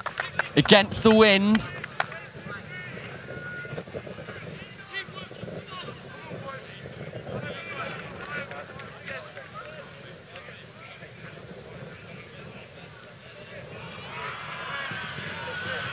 Cameron Harmon to throw.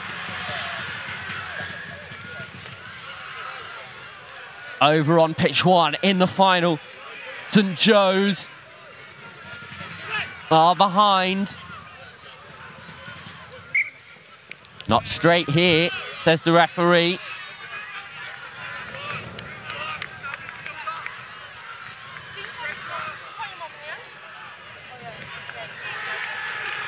St Joseph scored. On pitch 1, Worcester are down.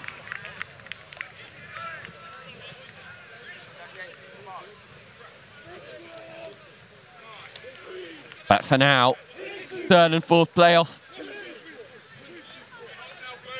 That Wakefield scrum proving to be difficult. That's moved around, says the referee. I'd like it again.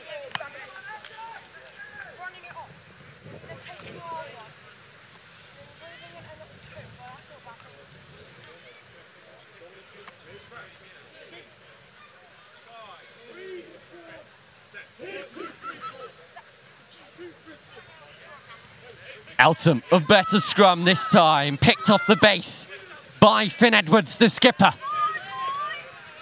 He'll want to change the ways of this Eltham team. Ball fired back to Ollie Healy. Puts a little dink through. Is he going to collect it himself? No, he can't. That would have been special if he could have.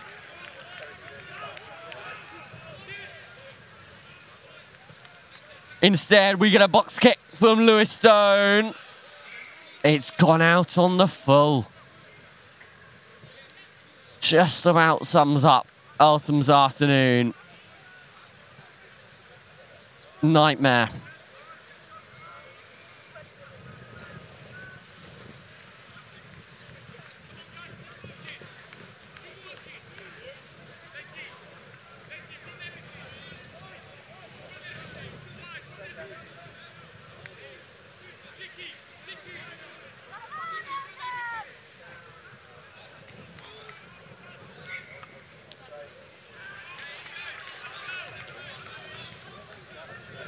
Again, disruption at the line out. It will be Eltham ball.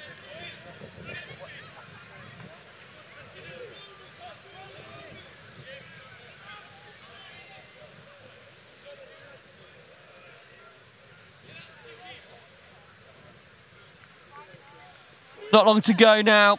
2 minutes or so. Looked pretty much over for Eltham, unless they can produce something here. The captain, Edwards, breaks from the scrum. Stone feeds his forwards, making meters. Back against the grain. Lovely little offload, well collected by Oliver Gibbons. Held up, however, by Wakefield. They brought it to ground, but it's still Eltham ball. Knocked on. Everyone's fishing around for it. It's poked through by William Gatiss. It was on there for Eltham on the wing. Instead, Finn Edwards keeps the ball to himself. Stone fires it wide. Picked up off the toes. Still going. Eltham College making meters. Ripped, however, by Eltham illegally, says the referee. Benji Davis tells his team to calm down, stay composed. Makes the kick, about 10, 15 meters extra. Referee confirms this, his assistant. Moments left in this game. May very well be last play. This, a consolation for Eltham. He won't be able to do much more.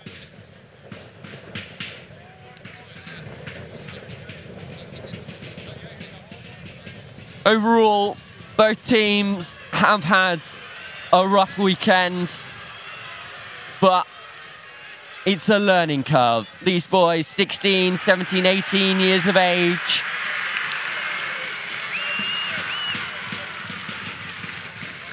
It's all a learning process. It's all something they can build from. Not all about winning. However, speaking of winning, St Joe's are over. They've scored. For now, we just need to pause. Time was not back on. Eltham a bit too eager to get this game back underway.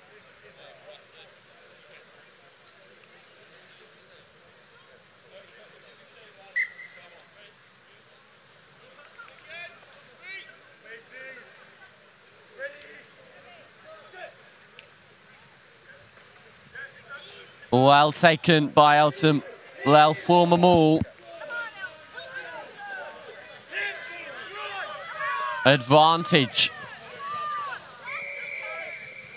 Penalty, offside. There's the referee. Taken quickly by Eltham. Hands out wide. Opportunity here for a last hurrah in Ipswich. Penalty again. A deterioration in discipline for Queggs. They thump it into the corner. Matthew Chick.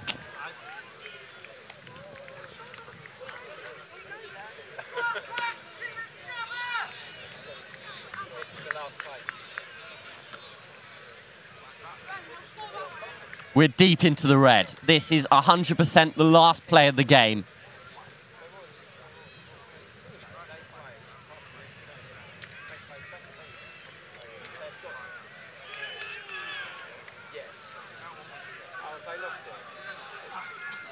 Wakefield have the ball and the penalty and the game.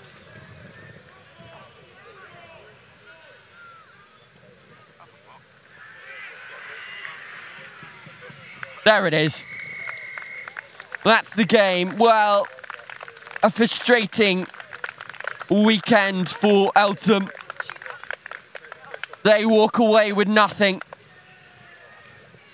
Queggs Wakefield do get a victory in the end. Final score here on pitch 2 in a 3rd and 4th Shield playoff. Queggs Wakefield 10, Eltham College 0.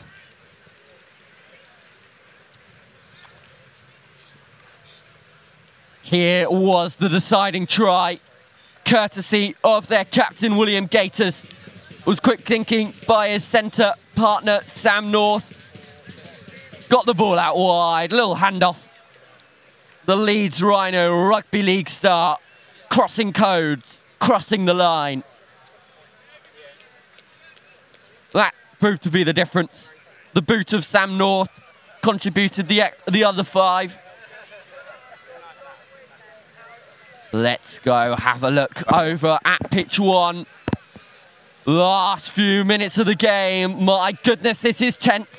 5-all, 30 seconds to go. St Joe's, they won't want another penalty shootout, I'm sure of it. Step in, step out, little nudge.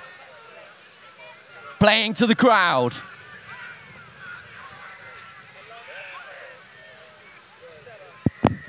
Penalty Worcester though.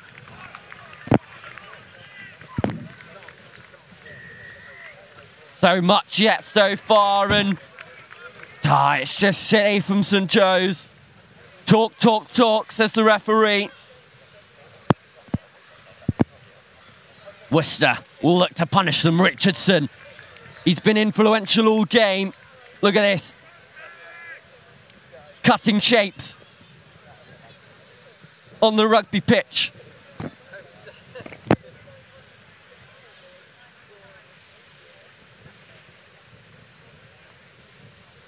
Worcester have a prime opportunity here. Bailey Beach to throw. Doesn't throw straight.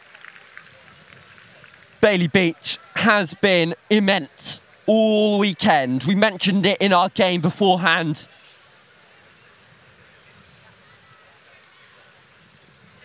Referees just contemplating whether to cease the game.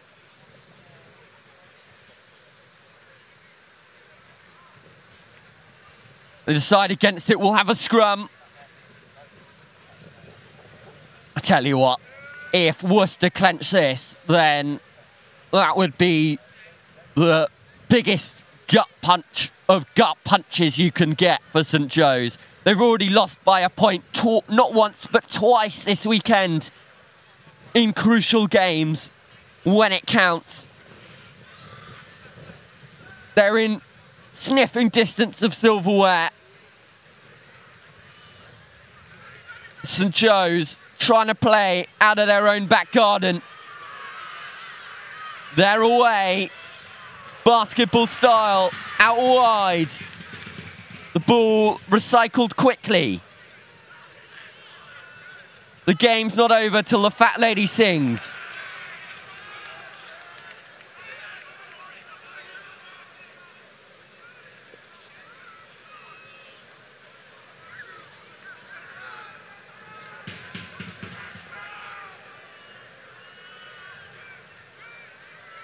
Last play still, good hands from St Joe's. They've done it all weekend. They may not be winning rugby, but they're playing some of the best of it. Gone backwards, says the referee.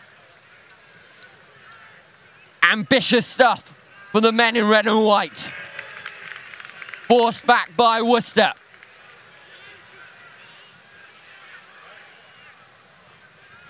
St Joe's still have the ball. Not for long. Not releasing. This game long gone into the red. 22 minutes. Richardson will look to thump it into touch.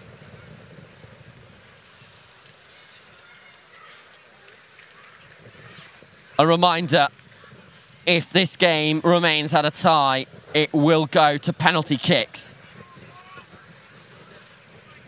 We've already had one. We've already had two. St. Joe's have already had one. They got through by the skin of their teeth.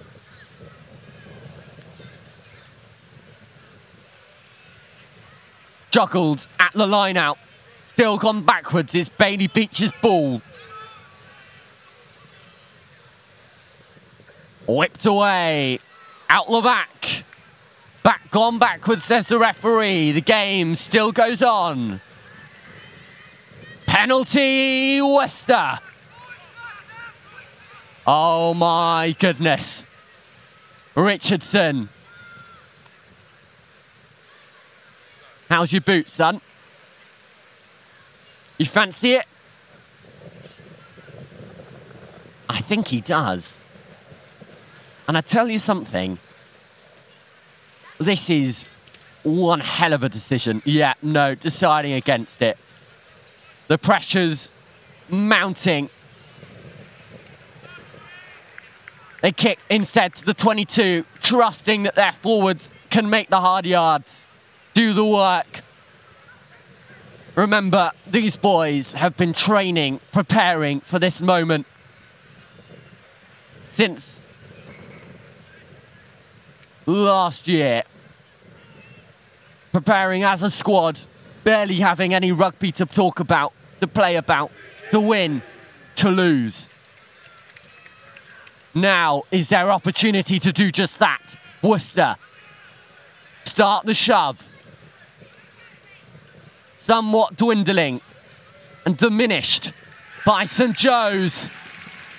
Penalty, holding on, says the referee. This game does not stop.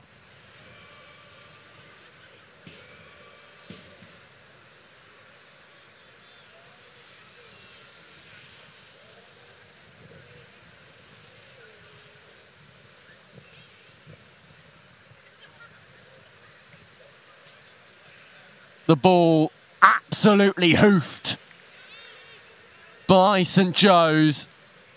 Meteoric strike, just what the home side needed.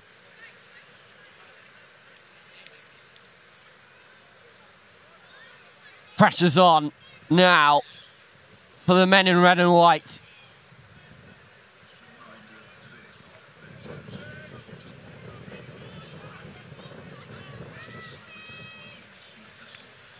Well collected by St. Joe's. It goes out the back door, behind smoke and screens.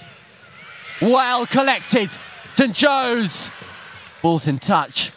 We will have a penalty shootout. Oh my goodness. I don't think my heart can take it and I'm just watching. Imagine how these boys feel.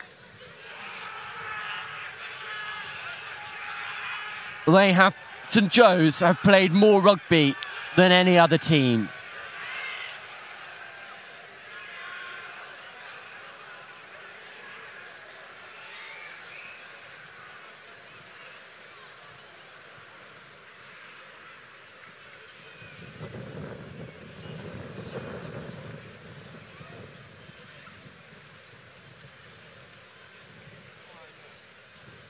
Discussions, conversations to be had.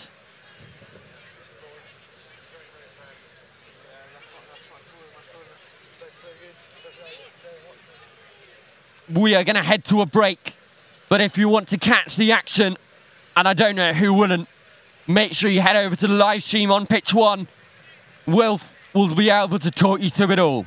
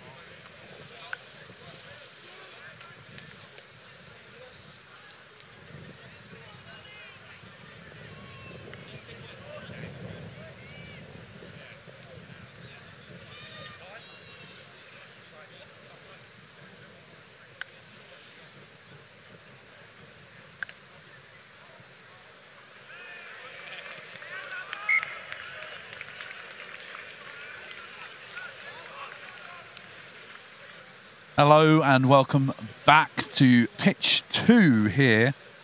And we're here for the fourth playoff of the bowl between Whitchurch High in the black and navy and Cheltenham College, black and red. Pleased to be joined here by Sam, a member of the Whitchurch playing squad. Sam, thanks for joining us. What's keeping you out of today's fixture? Earlier on in today, I happened to pull a shoulder muscle on the shoulder, so I'll be out today. The big game.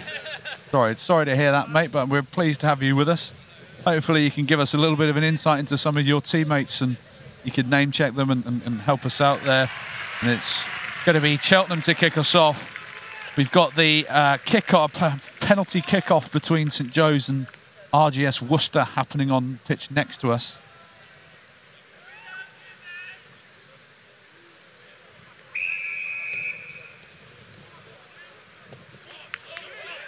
And that's the knockback there by Whitchurch. Whitchurch, busy time in the tournament so far. Always very spirited. The ball comes back. Scrum half shaping for the box kick there, hoists it nice and high. Kicks it straight down Will Gilderson's throat, who's been a talent all weekend, who plays for Gloucester. Good catch there by the winger on the counter-attack. Who's that, Sam? Luca's our winger. He's a speedster. The speedster. Good.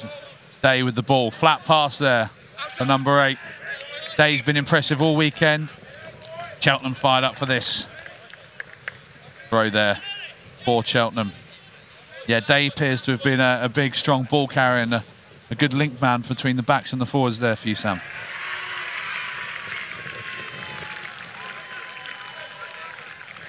Now going to try and disrupt the Cheltenham line out, and it goes straight to that man Day again. Played well. Whitchurch looking to keep the ball. Looks like Cheltenham might have just stolen that one though. Not releasing at the tackle though. All came from that man Day again, didn't it, Sam? Yeah, well, he's a really good player. He can tackle, he can run, and he's good in the line now. So you can't really ask more than that. You got a few boys associated with any of the academies down in Wales? Yeah, a few of our boys in this team are in the Blues, Cardiff Blues, well, graduates from the under-16 side. So who are we looking out for? Who's a Blues academy boy? Number 15, Matty Young, and number 1, Max Bignall. Max Bignall, partner in crime. Who's number 3? Michael Vaughan. Michael Vaughan, not the cricketer. Whitchurch set up here with a drive. Number 1, Bignall with it in his hands. Looking to have a little bit of a scrap here to get that ball back. I think Cheltenham might have just messed that up though. I think the ref said that looks a bit untidy. And I think Cheltenham have done enough to seal possession there. Vaughan and Bignall being quite iconic this weekend. Yeah, definitely a partnership there, which other teams don't have. They work very well together, I can say that. Front row dynamic, can't beat them. And a solid scrum, but they've got a competitor in their hand in Temwani Banda as well. And this could be an interesting little tussle in the scrum. Ball comes out, Cheltenham crash the ball up. Solid defence, that man Vaughan runs into a black and blue brick wall. Gilderson looks to clear his lines, bit of a drunken kick there. And to the 15. Excellent little spread of footwork there. Banda. Whitchurch in. There's my man Day. Pounces on that. Excellent score there. Been one of your best players, I'd say, this weekend, Sam. So who was this making the break here? That's Matty Young. Well, he's a top player, played for Blues. Really lucky to have him. Got quite lucky there. Little breakthrough. And then Day does the hard work. Striding in. Leading from the front. Whitchurch take the lead. Scrum half. Who's this taking the kick? Orson James. He's another Blues player. And in the under-18 side. So, James looking to add the extras. It looks like St Joe's have won another penalty kick out over there. James lines up to add these extras.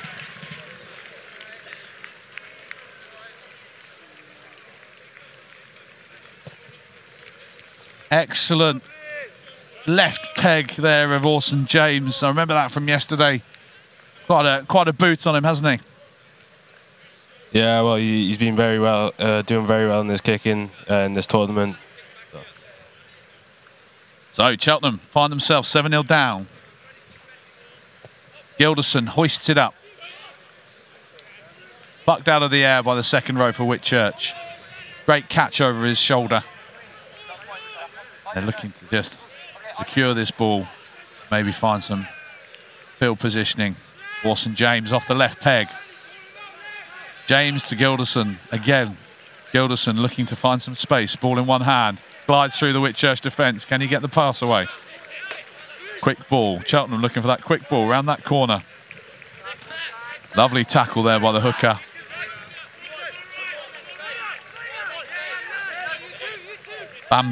Banda, sorry.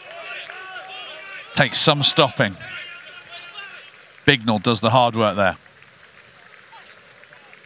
Oh, the brick wall there, stopping Gilderson in his tracks. Cheltenham find themselves going backwards almost. Can't break down the Whitchurch defence. That's going to be a line out there.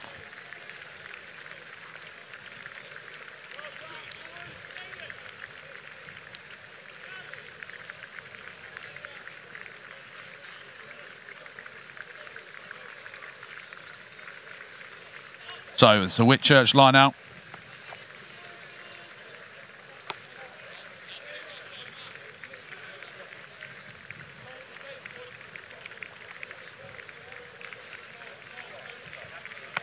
Solid line out there from Whitchurch. You've got that ball back. Number 5 working hard on the floor there. Orson James with the ball at the back of the ruck. It's just disrupted there by the Cheltenham 10. Cheltenham looking to break free. Boot to ball inside his own 22. Nice catch there. 15. Ghosting through, inside ball. Dual pink scrum hats there. Awesome. Good little pick and go there. Whitchurch just starting to build some phases. Bignall latches on. Clears out beyond the player there.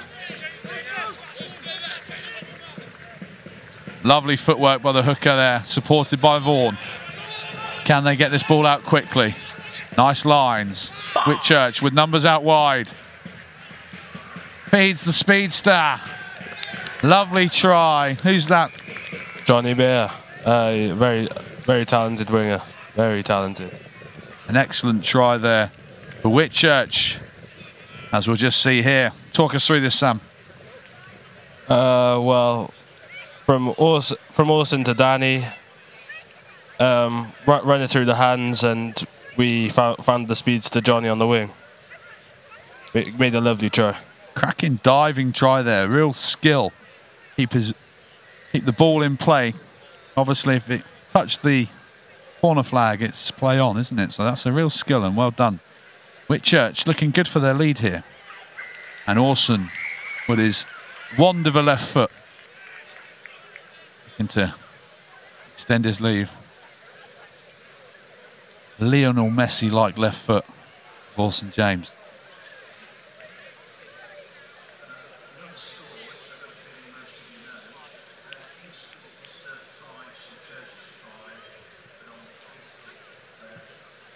Good contact. Just short. Just short. So Whitchurch, 12-0 up. Not quite living up to his Lionel Messi billing, should I say, building. What am I on about? So Cheltenham just looking a bit flat here, Sam. Whitchurch doing a good job at the moment. Yeah, the boys playing very well. Forwards doing their job. You can't ask for more than that. But Cheltenham have it in hand. A little missed catch from the restart. Can they get it in their hands? It's gone forwards. Whitchurch now looking to put some width on it. Lovely over the head pass by Vaughan. Now they're out wide. Can they feed the speeds to Johnny again? Great footwork. But that looks to have gone forward there. Bit scrappy. Tension's high.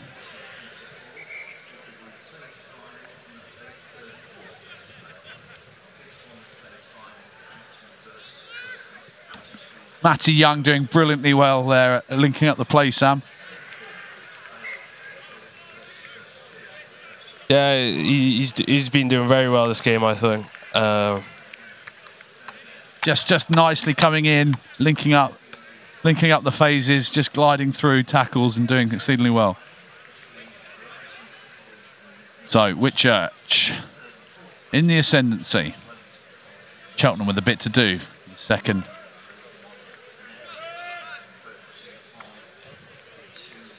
Clocks into 10 minutes into the red. Can Cheltenham conjure something from their own half? Show and go. Ducks under a tackle. Johnny Bear makes a lovely tackle. What were your coaches saying before this game, Sam? What were your game plans? Well, to us, this was a big game. We didn't want to come away with anything, with nothing. The third place is what not what we were hoping for, but what were the tactics discussed before the game as the number 11 catches that high ball? Well, I think to play out wide. Johnny with the ball in his hand again, can't quite control it. That should be half-time or half-time. There. Is that half-time? I think so. Ref's called half-time. Not quite as close as I want to be. Whitchurch, 12-0 up, looking good for their lead.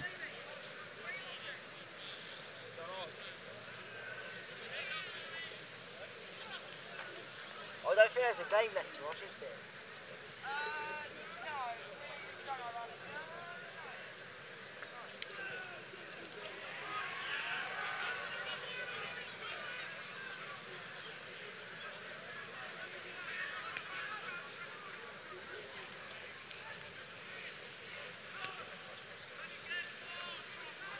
So Sam, just the highlights here. Do you want to just talk us through who are the key players in scoring these tries here? There's Matty Young, been instrumental this half. Yeah, well, Matty Young is always there for the play to link up. Michael Vaughan's and Charlie Day scored a phenomenal amount of tries this tournament. He's been doing very well. Bit of a talisman for you, leading from the front at number 8. Yeah, could say that. What position do you play, mate? I often play 7, back row forward. Lovely try, lovely finish from Johnny with a play through the hands. Yeah, good dive there, like we said. Needed to dive to keep the ball in play. What does Whitchurch, good pedigree here at St Joe's, been here for a number of years. What does it mean for you guys to play in this tournament year in, year out? Yeah, well, it is a very nice, very good tournament to go to. I think being the only Welsh side here, we rise to the physicality of the English players. Do you relish that, coming over and giving the English a bit of a thumping from time to time? Well, it is very different playing in the English rugby, as it's a lot more physical. Yeah. Who would be your big competitors back in Wales? Glantaff, very good school in Cardiff, which are only just down the road from Whitchurch, and Cardiff and Vale College, which are another very good team in Wales. Amos, get us started off.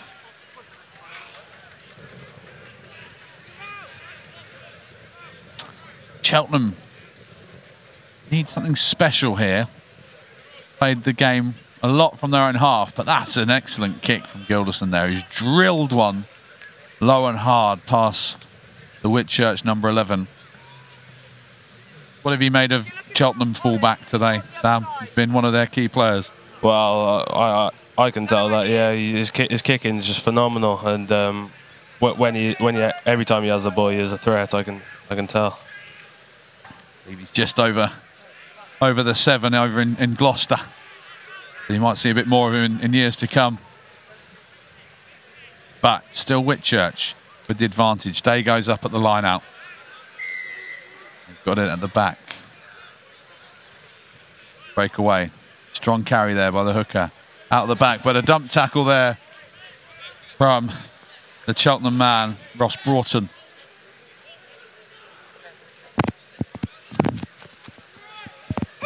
Huge box there. Oh, thunderous. Straight into the rib cage. Gilderson won't be thanking his teammate for that pass. Who was that who made the hit there, Sam? That was Sam Sykes who made that lovely tackle. He's made a few of them this tournament. A few bone-shuddering tackles there. But Cheltenham in the ascendancy. But a lovely jackal there from the Whitchurch number 5 in the head tape. Great work. Yeah, well, Ethan is a player who makes a lot of jackals. He is a threat in the ruck. Orson James pops that one into touch. Lovely. Cracking name, that. Awesome, James.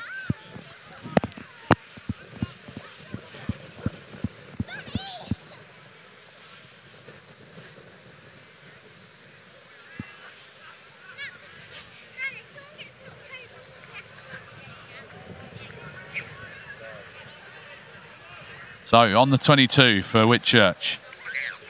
Got anything up your sleeve here? A little trick play or anything? Yes, they do. Look at that. Love it. Little wraparound, little underarm feed there from the hooker. Oh, fantastic. What a play there by Vaughan. But we love to see that, Sam. Bit of flair from the Welsh. Great to see again. Whitchurch have the penalty. Worked on that one in training a few times, Sam? Yeah, we love that move.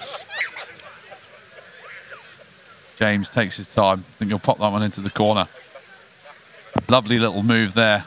Full of tricks and plays there from that line out. Nice to see Vaughan in the midfield give the little dummy.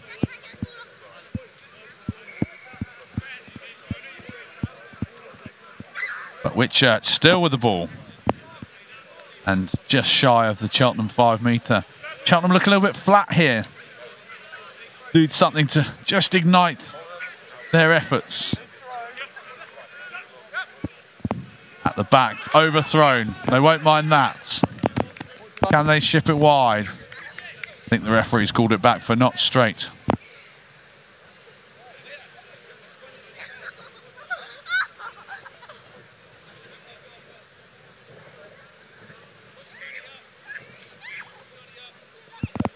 That'd be a Cheltenham ball.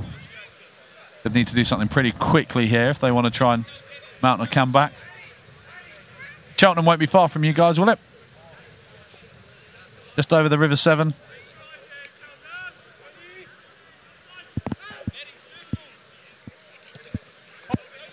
Gilderson with another Exocet missile down the pitch, turning the Whitchurch number 11. What's he got in his locker here?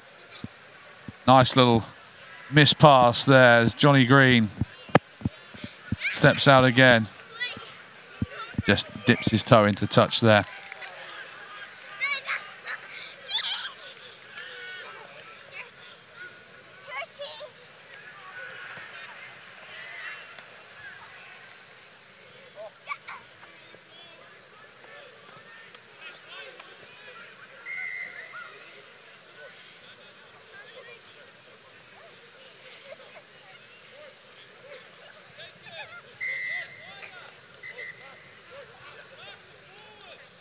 This is the hit on Gilderson from a little while ago. Just about legal. Foot just on the ground, obviously. Releases the ball there, but we're back with us now. Whitchurch still with the ball. Bignell spins off the tackle. James comes back down the blind side. Just about working. Your man Ethan in the head guard.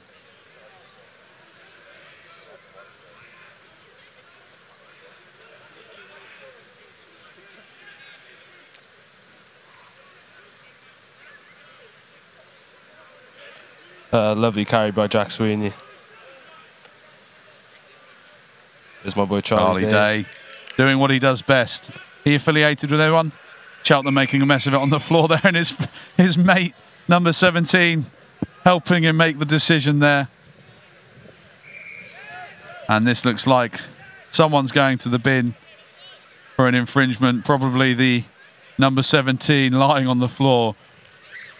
It was ably helped to move out of the way by his teammate, which was quite amusing.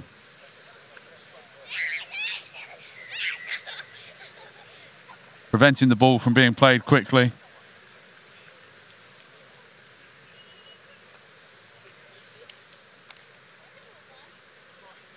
What will they go for here, mate? Line out. Yeah, looks like they'll take out for a line out. Any more trick moves up the sleeve? I hope so. You hope so. This is the time for it. Let's hope the message gets through. Commentators up here want to see some trick play. Give the crowd what they want, eh, Sam? Yep, looks like they're gonna go for a move. So, co-commentators called it. Same again, round the front. But Cheltenham have stopped it there. Stopped it at source. Great ambition from the Welsh. Bit of an over-the-ball scrap there. Same again.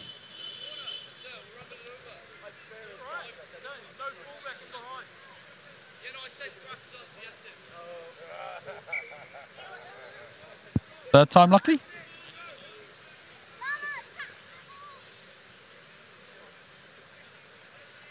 So the Whitchurch forwards deliberating on what they're going to do. It's like they're committing more to the line out here. Potential for a catch and drive, Sam? Yeah, looks like. It goes, no, front ban. Not gone five, though. Love the ambition there from Whitchurch. Here to entertain. They've got a comfortable lead here. And they're looking to really turn on the flare and give this audience something to enjoy.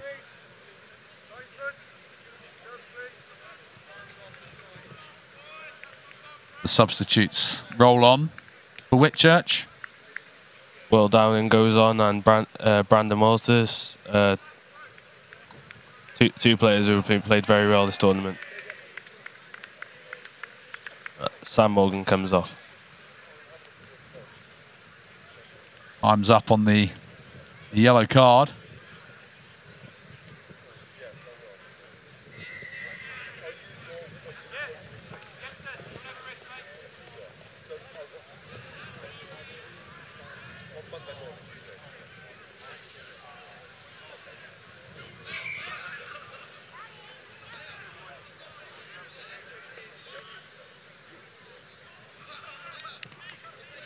Referee's blown the whistle, so time should be back on. He's just having a quick word with skipper James here, and the unforgettable Michael Vaughan, yellow card. I wonder if he's just had a word there. One word too many. Is that the kind of character he is? Yeah, he is a bit cheeky. He's just got himself into trouble with the verbals there. Be 2 minutes in the bin for Michael Vaughan. He's good at cricket as the England captain, Michael Vaughan, or not? Do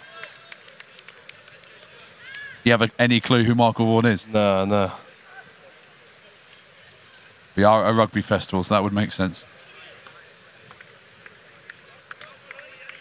Anyway, Cheltenham need a little consolation here. Whitchurch have been thoroughly impressive in this bowl third, fourth playoff. And looks like they'll be going home with their heads held high. They can just run this clock down. Pick and go from the base of the ruck. Cheltenham don't seem to have any reply to the bite of the mighty Whitchurch, who've been very efficient at what they've done this weekend. A nice pick and go from Max. Driven back. James, the hands on the ball. Strong carry there by the replacement, but he's just lost it in the tackle. Here they go, Cheltenham, one last chance to show what they're about. Can they get that ball back? Referee takes them back for an earlier infringement.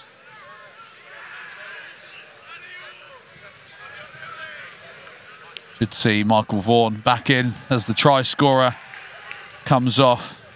Johnny with the diving try in the corner.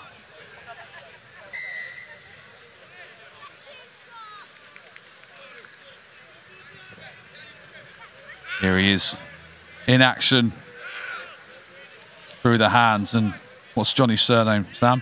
Johnny Bear. Johnny Bear. Johnny Bear. And the strength of Bear. The dive. And a great finish. A great finish, yeah, absolutely. Not a lot of players could have finished like that.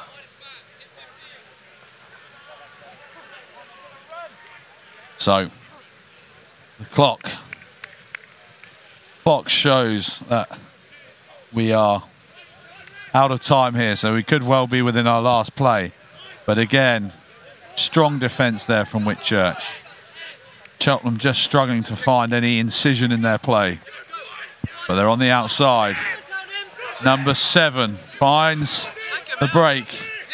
Keeps it in play.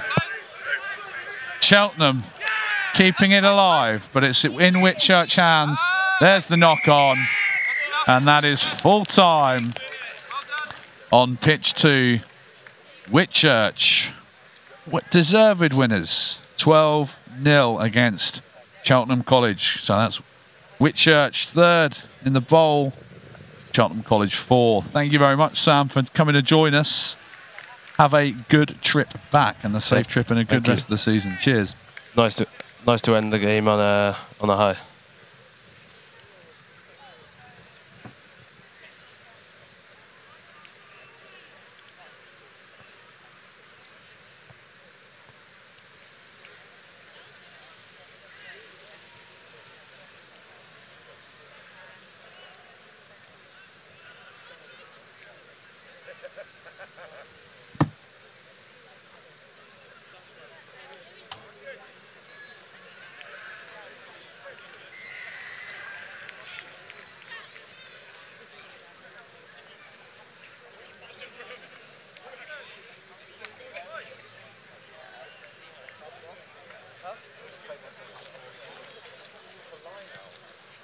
So many moves we could have done. Shit.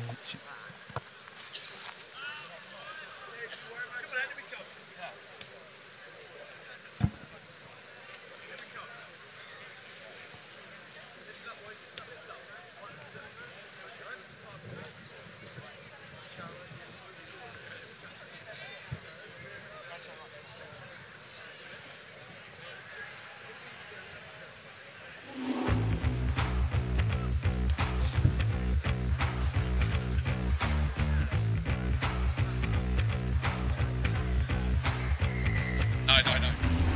Hang on, I've got one. Get one.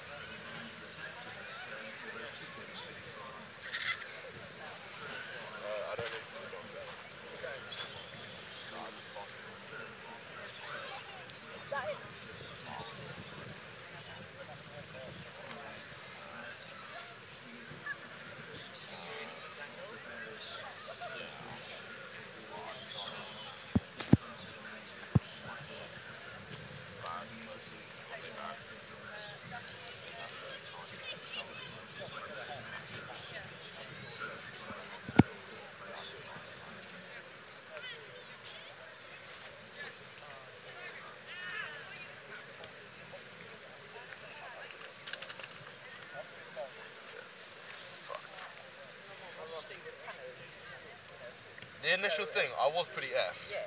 Initially, I was pretty effed. Yeah, if you couldn't get up, you know, and you were so desperate that you just couldn't get up, that's you don't just get a knock in the head. Yeah. Right.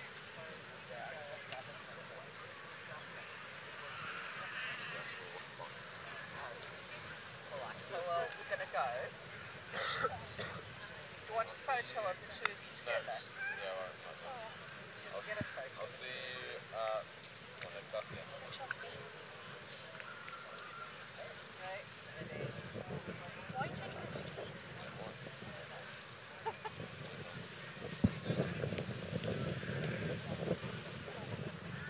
Okay. Yeah. Yeah, let me know when you get back. About half an hour before you get back, see? Okay, love you.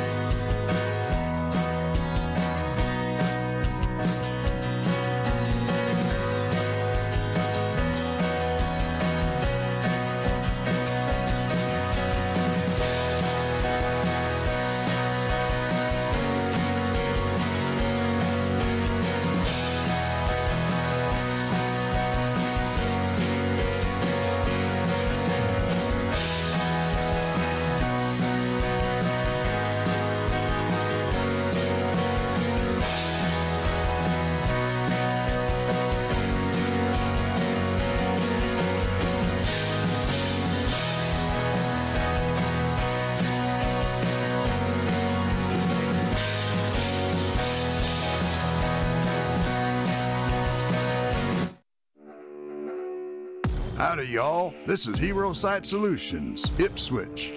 We specialize in durable and elegant portable restrooms. Our team's always happy to go that extra mile to make your event unforgettable. Check out our state-of-the-art flat pack toilet system, which allows us to deliver large amounts of loos in one go. This saves on transport, workforce, time, and pollution emissions. Our patented system allows the toilets to be set up in a matter of minutes, leaving you more time to use it.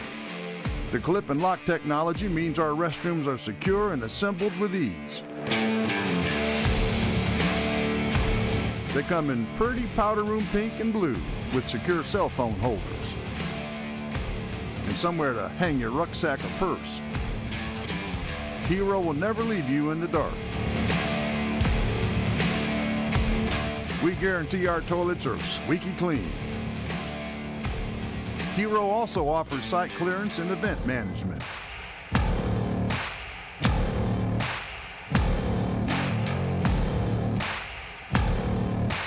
Come say hi at www.herositesolutions.co.uk. Tell them Earl sent you. Because everyone needs a hero.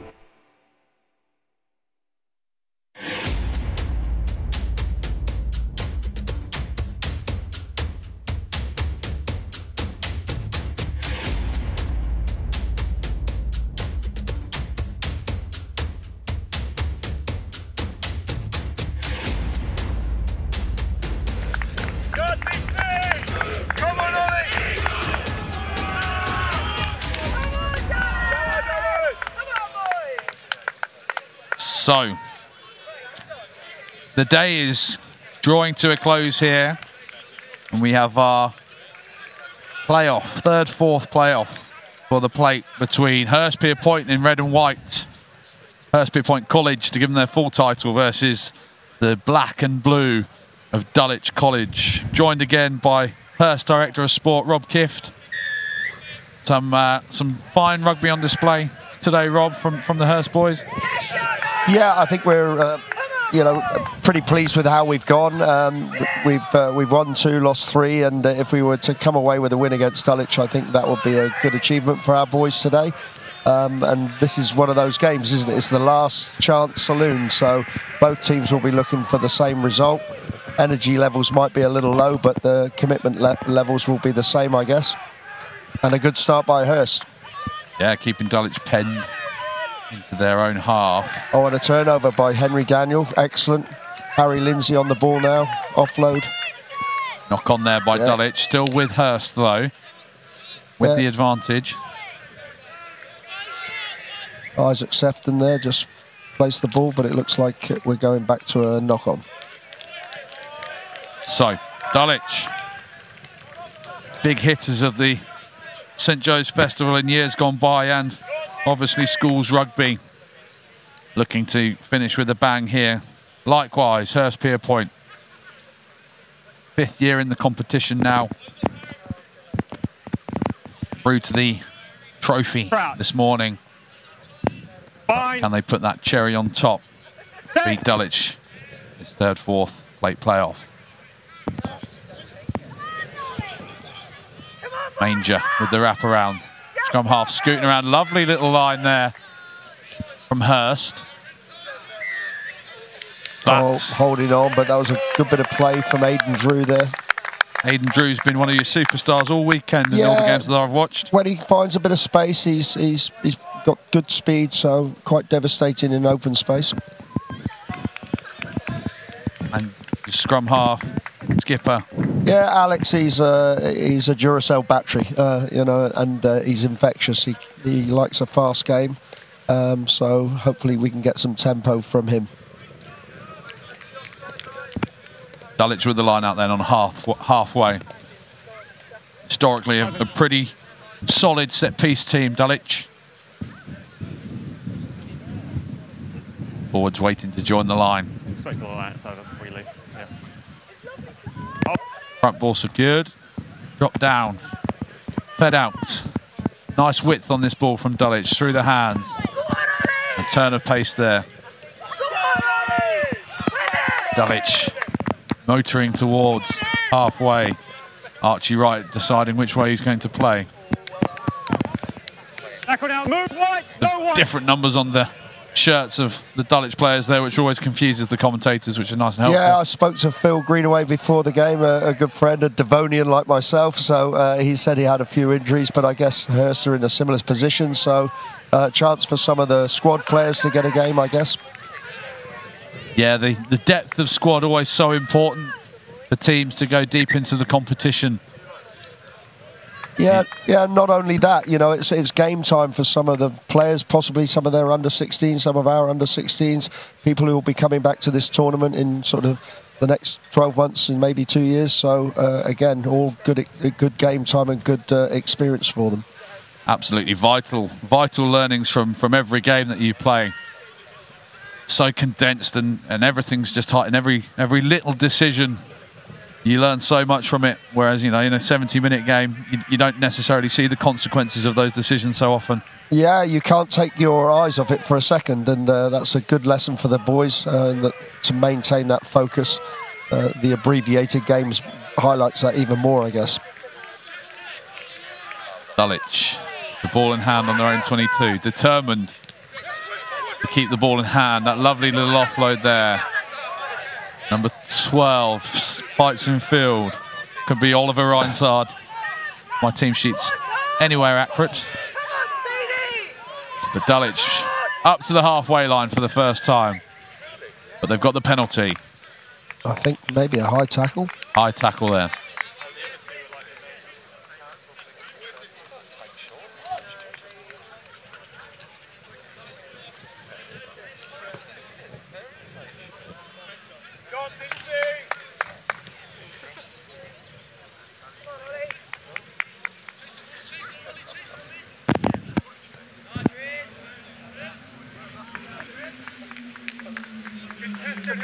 So Dulwich didn't quite make the yardage on that they'd like to have done, but they are on halfway. Yeah, one of those interesting ones there where you've got a very tight angle, very close into the winds. Maybe a tap and go might have been a better option in terms of trying to play a bit more territory. Oh, wind just caught that one. Been a bit of a factor all day, that wind, actually. Yeah, for sure, it is. And getting stronger, I think. Absolutely. Every game I've seen so far seems to have been dominated by that team playing with the wind at their backs.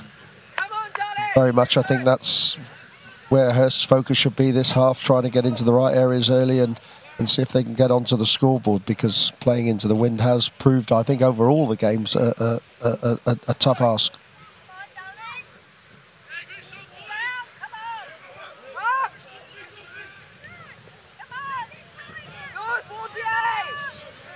Hurst with a bit of space out wide. Lovely support line there. Aidan Drew again. Aidan Drew, that man. Talisman for Hurst Pierpoint. Humphrey Davis with the ball at his feet. Can he get it away? Hurst keeping that ball well again. Skipper feeds number 12.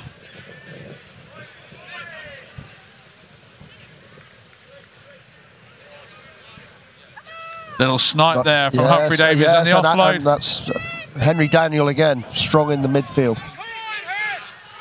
Henry Daniel, he's been a player this weekend as well.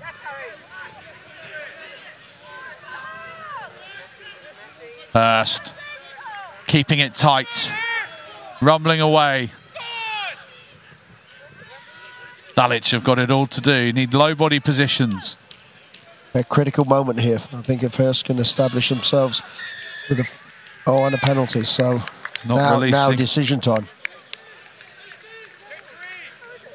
Not got much to lose here, Rob. Yeah, you know, I'm an old wizened coach. I'd probably stick the ball over and take 3, but they'll probably tap and go.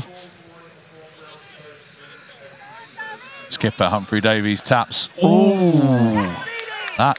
Yeah, he's been penalised for that. Yeah. Alex is only 4'0", to be fair to him, and he's gone again. Oh no, he's not. I'm glad he's all right, because that was quite a thump. No, he's a tough little nugget, is Alex. He'll bounce back. Interesting decision here from the ref. Yeah. Because the letter of the law. Interesting. This is more interesting. Going for a scrum. So Yeah, just back to that eye tackle. The letter of the law might have had him Yellow in a professional goal, or even more so in a professional game. But sometimes a little bit of empathy from a referee in schoolboy rugby goes a long way. Absolutely, absolutely.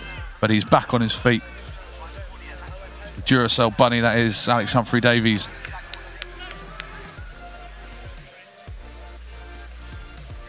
Waiting to put that ball in, waiting for that scrum to settle. At the number 8's feet. And another one. Oh, look. Got himself scragged there. But Hurst been effective. Yeah, this is a pivotal moment in this half, I think. Dulwich can keep him out. That will be a real momentum shift. One way or the other. There you go. Just a bit of composure needed. Bit of white line fever, I think. Funny, actually, you know, a defensive set like that can really swing momentum. Absolutely. In a game like this, such fine margins and short spaces of time.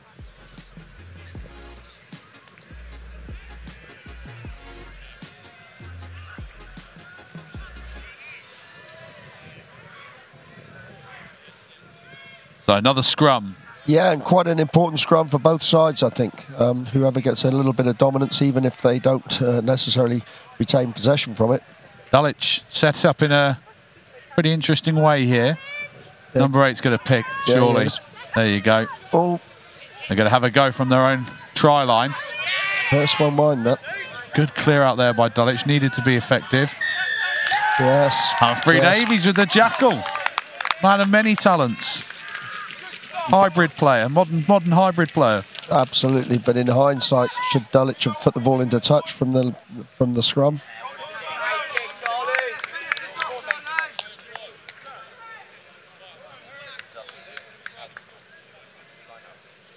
Great jackal there from Alex Humphrey-Davies, wasn't it? Got it all, got it all. Is he in your upper six? He is, yeah. He's a good, strong lad. Loves his rugby. And a real energiser in the team, so hence the reason he's captain. That's a good throw. Well done, Ronan Daniel. They've got a drive on here. If they've got a bit of composure here, they should score. Maybe they've got a bit of composure. Early. Yeah, I think so. You're right there. Just composure. Don't get carried away. Stay patient. Stay patient. Familiar position here for Dulwich. We've seen this all day, haven't we? Can they make it count this time? Feeds the hooker. They've got numbers out wide. If they can communicate this, they should and could score out wide. But they're coming back down, crossfield. Oh, this is one of those. Not quite executed as wanted. It's still on, it's still on. Come back inside when he maybe should have gone on the outside, but can they get that ball away quickly, Dulwich? Humphrey-Davies finds Manger. Fizzed pass out to the wide channels. But it's been adjudged forward. Looked it from here. Dulwich let off again there. Unlucky with Hurst, and I think the ref has just played for half-time. Oh my, wow. Very quietly, whizzed past. But Dulwich have done extremely well to hold on to a 0-0 draw, with Hurst seriously unlucky not to come away with more from that half, Rob. Yeah, just a couple of missed opportunities definitely there. I think a little bit of composure near the line. I was in the warm-up with the Hurst boys, and they talked about patience and that they need to be just a bit more patient. My view is whatever got you in up to the try line will get you over the try line. So do the same thing, keep it simple. So, switch of ends. Be interesting to see if the win theory continues to pay dividends and if Dulwich find their stride and their ascendancy. But it's 0-0. I don't know if this commentator can take another kickoff or a penalty kickoff. What have you made of them so far? What the kickoffs? The old penalty shootouts. Oh, right. Sorry, no, amazing. I'm worried that if this goes to a penalty shoot, I'm not sure whether Hurst have actually selected their 5 penalty takers. It's a bit like football, but no, hopefully it won't go to that. But no, they've been quite fun to watch, haven't they? And my goodness, the St Joe's lot, they were under enormous pressure with all the fans standing around, and they managed to come up with a win on one of those. But poor old Worcester thought they'd done enough against St Joe's, didn't they? And started celebrating. No, they were there to spoil the party, weren't they? St Joe's had the last laugh on that one. Yeah. What do you reckon Mr. Emerson will be telling his charges there at the moment, Mr. Pierpoint? I don't know. I think when you are, and we've made a big thing of the wind's not everything, but when there is a sort of an advantage with, you know, playing with the wind, then playing into it, you know, the tendency is you keep the ball in hand, and that might suit us a little bit more, but of course you don't want to be making errors in your own 22 either. So I just think patience, accuracy with their ball retention, making sure they keep the ball and get over the ball, and hopefully an opportunity will come for someone. Aidan Drews looked quite good on the wing. If we can get the ball to width, maybe that will be our best opportunity.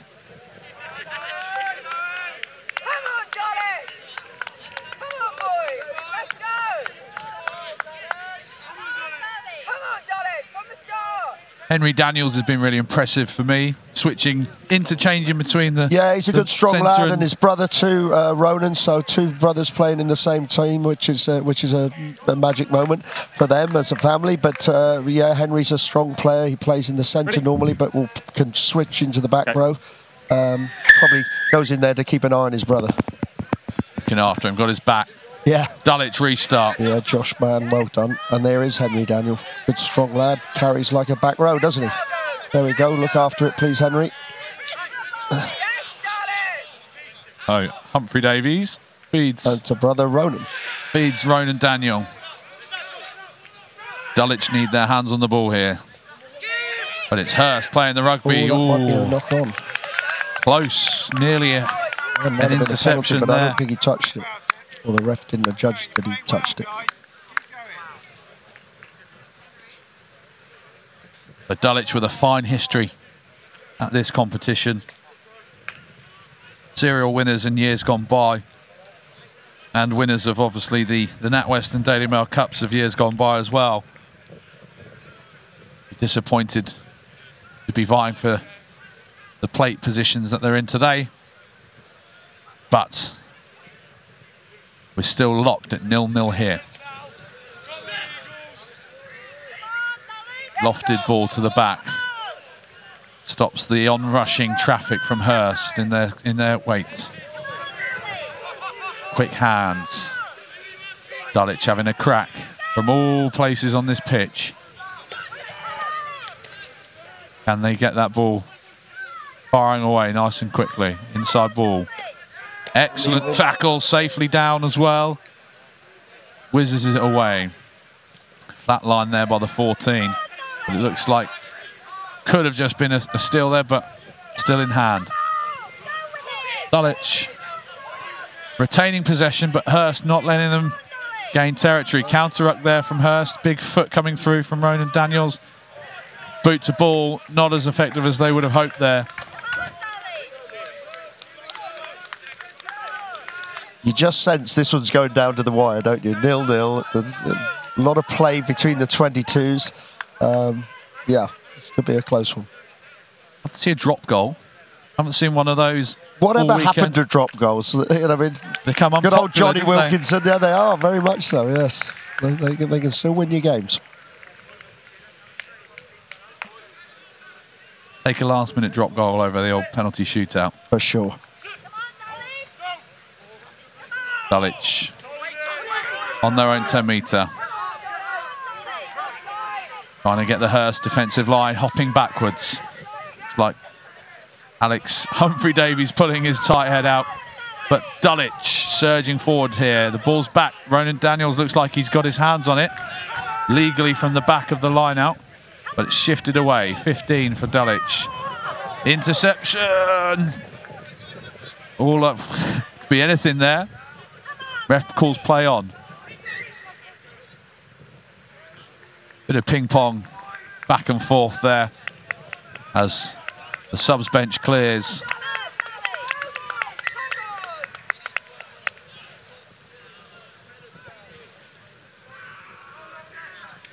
Camped on the halfway line. This game won't be a thrilling highlight reel so far, Rob, but it's tense and there is drama afoot, I'm sure. Yeah, absolutely. Just evenly matched, isn't it? And no one's really managed to gain the ascendancy, so a bit like that play there. There was sort of ping pong, as you called it. There'll be some tired legs out there as well. It's and that's a factor, long old isn't it? weekend. Yeah, it is.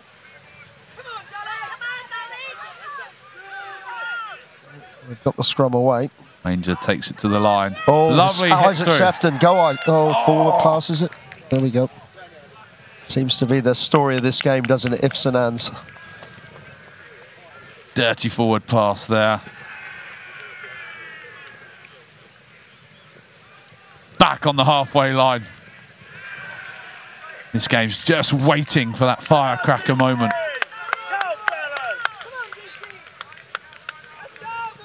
Cagey affair, both teams wanting to finish with a bang. Dulwich set up to the left here. 5 players on the left-hand side. Ball safely negotiated. Pick and go from the number 8, feeds his 13. Nudges it in behind, and it's going to be way too much on that one. All the way. And we're back for a scrum on halfway. Everything's straight in front of us here on the halfway line, isn't it? Yeah, it's going to be one moment of, you know, not magic, but one moment of good play or a mistake that's going to probably decide this one, I think. Unless both teams are playing for penalties. And well, I hope certainly can tell you that Hurst won't be. Just need to get themselves some field position here. And you know, a drop goal could settle the game here. Bring it back. Bring back the drop goal. Hurst is struggling a bit at scrum time, and that's been turned up. Yeah, that was pressure in the front row as much as anywhere else. Dulwich. Oh, and another forward pass. Dulwich really trying to stretch it and play quick, expansive rugby, but just making silly mistakes. Perhaps if they just kept that one pass less, they can go through the phases just a little bit more. Here come the subs. Getting their experience, getting their game time. The only thing about multiple changes is sometimes that the teams get slightly disconnected with, with their combinations and so forth. But absolutely right. You want to give the boys game time. They've all come away for 2 days of hard rugby. You want to make sure that everybody on the bench gets their game time as well. The Dulwich have got the ball, so we thought that was a forward pass. We did, but I'm not sure what the referee saw there, but it's a knock Dulwich, on. yeah, probably. Gap. Oh, it's a try. There we go, number 10. That was all a little bit too simple, unfortunately, for the Dulwich 10. Yeah. Hurst need to look at their defensive formation there. It was a simple wrap round, wasn't it?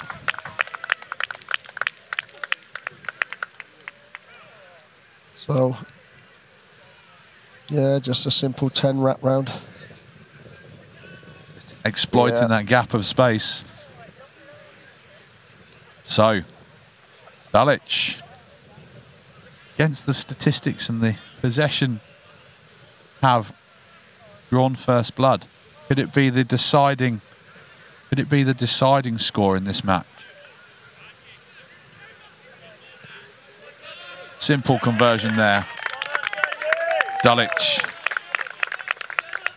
take the lead.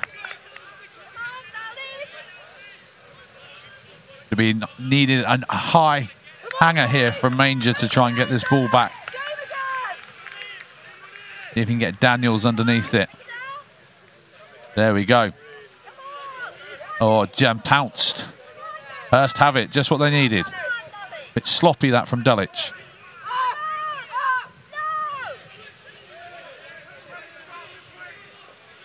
About 2 minutes left on our clock. Strong carry. Ooh, good counter there from Dulwich, but it looks like... Yeah, look.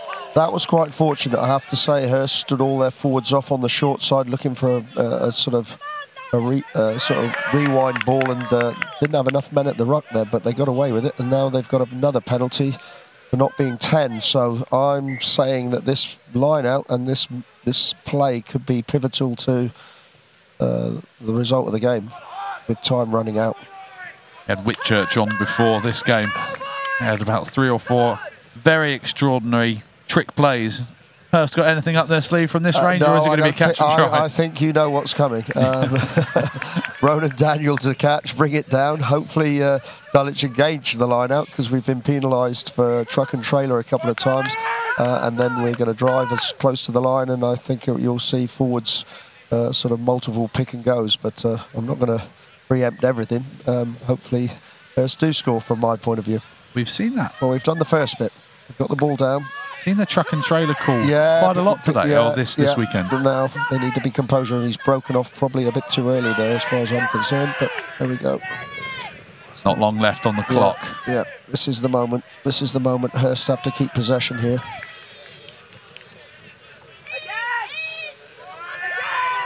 Nice out the back there. That's Connor Mullins. This is Tussler out to Josh Mann. Josh Mann going for the corner, and looks like he's in touch. That is absolutely crucial there from the Dulwich winger. He's saved a definite try there, but Hurst again ruining their lack of incision potentially and their ruthlessness inside the Dulwich 22. Yeah, good cover tackle. I think this line-out's it, isn't it? I think if Dulwich catch it, they'll play out time. Hurst have got to compete. Ronan Daniel's got to get up in front of his man and try and get the ball. And if he doesn't, then so be it, but try and get the ball. Like that's going to be the play. Safe ball to the front. Speed ball at the front. I think that's it, isn't it? Dulwich just looking after that ball. Daniel doing his best to try and get his hands on it. Doing his levitating impression there. Dulwich out to the 22. Still motoring on. But more importantly, eating up the clock as well. That's a collapse ball. If that doesn't come out, Hurst will get the foot in. And wallop. And that is full time there. Yeah, fair play. One bit of good play, I guess, from the Dulwich 10 on a bit of a wrap round, found a hole, scored the decisive try. Two evenly matched teams, and well done to my buddy over on the other touchline, Phil Greenaway. Nice to play Dulwich, and hopefully Hurst will be playing Dulwich a lot more into the future. Absolutely, not an instant classic by any means, but an arm wrestle and a tussle. And Dulwich end up in third place in this plate group, with Hurstbid pointing fourth. Big thank you to Rob Kiff for joining us. Good luck. Enjoy half term. No, Phil, thank you. It's been a pleasure. Excellent. Good luck and a safe trip home. Yeah, thank you.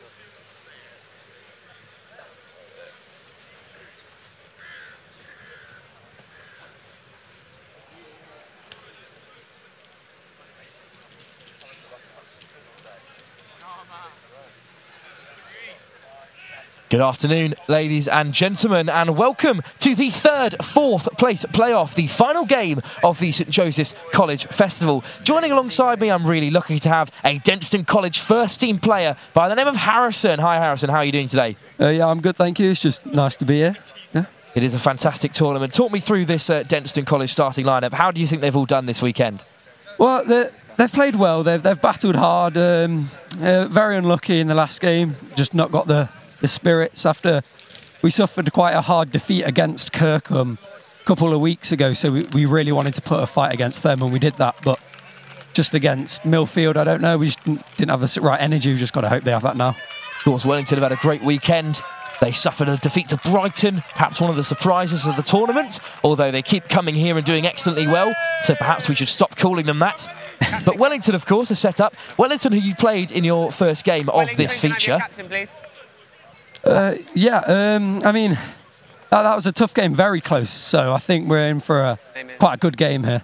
Only 2 points, of course, in the Wellington game. Wellington, the injury-hit side coming into the tournament, although they've had a fantastic time of it so far with the replacements they've brought in. Man to watch for Wellington, the captain, Will Ayton, out there in the middle now. He's had a fantastic tournament. Captain for Denton, the number 19.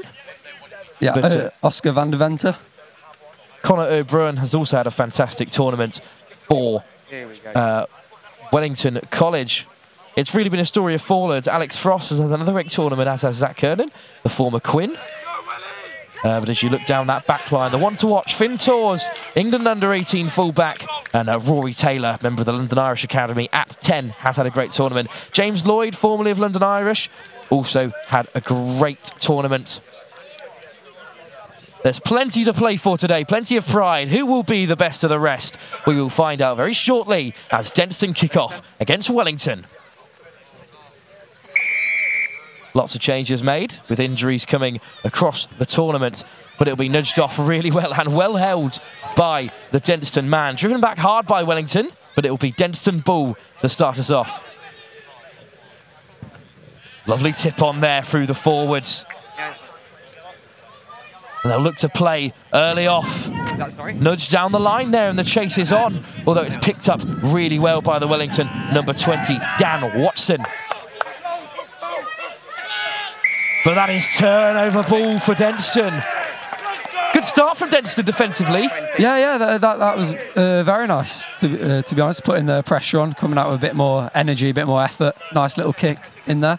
And of course it will be the skipper to nudge away Oscar van der Venter of Leicester Tigers fame, the number 19. Lovely kick to give Denton some field progression. The Denton Maul and forward play generally has been a big feature of your success this weekend. Yeah, that's a key feature we try and work on, is our maul and our pack work. We're not the biggest team out there, but the maul's usually quite strong as we look here. And it's been set up really well by Charlie Barronclough, the vice-captain. Played off there to the number 9, Nicholas Galley. But lack of support there might have led to a Wellington turnover, and it has. And Wellington come away from the ball. Well, they almost did till it was spilled. And now Denton going on a good run here along this near side. Ball needs to be shipped off there as the number 9 for Denton comes running in. Some loose play there from Nicholas Galley, a little bit late to the party, but the Spaniard has got away with it. Strong start to the game for Denton. How do you think they're going to use this field progression, Harrison?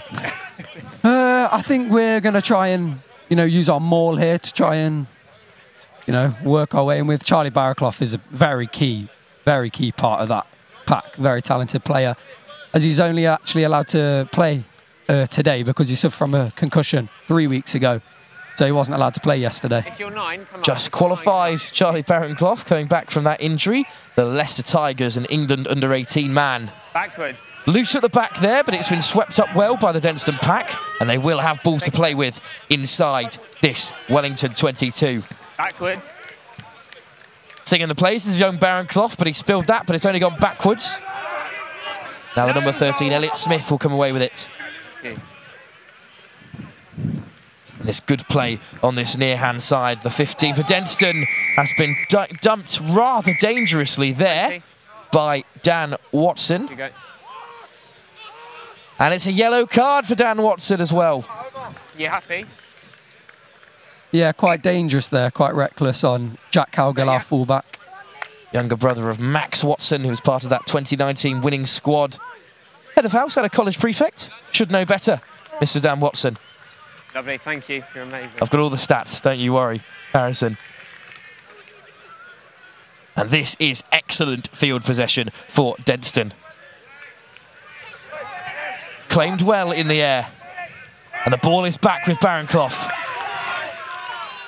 There are plenty of Denson supporters in the house this evening as Barronclough breaks down that left-hand side. But he's dragged into touch. Same again. Excellent defence from Wellington there, but it's been given as Denstone ball. On the 5. The red zone efficiency is something that's often discussed at this tournament. I've been talking about it all weekend. Is that something you speak about in the Denstone camp? Yeah, and I think it's a thing we can actually work on or need to work on, really. We're quite good at getting into the final third, as you say, the red zone, but, you know, we need to be more clinical. Exactly what some Wellington lads the other day have said as Barronclough gets the ball at the back once again. And as some Wellington players fall away from it there, the ball might be lost from that maul. But it's a penalty instead. 18 gold round the side. We thought it was good maul defence there from Wellington, but the referee did not like it. Another opportunity. These penalties really racking up inside the 22 for Wellington. Is that something they should be concerned about? Good so far, I just need better. Yeah, a bit reckless from the Wellington side at the moment. Yeah. The referee just speaking to the captain there about the frequency of penalties.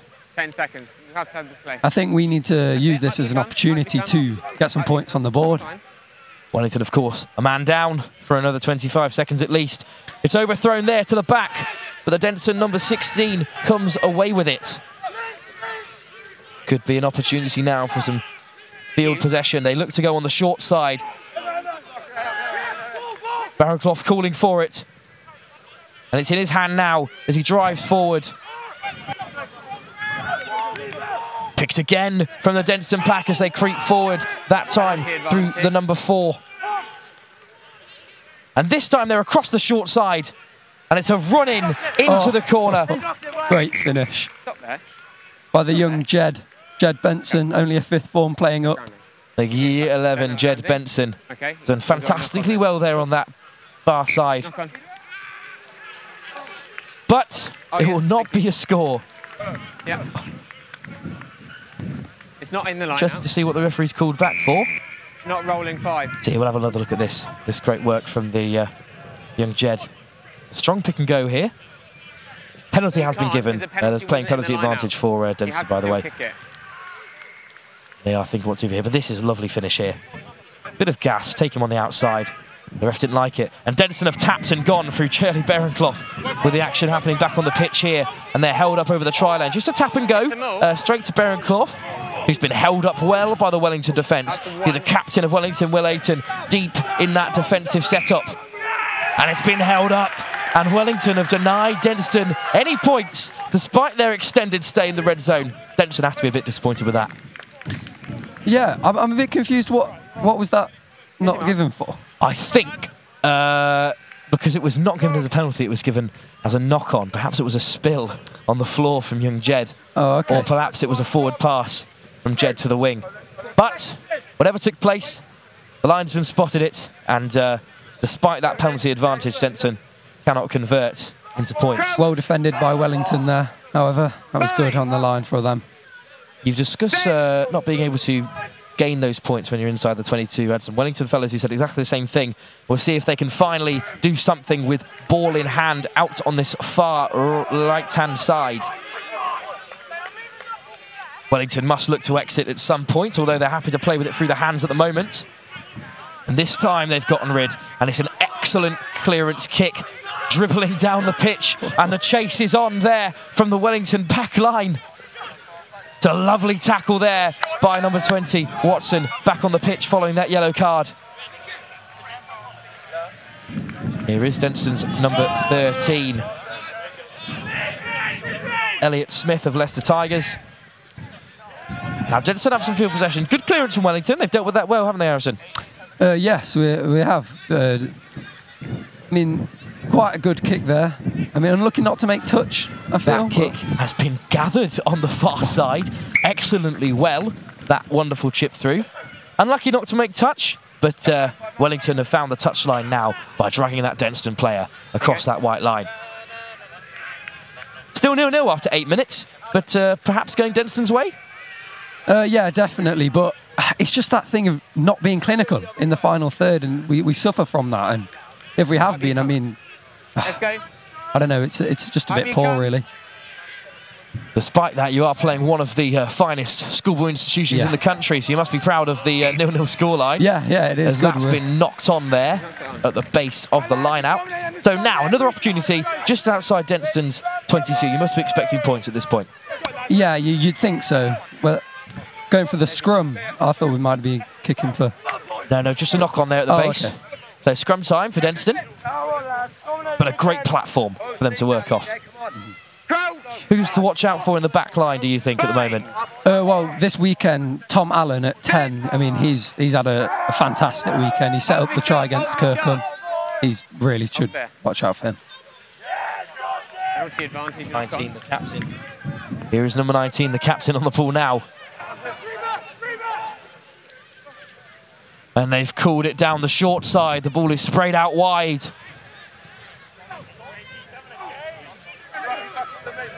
No 2 now, you've lost the contest. Jed Benson there on the far side playing well, but it's back inside in forward hands. But Wellington have driven them back. It's fantastic defence from Wellington, all the way back to the 10-metre line. Excellent defence yet again, and it's been poked through by the front rower of all reasons, and the chase is on now. Wellington's number 22 is over the line, but did he get there with ball in hand? That was fantastic chase with Sam Daniel. Sam Daniel, big chase, may have hurt himself in the chase there.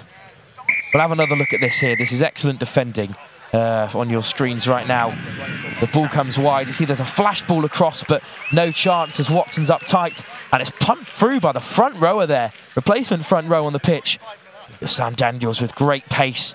It just doesn't bounce for him as he wants it. It's through his hands, and it's knocked on there. But still, excellent play from Wellington.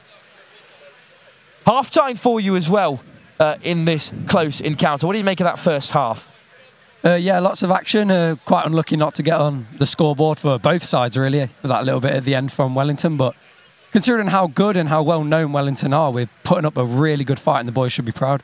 This is an excellent game for all you Denstone and Wellington fans watching on our live stream today, brought to you by NextGen. This is the final game for the weekend, so don't go anywhere. We'll be back very shortly for the second half.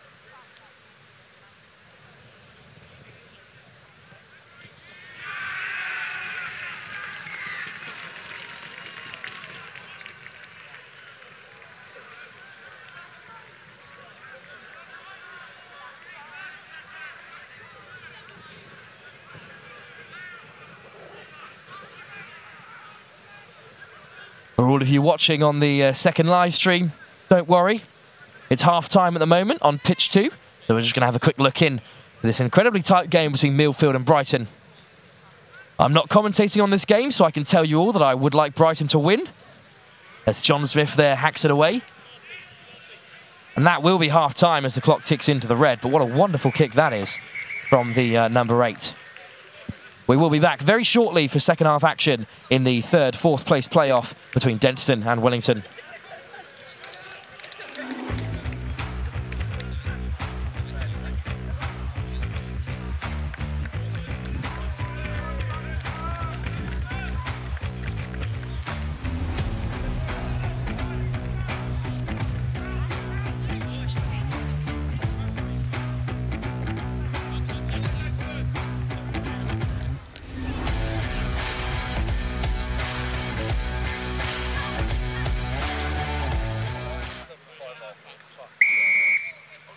And the second half begins here. It's scoreless at the moment between Denstone and Wellington. Wellington had the most sustained pressure in that first half as the captain of Wellington has smashed back.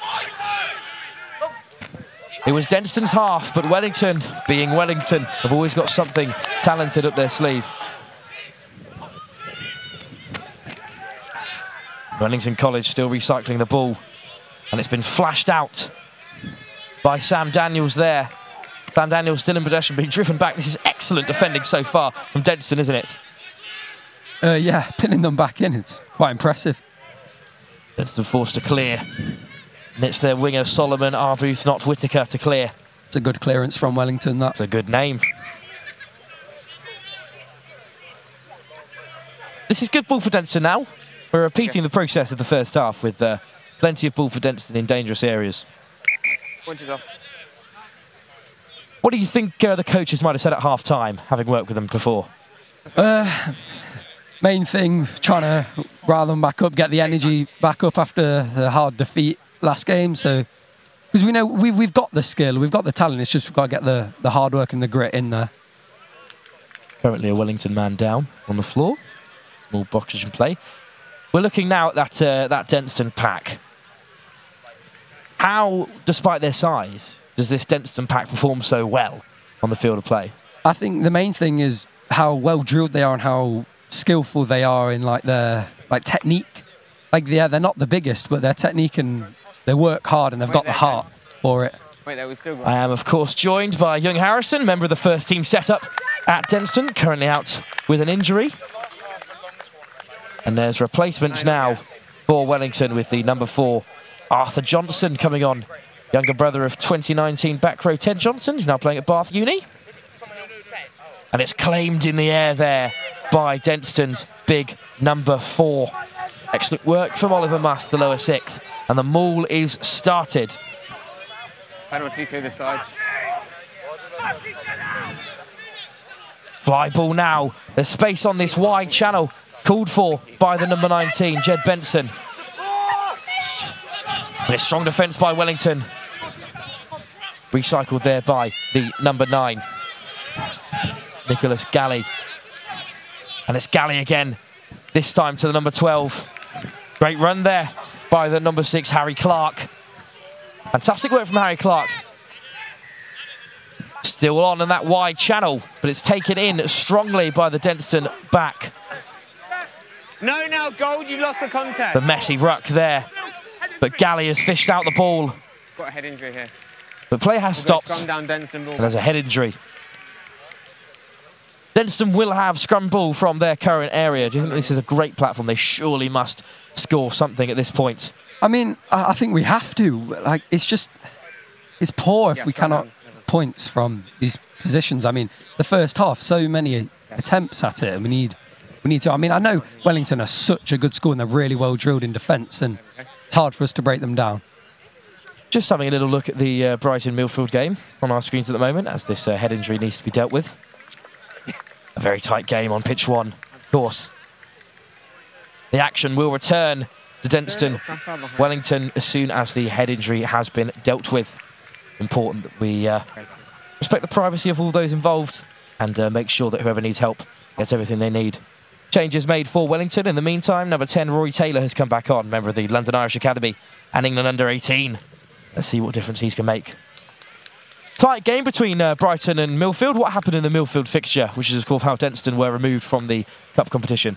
It was just poor in the aspects of defence. They were making carries that throughout the weekend we've been stopping easily, and I don't know, it was like we kind of didn't want it, if anything, is what it seemed like.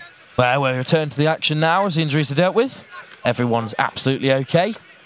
And we'll continue with this fixture. It will be a scrum for Denstone, just 5 metres out.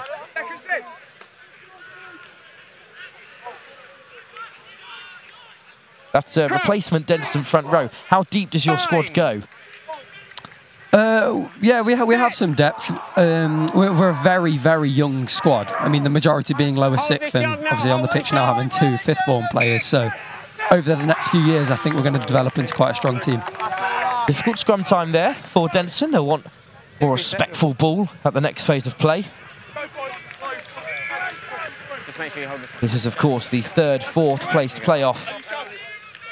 Plenty of bragging rights to be had here in what is a massive fixture. 2 staples of schoolboy rugby. Crouch! Bind! And it will be Nicholas Galley to feed. Recent member of the Leicester Tigers Academy. And that will be a Denstone penalty.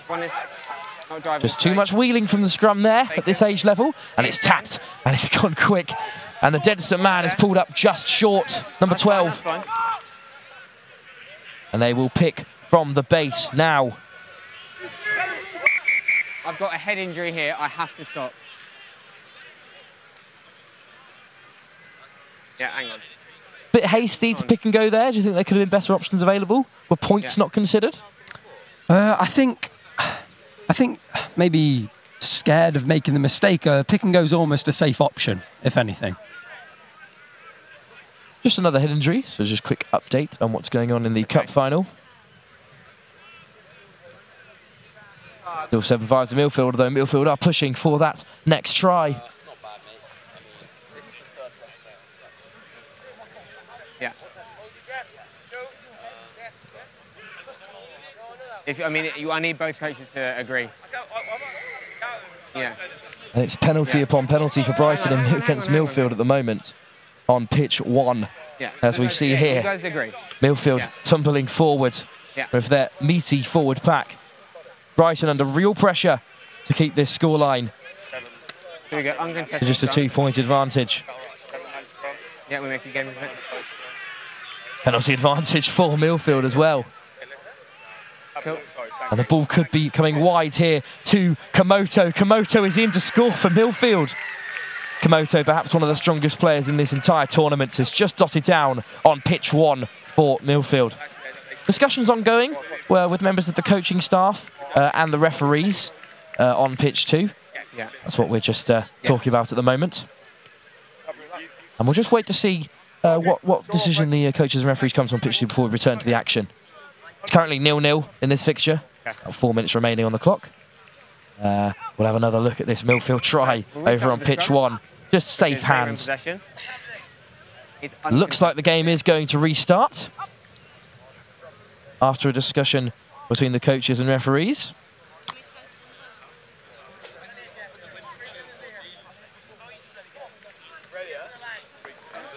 Right. Okay. So we're back 15 on 15. Scrum. Scrum on the 5. Okay. Let's go now. Yeah, contested. The medical staff and the Wellington coaches having a discussion there. I'm not able to hear what's being discussed, but seems that things have been sorted now. Fine. 5 minutes to go in this third, fourth place playoff. Millfield, of course, just taking the lead in that game on the other side of the pitch. But a messy scrum is cleaned up there, and Nicholas Galley will whip it away to the skipper. But that ball inside the number 12 does not find its recipient. And Wellington still come, but some accidental blocking in the midfield there. Not legal. Van Daniels being blocked off by another man. But scrum advantage Wellington, they'll have an opportunity to clear. That is another missed opportunity for Denson, though, isn't it, Harrison? Yeah, too many missed opportunities. We're really counting them up. And I know what I've said, the Wellington defence is strong, but we need to capitalise. I mean, silly mistake there. It is an injury hit Wellington side from a long weekend, but Denson are definitely on top. How many times do Denson get wins over schools like Wellington? I don't know, it's a tough one, really. We suffer some defeats like we did against Kirkham, but we can cause lots of upsets as well. Absolutely. And the way that Denson have played this weekend, it certainly would not be an upset. Well, I think Oscar might be down there with a slight injury. That is the skipper, Oscar van Venteren. But they will play on. As Wellington perhaps to look to go wide. One of the few opportunities they've had to ship the ball. And Wellington have man in between here. This excellent run. Great footwork from Wellington's number 11, but it's spilled there. Spilled there by the 14. Solomon Arbuthnot Whitaker. It was the number 11 there, Ben Frampton, who made some excellent yardage. Great footwork, great fend. Great work from that far side winger. But unfortunately, Solomon Arbuthnot Whitaker could not hold it. Although he holds the title for the best name at this tournament. Couldn't hold that ball on the far right-hand side. Difficulty now to exit? Is exit plays a big part of Denson's training programme? Yeah, we focus on various different aspects of the game, but our kicking game, yeah, we try and focus on. I mean, we've had a rough time this weekend with some of the kicks, but you know, today it's been much better, really, and we'll see what we can do here. It'll be Nicholas Galley to feed. Set.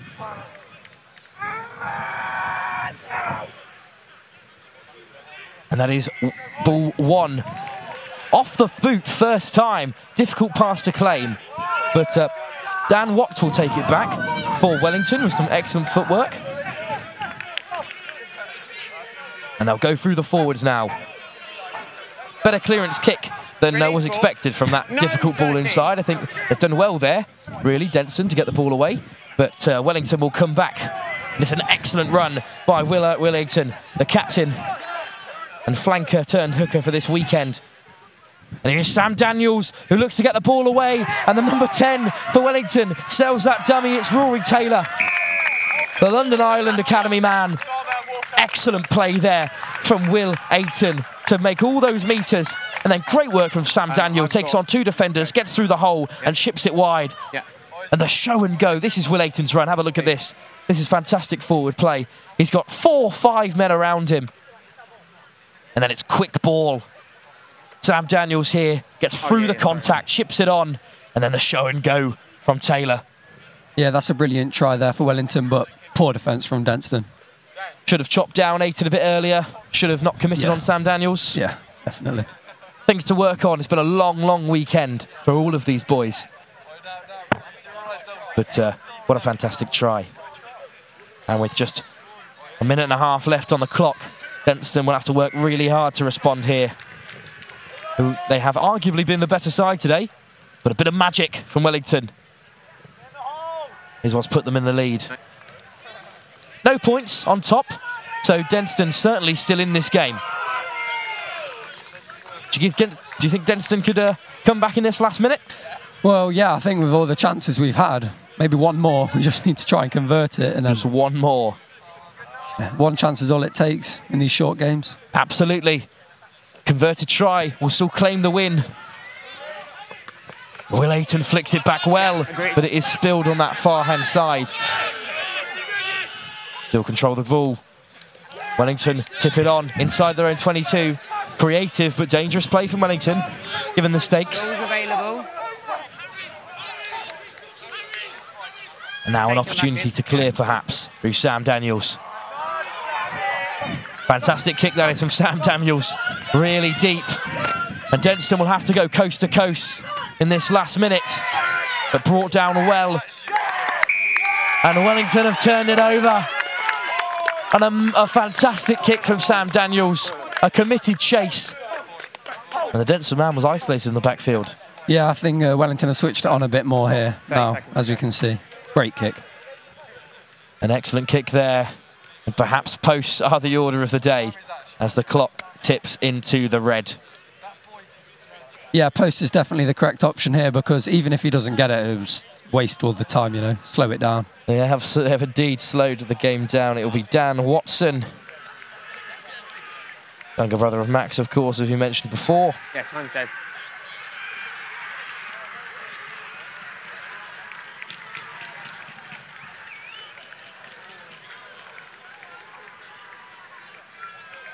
Dan Watson, of course, head of house of Lynedock House.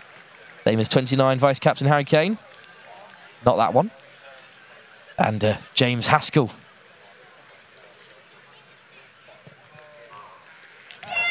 He'll nudge the 3 points, and Wellington have won this encounter. A tough game. Denstone perhaps the better side. Okay. Perhaps they'll feel unlucky here. Yeah, I think Denstone were the better side, but it's just, you know, you're not going to win if you can't convert your tries at the end of the day in the red zone. A good game of rugby. Lots of tired legs. But have a look at this try here. Really excellent score to end the day of rugby here at the St Joseph's College Rugby Festival. Bit of magic from Will Ayton. That's what you get for those England under-18 roles. And then this from Sam Daniels. He's through the hole, frees his man up. Little bounce pass. And then Rory Taylor, show and go, sells his outside man and the number 20 under the sticks. That is the difference between the two sides today. Thank you very much for joining me, Harrison. You've been fantastic to have in the commentary box. Great to get some insight from the Denstone camp. Thank you very much. And that is full time in the fourth place playoff. That means that Wellington finish third and Denstone finish a highly respectable fourth place. Thank you for joining me across the weekend. My name is Wilfred Kemsley, and thank you to Next Gen for all of their excellent coverage of the St Joseph's College Festival. Thanks, mate.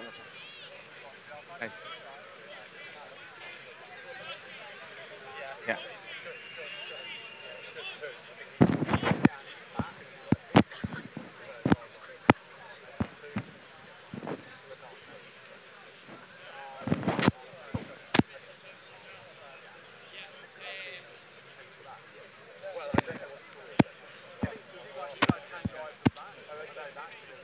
Anyone, of course, who would like to watch the ceremony following the result in the Cup final match, pass over to Pitch 1, where the live stream will continue with highlights of the ceremony, as well as some commentary on the weekend and the fixtures we've seen.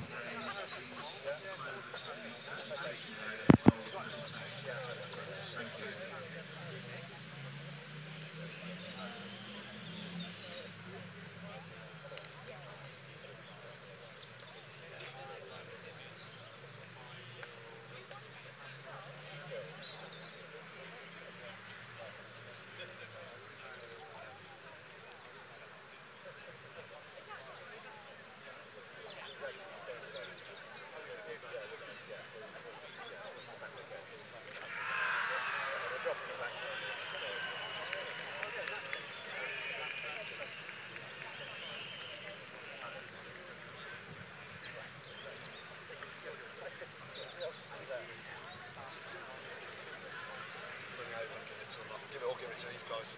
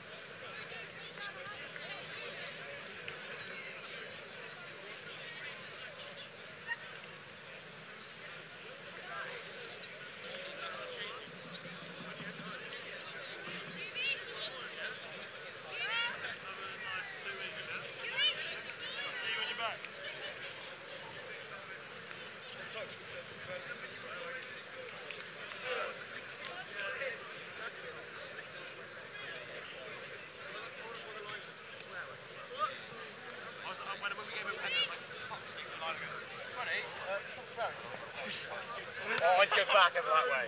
Oh, shit.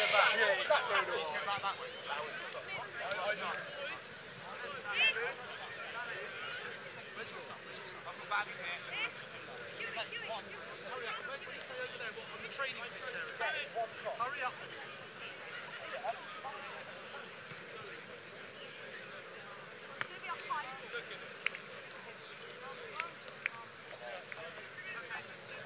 We'll have to work out what's the best way to sit. Do you think I should sit in the back?